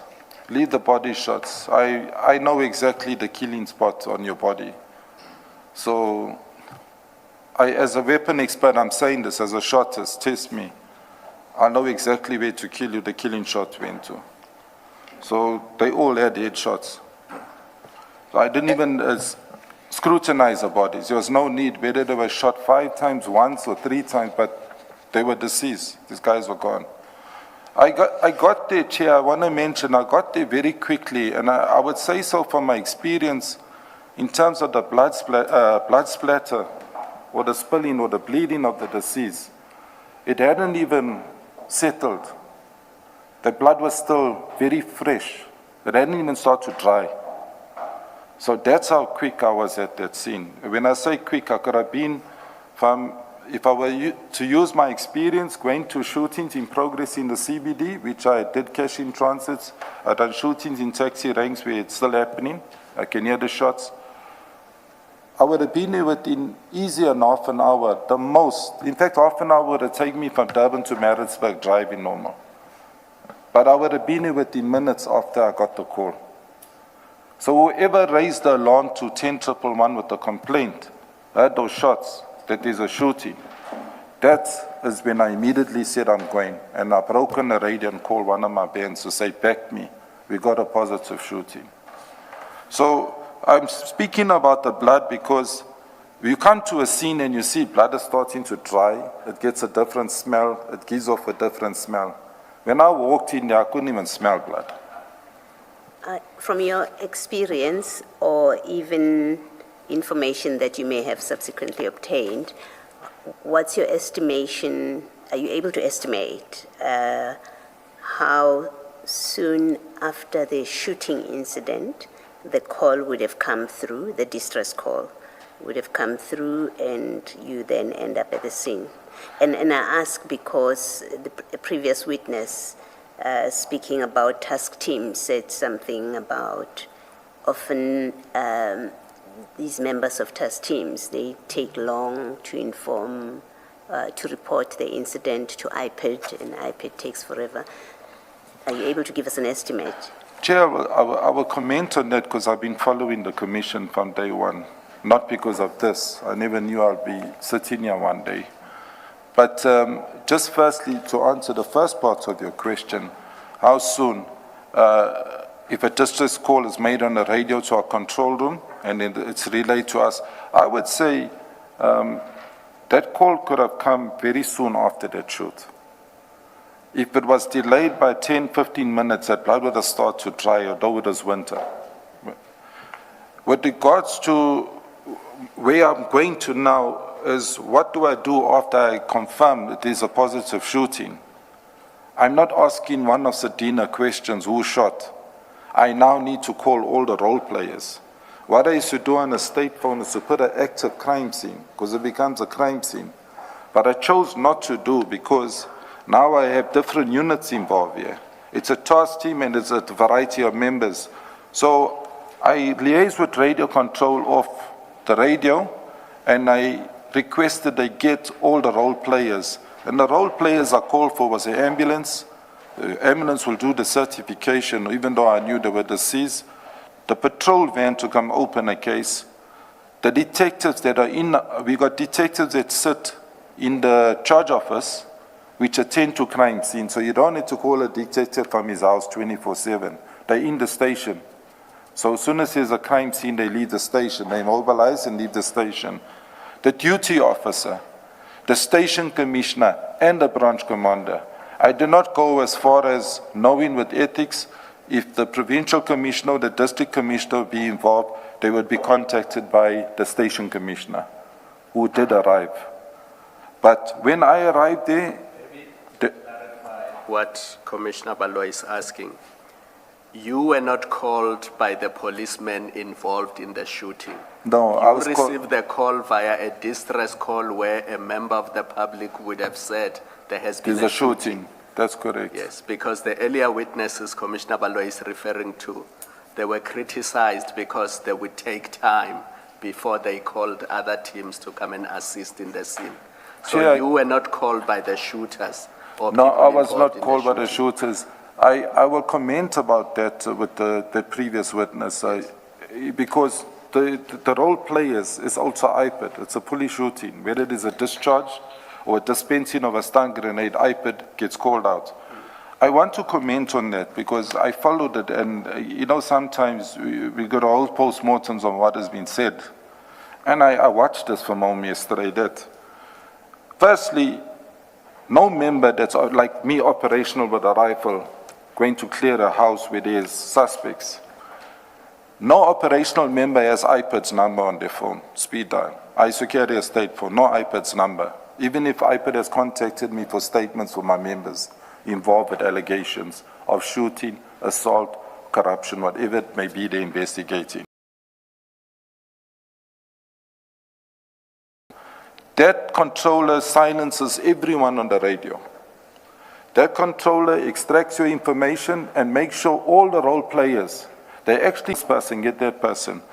On the story about not calling IPID, no operative or member, I know all the years in the police, will call IPID out themselves.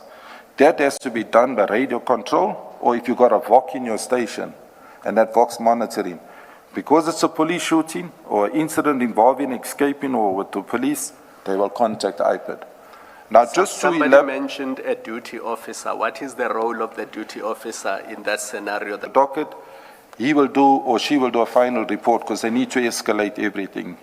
So I interrupted you. Duty officer does not call IPID. So tell us who calls IPID. The controllers, because their numbers are right there. In 10-1, if I say now there's a shooting here, accidental discharge, it's a police shooting, radio control here in Pretoria will call IPID immediately, because if there's omission, you deal with radio control, not the shotters. So if there's a delay in calling IPID, the fault is not the police officers. It's not the on police. scene. It is radio control. Yeah, I just want to tell you the flip side of the coin, Chair. Operationally, I went out from a lot of locations where my members or myself was involved with a shoot, where IPID was under-resourced or couldn't get a vehicle into, let's just say, a 4x4, they had a normal sedan to get into a rural area or a dangerous, volatile area, where we will go and uplift them, meet them halfway in a safe place and bring them to the crime scene. That's also a delay. But realistically speaking, my experiences, and this is the truth, it's gospel, when it comes to IPID, they don't attend all scenes.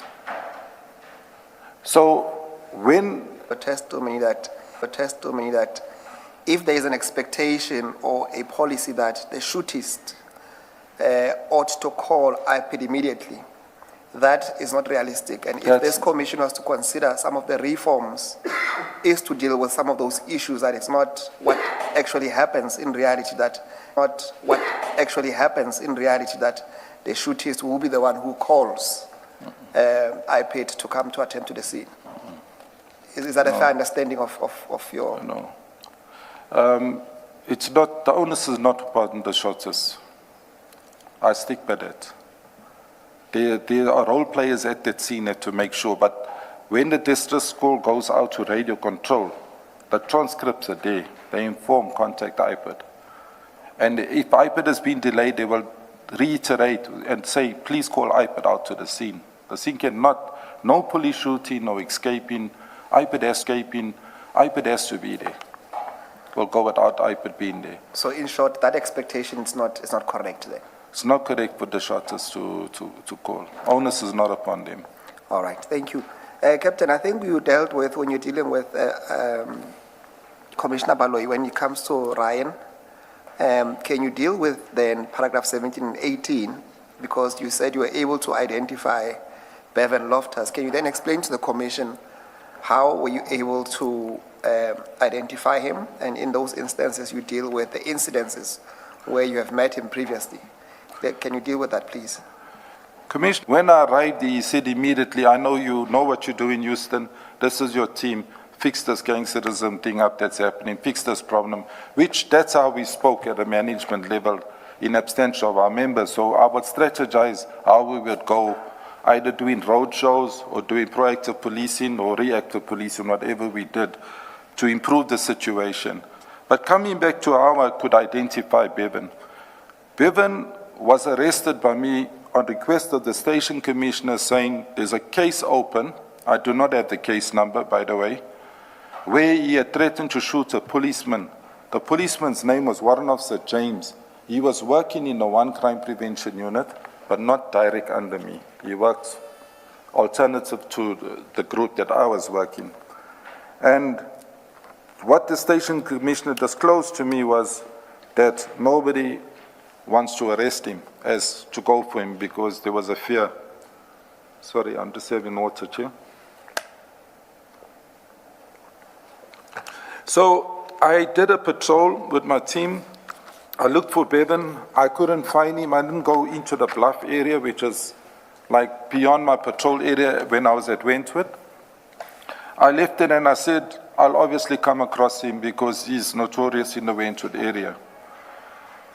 I was coming from the area which I live, I'm not going to mention it, before the panel. On the M4 I was heading, and as I came off the M4 into the Wentworth area, there was a patch, where they called it a patch, where I saw these 3 tow trucks parked. I was going to start duty about 10 o'clock in the morning, because I used to work a flexi. I was alone, I always worked alone on my vehicle, I had my members close in other vehicles, and I saw him.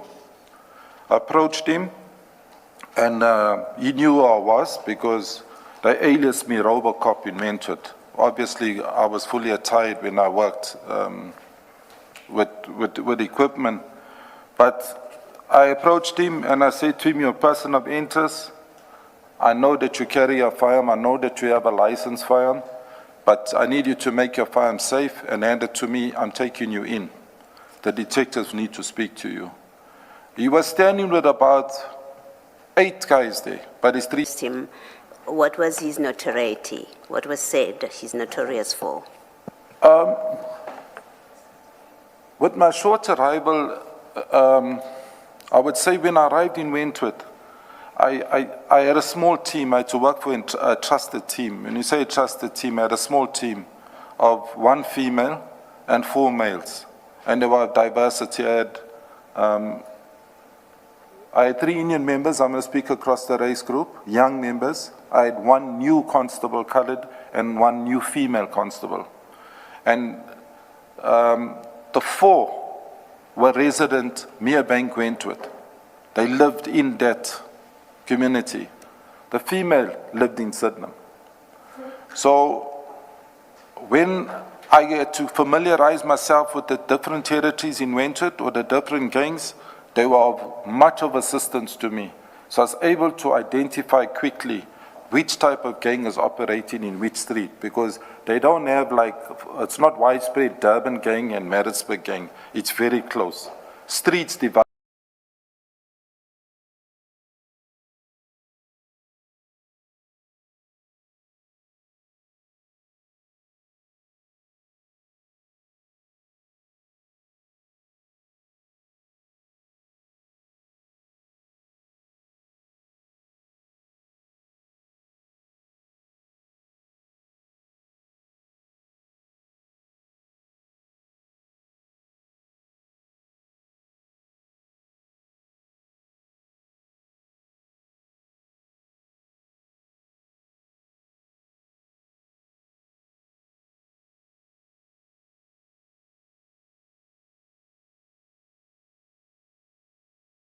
The gangs in Wentworth. So just to come back to answer you, Chair, I used to see this guy sitting where the Hollywood gang is, in Woodville Road. Even though I knew that his granny was in Reiger Road, sitting with the Hollywood, and that Hollywood gang was led by a person, I don't know if I should name him, but he's a fugitive at the moment. He's someone that's wanted as a sentenced prisoner. He's sentenced, but he's somewhere on flight. But that's where I would see him sitting, like you'd see these gangsters sitting. And I say, who's this? You look at a face, you say the guy's got an innocent face, but then these young people that say, hey, who's this, Cap? This is so-and-so.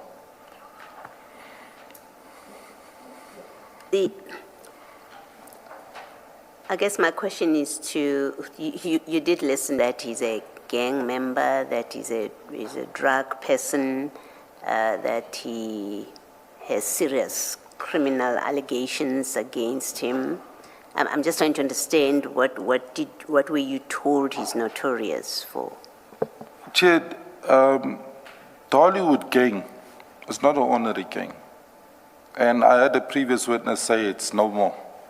There's no such, it's no more. This gang was dangerous, just like any gang in Wentworth. They were a feared gang. There was two gangs that were opposition, and they took each other out. There were funerals every weekend night to police in Wentworth. Sometimes double, sometimes triple funerals, of ages of youngsters of all kinds.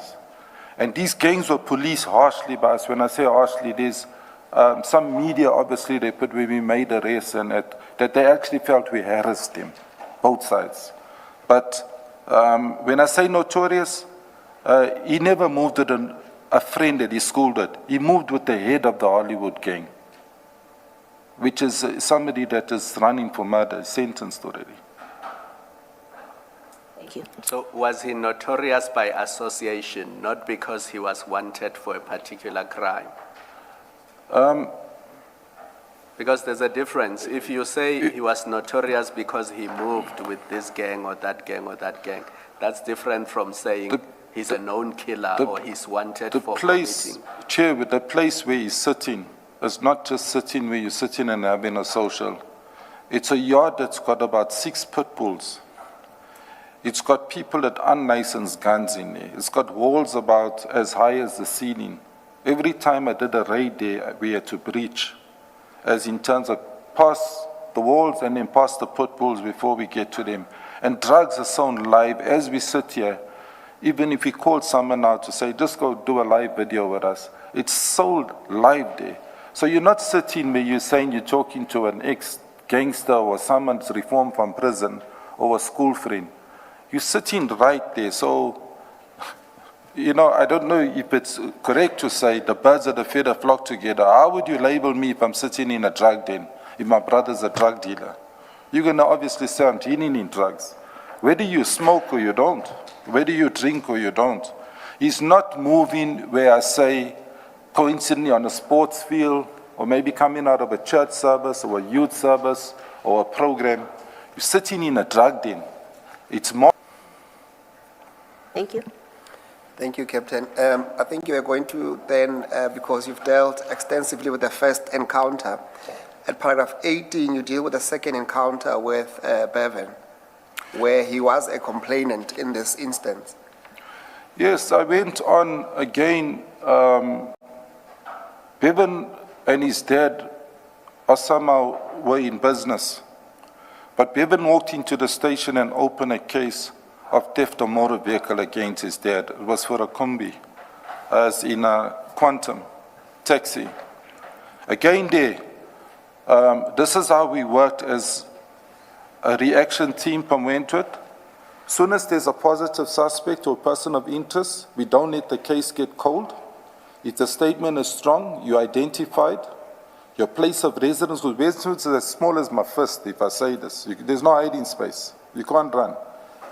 We would go bring you in. And like I say, yes, maybe that's why I was aliased in a different way. But I'm saying this, we'll pursue you. Bevan opened a case where his dad was the suspect. And that took me to his house. What took me to his house was, again, the detectives were not following through on the docket. The suspect was outstanding. And they knew they're not going to go take that vehicle from his father, which was an exhibit. I went up and I dealt with the matter. Did not meet his father. The very three houses described are right next to each other like my three fingers. Got a long driveway. You wouldn't be able to yard behind the house. I was being told by neighbors, but all three houses are owned by this family. So I was a bit confused. It was in the Brighton Beach area, which is just up across from Wentworth. And I spoke to Bevan's mum. She spoke over the wall. She said, her husband's at work, and what do I want? I said, he's, again, person of interest. Bevan has opened a case. There's a case number.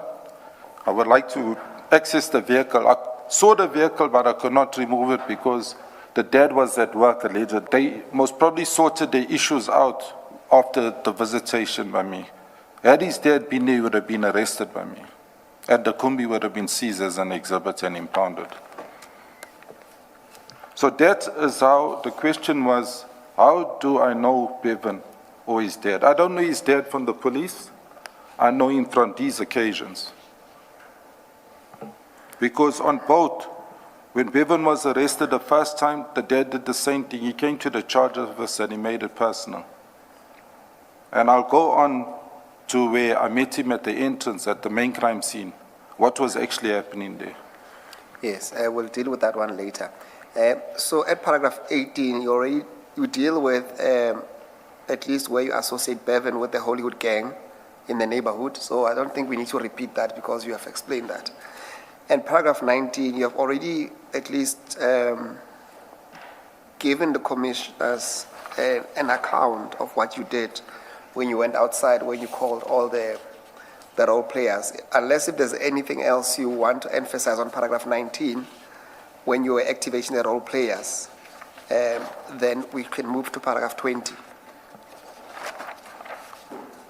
I think we should move to paragraph 20 because I covered it. If there's anything you need to question me on clarity, I will cover it. Thank you, sir.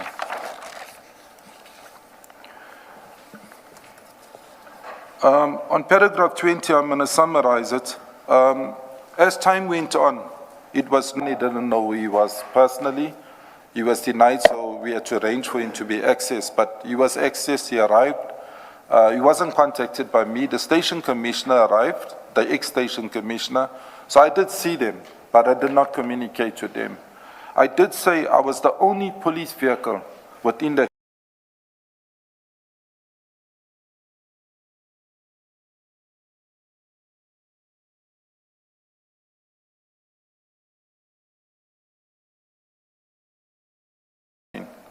besides the LCRC. Again, the proof, not that it's been disputed, is whenever they blow this up on TV, on media, I see the van. My grandson sees, he says, there's your van, Dad.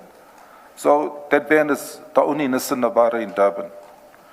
So having this van, I walked down to where this team was, and again when I met this team, I could confirm now exactly who was there. So they were standing in, they needed him moved to Pinetown Police Station. So one who was standing with me at the time, and I offered. I said, I will assist you all because there's no need for me to stay at the scene. I will go with one of your members and we'll transfer him. The place of his movement to Pinetown Police Station was kept secretive because of security. To give the chair